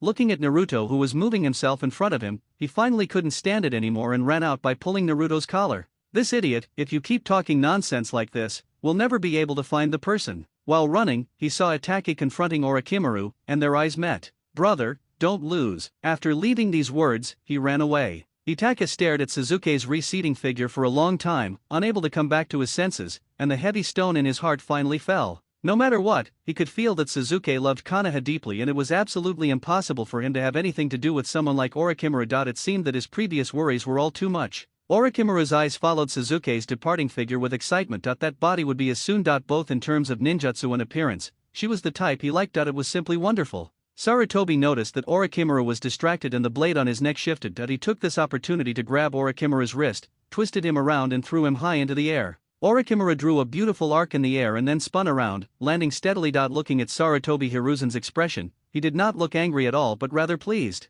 I didn't expect that after all these years, you are still so skilled, master, that you are still as skilled as ever. Shut up, Orochimaru, what is your purpose for coming here? There is nothing you want here, leave here quickly. Decades of teacher-student friendship made it difficult for him to bring himself to attack Orochimaru in the past, and he always believed that the child he raised was definitely not a malicious person, but was just too passionate about something and forgot about himself and the people around him. But now, because of his weakness and indulgence, Konoha is facing the predicament it is facing today. He should bear a considerable part of the responsibility for Orochimaru's current situation. If Orochimaru's abnormality had been discovered earlier and stopped, would he be different now? Unfortunately, there is no such thing as if in the world. What he has to face now is a close combat with his former beloved disciple. Kankuro, what's wrong with you? Are you okay? While the two of them were helping Gaara escape, Kanjuro's legs went weak and he fell heavily to the ground with them. Temari shakily got up from the ground and looked at Kankuro, who looked in pain and asked with concern. The wound from that super strong woman hasn't healed yet. I think his ribs are broken. Temari,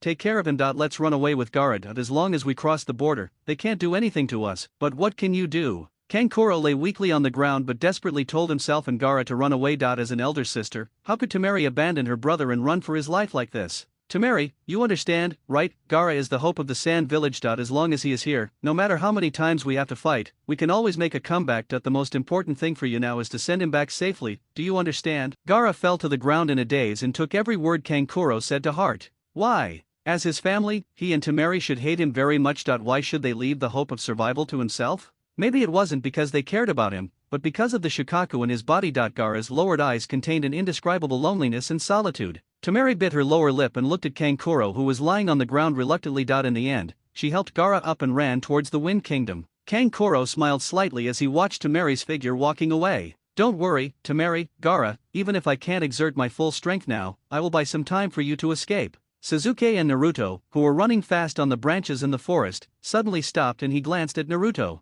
Naruto, oh, not far away, a row of poison needles stabbed towards them and landed not far in front of them. If they didn't notice and continued running, they might get hit. Tisk. Kankuro's smacking of lips was surprisingly loud. These two guys were more sensitive than each other to the trap he had carefully set. They were really difficult to deal with. Are you going to come out on your own or should I invite you out? There was a round of applause, and Kanjuro came out from behind the bushes with a frank look on his face. Sasuke narrowed his eyes and looked at the person in front of him with a wary look. This guy could walk out so carefree. He must be really not afraid of death. You are brave. Kankuro shrugged helplessly. I can't help it. I was severely injured by that super strong woman in the previous match. You even saw through the trap I set. I really don't have any other options now. I just hope you can spare my life. After that, he raised his hands to show the two that he had no intention of attacking. Naruto obviously didn't believe this guy's nonsense. He roared loudly and his fists were clenched so hard that the knuckles turned white. You bastard, you came to someone else's village without permission and destroyed their homes. Now I'm asking you to save your life. Don't joke with me. On the way here, Naruto saw many destroyed houses, crying children, and broken dolls on the roadside.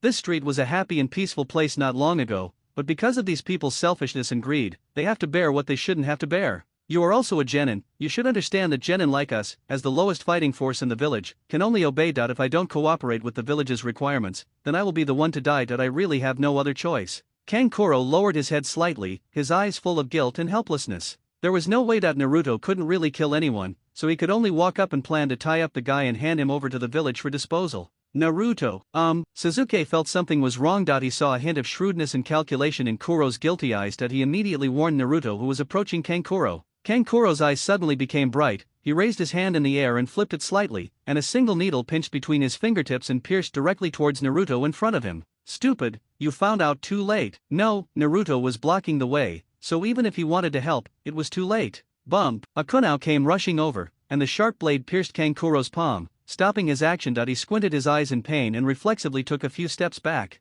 Seeing blood still flowing from his palm, he looked angrily in the direction where the kunai came from. Who is it? Get out here. A calm figure walked out from the shadows of the trees. He was wearing a pair of black sunglasses, making it difficult to see the expression on his face. Shino, why are you here? Shino pushed his sunglasses on his nose and spoke calmly. You are not the only genin in Konoha, so you certainly can't steal all the limelight. Kankuro gritted his teeth as he looked at the calm man in front of him. If he hadn't appeared, his plan would have succeeded long ago. How could Naruto be alive and well now? Naruto, Sasuke, leave this place to me. This guy has been trying to delay time since just now. Go and catch up with him quickly. Gaara is the most important. You wish. Kankuro was so angry that Shino discovered his intention that he stood in front of everyone. It's a pity that with your current strength, You can't stop the three of us at the same time. As a puppeteer, your most important puppet has been beaten to pieces. It will take a long time to repair it, right? Shino pulled out the kunao from between his legs, held it in his hand, turned it around and held it across his chest, and spoke coolly with a flash of light from his dark sunglasses.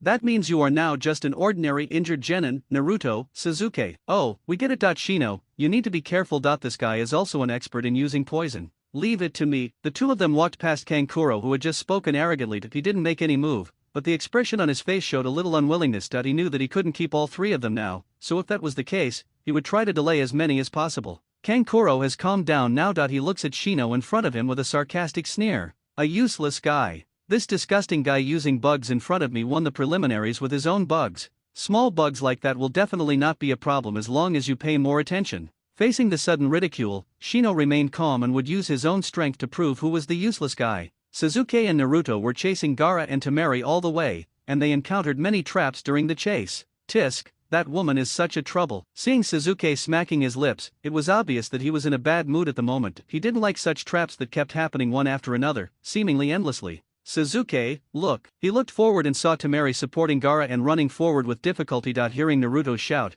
she turned her head and looked at the two of them with a look of shock, then quickened her pace. Don't even think about escaping. Sasuke pulled out a shuriken from the backpack on his back and shot it forward quickly. Shurikens were aimed at the two figures, and Temari could only carry Gaara and flee in a hurry. The branch under her feet was accidentally cut off by the shuriken, and the two fell high from the tree. Sasuke and Naruto then caught up and came in front of Temari and Gaara. Temari sat on the ground, eyes full of he looked at the two of them angrily. Hand him over. Sasuke's eyes and voice were cold and without a trace of emotion. It was obvious that he had been chasing her for so long that he was tired of it. Temari ignored the threat in Sasuke's words. She rushed to Gaara, held the unconscious Gaara in her arms with one hand, and opened her other hand to block the two of them. Unless I die, don't even think about it. Seeing Temari's resolute attitude, Sasuke raised his eyebrows impatiently and looked at Naruto. Do it, Naruto. Oh, several pairs of eyes stared at each other for a long time, and the air was as silent as death.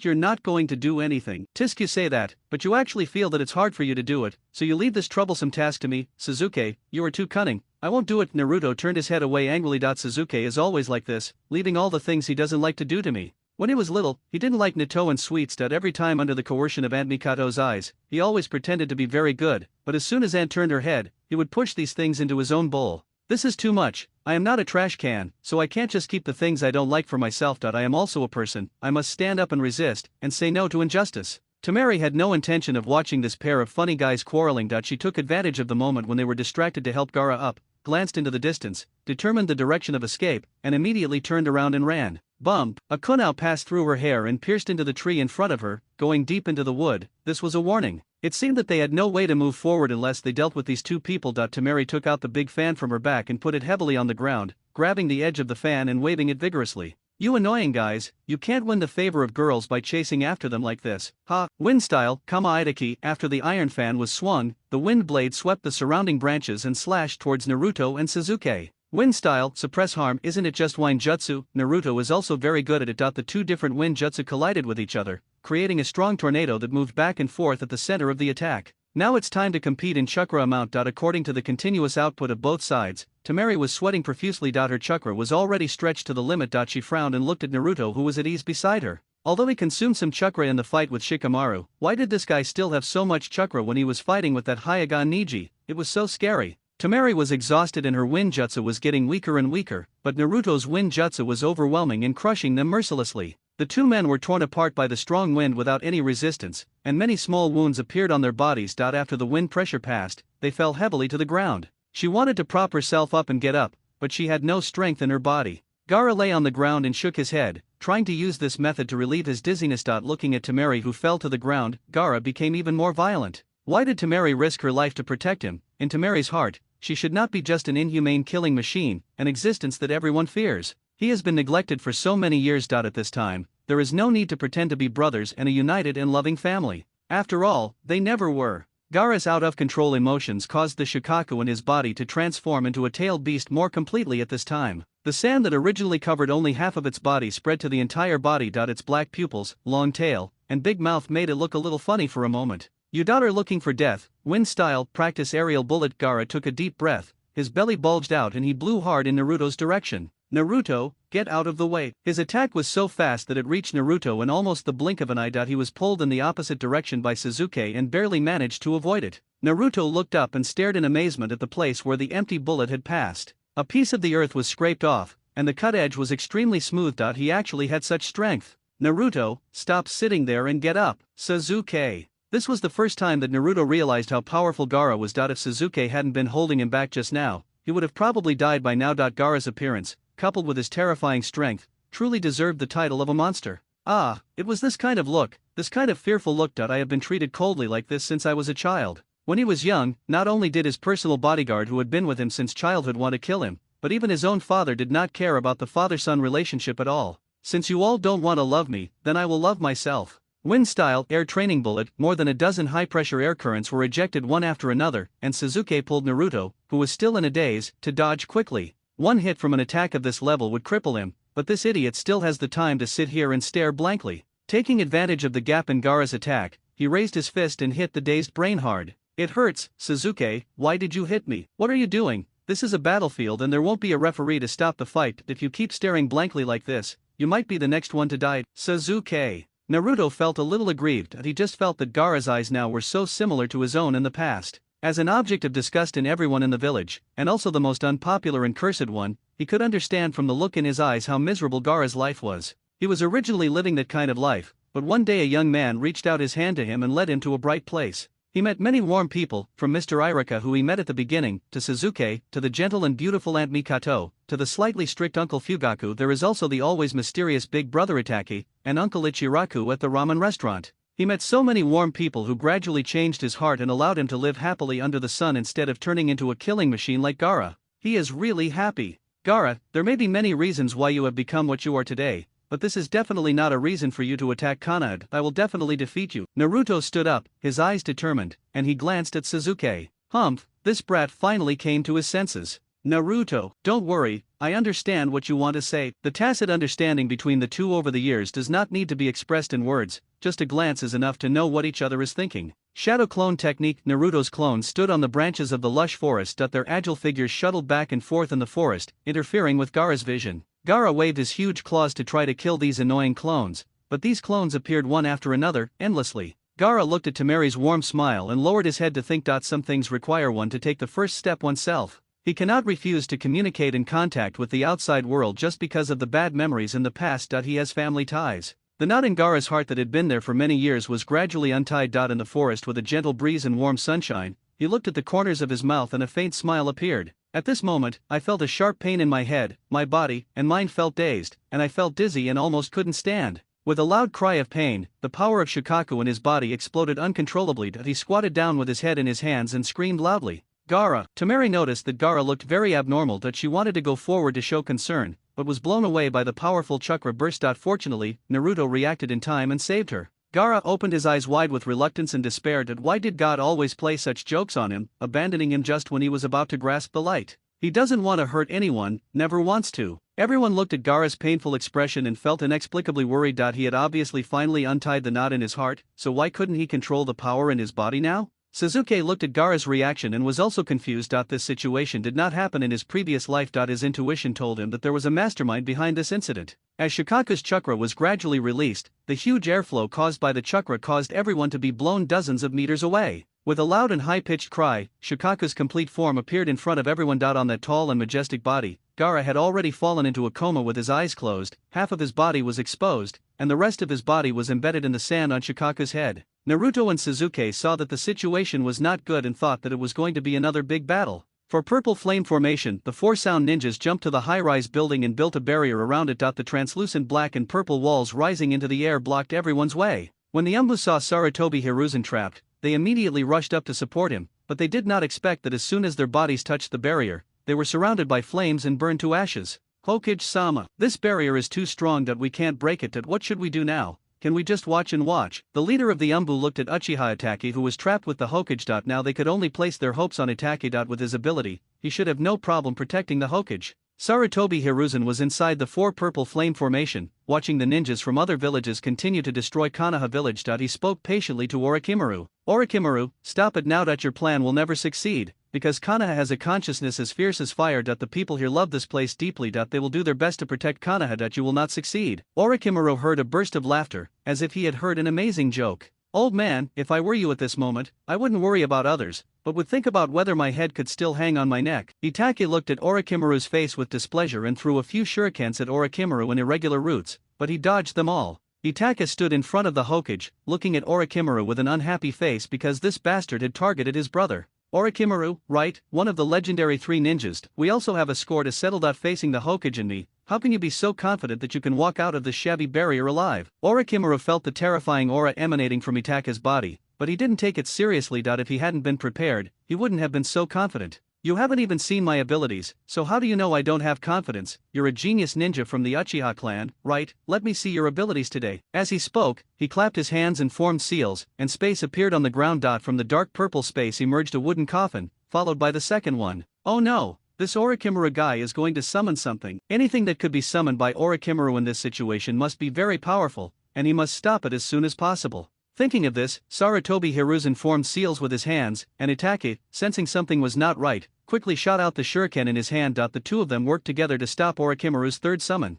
Looking at the ominous aura coming from the gloomy coffin, it is certain that what is contained inside is not simple. As the wooden coffin door was gradually opened and fell off, a jaw-dropping scene appeared. The first and second generation Hokage walked out of the coffin. How is that possible? Itachi also looked at the two people who came out with extreme shock. Aren't these the legendary first Hokage, Hashirama Senju, and the second Hokage, Tobirama Senju? They should have been dead for many years, so why would they appear again now? But a closer look revealed that something was not right about the two of them. Their eyes were stiff and dull, without any of the agility of a living person. How about it, teacher? This is a newly developed ninjutsu, which is an improvement on the second generation's creation. It is called Immortal Reincarnation. Orochimaru looked at the surprised expressions of the two. This was the greatest compliment to his ability. Look, such an amazing ninjutsu. He restored it. It's such a pity that such a powerful and wonderful ninjutsu has been sealed in a scroll. This is a ninjutsu that can summon the souls of the dead back to the living world. 2 Living people must be found as sacrifices. The soul will then possess the sacrifices and become the deceased's appearance before death.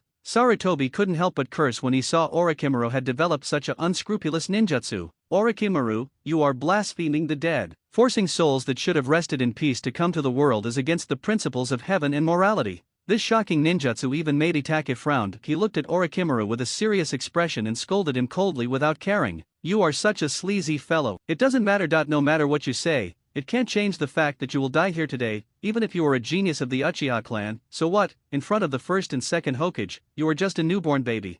Gaara looked at Temeri's warm smile and lowered his head to think. Some things require one to take the first step oneself. He cannot refuse to communicate and contact with the outside world just because of the bad memories in the past. He has family ties. The knot in Gaara's heart that had been there for many years was gradually untied. In the forest with a gentle breeze and warm sunshine, he looked at the corners of his mouth and a faint smile appeared. At this moment, I felt a sharp pain in my head, my body and mind felt dazed, and I felt dizzy and almost couldn't stand. With a loud cry of pain, the power of Shukaku in his body exploded uncontrollably. He squatted down with his head in his hands and screamed loudly. Gaara! Temeri noticed that Gaara looked very abnormal. She wanted to go forward to show concern, but was blown away by the powerful chakra burst. Fortunately, Naruto reacted in time and saved her. Gaara opened his eyes wide with reluctance and despair. Why did God always play such jokes on him, abandoning him just when he was about to grasp the light? He doesn't want to hurt anyone, never wants to. Everyone looked at Gaara's painful expression and felt inexplicably worried. He had obviously finally untied the knot in his heart, so why couldn't he control the power in his body now? Sasuke looked at Gaara's reaction and was also confused. This situation did not happen in his previous life. His intuition told him that there was a mastermind behind this incident. As Shukaku's chakra was gradually released, the huge airflow caused by the chakra caused everyone to be blown dozens of meters away. With a loud and high-pitched cry, Shukaku's complete form appeared in front of everyone. On that tall and majestic body, Gaara had already fallen into a coma with his eyes closed, half of his body was exposed, and the rest of his body was embedded in the sand on Shukaku's head. Naruto and Sasuke saw that the situation was not good and thought that it was going to be another big battle. For purple flame formation, the 4 sound ninjas jumped to the high-rise building and built a barrier around it. The translucent black and purple walls rising into the air blocked everyone's way. When the Umbu saw Sarutobi Hiruzen trapped, they immediately rushed up to support him, but they did not expect that as soon as their bodies touched the barrier, they were surrounded by flames and burned to ashes. Hokage-sama, this barrier is too strong. We can't break it. What should we do now? Can we just watch and watch? The leader of the Umbu looked at Uchiha Itaki, who was trapped with the Hokage. Now they could only place their hopes on Itaki. With his ability, he should have no problem protecting the Hokage. Sarutobi Hiruzen was inside the 4 purple flame formation, watching the ninjas from other villages continue to destroy Konoha village. He spoke patiently to Orochimaru. Orochimaru, stop it now. Your plan will never succeed, because Konoha has a consciousness as fierce as fire. The people here love this place deeply. They will do their best to protect Konoha. You will not succeed. Orochimaru heard a burst of laughter, as if he had heard an amazing joke. Old man, if I were you at this moment, I wouldn't worry about others, but would think about whether my head could still hang on my neck. Itaki looked at Orochimaru's face with displeasure and threw a few shurikens at Orochimaru in irregular routes, but he dodged them all. Itaka stood in front of the Hokage, looking at Orochimaru with an unhappy face because this bastard had targeted his brother. Orochimaru, right, one of the legendary 3 ninjas. We also have a score to settle. Facing the Hokage and me, how can you be so confident that you can walk out of this shabby barrier alive? Orochimaru felt the terrifying aura emanating from Itaka's body, but he didn't take it seriously. If he hadn't been prepared, he wouldn't have been so confident. You haven't even seen my abilities, so how do you know I don't have confidence? You're a genius ninja from the Uchiha clan, right? Let me see your abilities today. As he spoke, he clapped his hands and formed seals, and space appeared on the ground. From the dark purple space emerged a wooden coffin, followed by the second one. Oh no, this Orochimaru guy is going to summon something. Anything that could be summoned by Orochimaru in this situation must be very powerful, and he must stop it as soon as possible. Thinking of this, Sarutobi Hiruzen formed seals with his hands, and Itaki, sensing something was not right, quickly shot out the shuriken in his hand. The 2 of them worked together to stop Orochimaru's third summon. Looking at the ominous aura coming from the gloomy coffin, it is certain that what is contained inside is not simple. As the wooden coffin door was gradually opened and fell off, a jaw-dropping scene appeared. The 1st and 2nd generation Hokage walked out of the coffin. How is that possible? Itaki also looked at the 2 people who came out with extreme shock. Aren't these the legendary 1st Hokage, Hashirama Senju, and the 2nd Hokage, Tobirama Senju? They should have been dead for many years, so why would they appear again now? But a closer look revealed that something was not right about the 2 of them. Their eyes were stiff and dull, without any of the agility of a living person. How about it, teacher? This is a newly developed ninjutsu, which is an improvement on the 2nd generation's creation. It is called Immortal Reincarnation. Orochimaru looked at the surprised expressions of the 2. This was the greatest compliment to his ability. Look, such an amazing ninjutsu. He restored it. It's such a pity that such a powerful and wonderful ninjutsu has been sealed in a scroll. This is a ninjutsu that can summon the souls of the dead back to the living world. 2 Living people must be found as sacrifices. The soul will then possess the sacrifices and become the deceased's appearance before death. Sarutobi couldn't help but curse when he saw Orochimaru had developed such a unscrupulous ninjutsu. Orochimaru, you are blaspheming the dead. Forcing souls that should have rested in peace to come to the world is against the principles of heaven and morality. This shocking ninjutsu even made Itake frown. He looked at Orochimaru with a serious expression and scolded him coldly without caring. You are such a sleazy fellow. It doesn't matter. No matter what you say, it can't change the fact that you will die here today, even if you are a genius of the Uchiha clan. So what, in front of the 1st and 2nd Hokage, you are just a newborn baby. Looking at Itake's painful expression, the 2nd generation's mouth corners inadvertently raised. Brat, let's see if he dares to be so arrogant. But before his smile could fully form, half of his body was blown away and fell heavily to the ground. He opened his eyes wide with reluctance and looked at Itaki, who walked out intact from the side, and shouted loudly that it was impossible. Clone explosion. As soon as he finished speaking, Itaki flew the seal in his hand straight towards Senju Tobirama, who was unable to move, without any hesitation, but was blocked by a tall curtain wall rising from the ground. Tisk! He turned his head and looked back, and saw the 1st generation still standing there as usual, with no intention of taking action or retreating. Spiritual summoning. Monkey King and Demon. The 3rd Hokage bit his finger and slammed his hand heavily on the ground to summon a monkey demon that was more than a meter tall and had bulging muscles. Sarutobi, it's rare that you can summon me out. The Monkey King had just been summoned and was delighted to see the 3rd Hokage's face, but when he turned around he saw Orochimaru with a gloomy face and looked at the surrounding environment. He already had a general idea in his mind. His attitude immediately changed 180 degrees. The joy he had originally felt at seeing his old friend whom he hadn't seen for many years was diluted, and now he could only feel helpless blame. Tisk, it's this guy again. It's all your fault for letting him go last time. Otherwise, there wouldn't be so much trouble now. It's no use blaming me now. The matter is done. You might as well focus on dealing with this guy. It's best if you think so. The Monkey King transformed into the Rui Jingu Bang. Sarutobi spun the stick swiftly a few times and placed it diagonally behind him. When Orochimaru heard the conversation between the man and the summoned creature, he did not show any guilt on his face and spat out his weapon, the Kusanagi sword, from his mouth. The air suddenly became heavy and both sides rushed forward and started a hand-to-hand fight. After all, the young Orochimaru was physically stronger. He raised his sword and stabbed directly at the old Sarutobi. The Monkey King saw that the situation was not good, and immediately moved his body to block Orochimaru's attack for Sarutobi. Sorry to bother you. The third generation was breathing heavily. He was old and could no longer express himself as freely as he was when he was young. If it weren't for the help of his old friend, he would really have to go downstairs to meet the first and second generations. Old man, you are too old. The famous ninjutsu doctor who was proficient in 1000 ninjutsu is now just an old man who gasps for breath after moving a few times. Who do you think you are, Orochimaru? You are the only one who has no right to say this. If the third generation had not been so merciful, the snake would have been chopped into pieces long ago. Why didn't he act arrogantly at that time? Why did he wait until the third generation was already old to come to him? Isn't this a typical example of bullying the weak and fearing the strong? Orochimaru, maybe you are right. I am just an old man now, but old men have things to do. The third generation formed a seal with one hand and shouted loudly. There was a sound of explosion on the left side of Orochimaru's face, and the surrounding skin felt like it was being burned. He looked at the detonating talisman stuck to the side of his long hair in disbelief, his brows furrowed and his expression angry. When did this old man put it up there? Although it did not cause him any substantial harm, the insult was still a huge mental blow. The third generation looked at Orochimaru's face in shock, and saw that the skin on the left side of his face was blown to pieces, but there was actually a new layer of skin under the surface.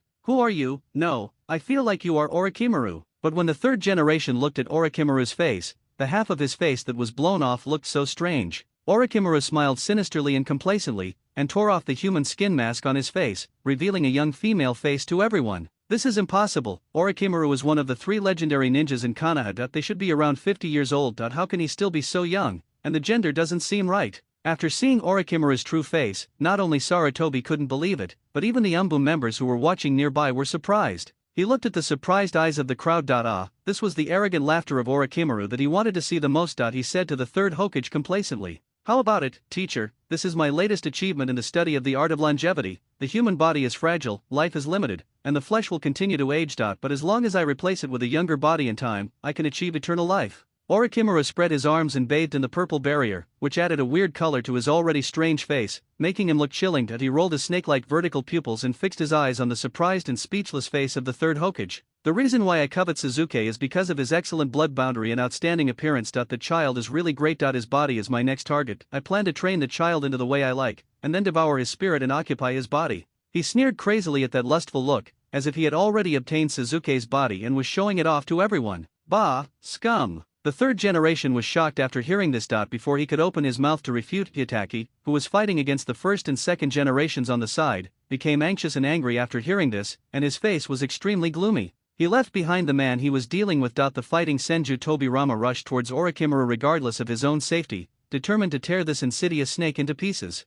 When Orochimaru saw Itachi's hurried and impatient figure, he couldn't help but smile. In a duel between ninjas, once they lose their composure, they are doomed to lose. His eyes darkened, and the pupils specially prepared for illusion against Itachi attached to his eyes again, and everything seemed to be victory in his grasp. But something Orochimaru did not expect occurred. The 3 Megatama in Itachi's pupils changed drastically and formed a different pattern. His bright red eyes contained great attraction. As blood slowly flowed from her eye sockets, there was danger in her charm, which made him feel uneasy instinctively as a living being. Orochimaru instinctively felt something was wrong, but it was too late. The flames had already burned his entire body. Black flames quietly rose from his body, and Orochimaru did not even feel the process of releasing the black flames. He tried to put out the fire on his body with his hands, but wherever he touched, the fire grew more intense and he couldn't put it out no matter what he did. The burning sensation on his skin made him upset. Orochimaru immediately formed hand seals to recall the second generation who was far away. He wanted to use the second generation's water escape technique to put out the fire for himself, but it still had no effect.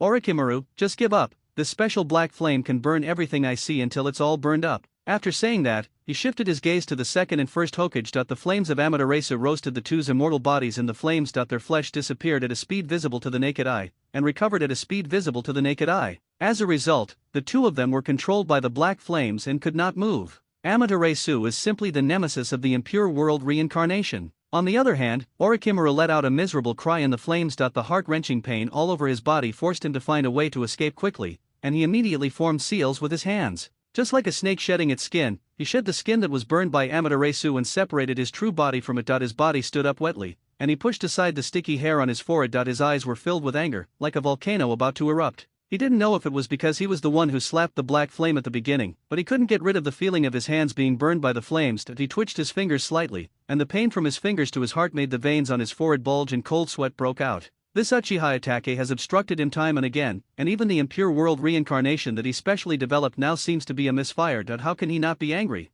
Even though Orochimaru's hands were injured, he still had many ways to attack. He opened his dislocated jaw and several rows of poisonous needles emitting faint blue and purple light shot towards Itake. Itake wanted to get up and dodge, but the continuous attacks from Amaterasu put a huge burden on his body. He himself had a terminal illness, and his body became even weaker after using Amaterasu. He coughed violently and looked at Orochimaru with an extremely fierce look. Not good. The third Hokage who was standing nearby noticed Itake's fatigue and immediately rotated the Rui stick horizontally in front of his body to block the poisonous needles that were sweeping over. After a crisp metallic sound, the poisonous needles fell to the ground. Looking at Orochimaru, who was also sweating profusely and no longer as arrogant as before, the third generation couldn't help but sigh. What on earth had happened to lead to this situation today? He remembered that Orochimaru's parents died when he was a child. Although Orochimaru had great ambitions, he was a talented genius that was rare in decades in this era of war, so he allowed Orochimaru to grow up freely. The Sandai's gaze swept towards the distant barrier, where he could hear the thick smoke rising from various places in the village. He listened carefully to the sharp cries of children, and he knew that he could no longer be so soft-hearted. Orochimaru, you have become like this now because of my mistakes. It is my incompetence and soft-heartedness that have led to this situation. So I will definitely stop you no matter what. As your teacher, I want to say sorry to you. I am not a qualified teacher. As a teacher, I failed to discover the dark and twisted thoughts in your heart and correct you in time. As a Hokage, I failed to nip the seeds of evil in the bud. No matter which of these two meanings, I am unqualified. The third generation swung the golden cudgel in his hand and smashed it to the ground. Facing Orochimaru, he no longer felt the confusion and heartache he had before. He knew very well that what would happen next would be a matter of either you or me. Orochimaru laughed out loud as if he had heard a huge joke. You old fool, stop flattering yourself. You are not a qualified teacher, nor a qualified Hokage, you just use your weakness as a cover to dump all the dirty work on Danzo. As for me, you found out that I did something that disappointed you, and your first reaction was just to abandon me. From the beginning to the end, you used the banner of intolerance to do the most cowardly things. The Sandai's expression was slightly shocked. He didn't expect that this was how he would be evaluated in the eyes of everyone. Orochimaru was about to die, so don't put all the blame on the third Hokage. It was you who ignored all the obstacles and insisted on developing forbidden ninjutsu, which cost countless lives. In the end, you got angry and embarrassed when you were discovered. This is really shameful. Haha, but many ninjutsu projects are only allowed to proceed after the village and the Hokage give their authorization and consent. How come the people who died in the process of developing my ninjutsu are considered to be killing people, but the lives sacrificed in the name of the village are not considered to be killing people? Don't make excuses. At least they are all willing, and your reputation of arresting people for live experiments has been ruined for many years. Orochimaru, on the other hand, didn't care and shrugged. Although the pain in his hand was unbearable, he would never reveal the slightest flaw at this time. Are you sure? As far as I know, when Danzo was here, he provided me with a lot of living subjects for experiments. How come he is not considered a representative of the village's top leaders? Obviously, Orochimaru was not troubled at all by the fact that he used living experiments to develop ninjutsu. Instead, he was proud of it. You are rotten to the core. After that, the two sides fought fiercely again. Orochimaru's Kusanagi sword hit the third Hokage's abdomen directly, and Orochimaru's hands, which were originally burned, were at a disadvantage in the battle and had difficulty moving, and he was severely beaten by the Monkey King's transformed Rui Jingobang. Unexpectedly, in the end, both sides ended up suffering losses, and both sides were lying on the ground gasping for breath. Although the three of them were at the end of their strength, Orochimaru was even more miserable. He no longer had much energy to deal with the two, especially when he saw that the village was more and more united in dealing with the enemies, and Uchiha Fugaku and his men were rushing over. Seeing that the situation was hopeless, he looked at the third Hokage with a gloomy expression. Before leaving, he turned around to look at Uchiha Itake. Itake looked very strange today. It's not that he was not strong, but he always seemed as if he couldn't move freely. Looking at the trace of blood at the corner of his mouth that had not yet been wiped off, a vague answer lingered in Orochimaru's mind. He seemed to have thought of something and raised the corner of his lips. Uchiha Itake, I will never give up Uchiha Sasuke. I will stay in my cave and wait obediently for the child to come to me. That you can take this opportunity to say your final goodbye to him. Haha. Itake was furious when he heard this, with strong anger burning in his lungs. That he wanted to get up and chase after him, but the pain all over his body made him gradually lose his will as he looked at his father's anxious face. Itake. Father. Protect Sasuke. Shukaku's huge body and the terrifying pressure he exudes as a tailed beast make people breathless. At this point, someone must be behind this. He stood in front of Naruto silently. Naruto, Gaara looked very wrong the way he lost control just now. You take the remaining two people back first, and leave this to me. Are you kidding? The situation is so dire. How could I leave you alone and run away with my tail between my legs? We are companions, so I will stay here too. Looking at Naruto's persistence, Sasuke sighed slightly in his heart. Things were not going to be easy. If Naruto left obediently, he could use Susanoo to deal with Shikaku, the one-tailed beast, and it would be easy to capture it. But the key point is that if Naruto stays here, he will not be able to show his current strength to everyone, not to mention that there is a mastermind behind the scenes controlling this matter. Sasuke glanced around calmly. Apart from them, there was no chakra fluctuation around him. It seemed that this person had a way to hide his body. Naruto saw Sasuke's silence, and he knew that he was a hindrance. They were partners who worked hard together, so why did Sasuke always treat him like this? He also practiced hard and learned some powerful ninjutsu. He thought he was strong enough to fight alongside Sasuke. But Naruto always had a feeling that he was always the one excluded in Sasuke's battle plan. He didn't want to be like this. He didn't want to just look at this guy's back forever. After all, they were eternal rivals. I will never lose to you either. My dream is to become Hokage. If I abandon my companions and run away alone, I may never become Hokage. I absolutely don't want to be like this. Naruto made up his mind, took a step forward and formed seals with his hands. The violent fluctuations and emotions in his body just now caused his chakra to explode, and he absorbed the leaked Nine Tails chakra from it. An inexplicable strong wind blew through everyone, and people covered in sand could not open their eyes. The chakra cyclone around Naruto became more and more intense, and he smiled and said to Sasuke, "During my training, I have learned a very powerful ninjutsu. Today, I will show you how to use it." Netherworld. As he said this, he bit his finger and slapped the ground. The moment the huge chakra cyclone touched the ground, a large amount of white smoke came out. When the white smoke dissipated, a giant toad smoking a huge pipe appeared leisurely on the battlefield. As the toad boss took a deep breath, a thick white smoke came out of his mouth. Naruto, who wanted to show off to Sasuke, was choked and started coughing. "How's it going? Ahem. My ninjutsu is powerful, right? Ahem." Sasuke looked at the huge toad Gamabunta under his feet and raised his eyebrows. It would be fine if this kid had more chakra than ordinary people, but he also had such a huge chakra treasure on his body that sometimes it really made people envious and jealous. "Naruto, you did quite a bit." Sasuke looked at Naruto, who was excited and wanted to praise him. Just when he was about to praise this guy, he was interrupted by the angry sound exploding in his ears. "Damn it, Naruto, you little brat, didn't I tell you last time? Don't summon me casually. Are you deaf and can't you hear me? Boss Toad, can you please not interrupt suddenly at a time like this? We clearly agreed in the last competition that if I can stay above you for a day, you will recognize me. You can't suddenly change your mind. Besides, Sasuke clearly wanted to say something to me just now, but I can't hear you interrupting. Sasuke, come on, tell me, what did you want to say just now? Underscore looked at Naruto expectantly, and a cold and piercing word came out of his mouth. "You summoned this spirit creature, but it doesn't listen to you at all. Aren't you such a failure as a master?" You're lying. That's definitely not what you just said. "Hey, you other little devil on my head, who are you calling a psychic? You're making others sound like vomit. Get off my head now." After saying this, the furious Gamabunta shook his huge body, trying desperately to shake off the two annoying little ghosts on his head. "Boss Toad, calm down and look ahead. We summoned you out for something important." Gamabunta finally looked at Shikaku, who was in a violent state in front of him after being reminded by the Majin. "I had originally wanted to throw the two little ghosts off me, but now my eyes." He also narrowed his eyes and stared motionlessly at Shikaku, who looked very abnormal. Shikaku kept roaring, and a lot of chakra cyclones gathered around his body. As his body swelled up like a ball, the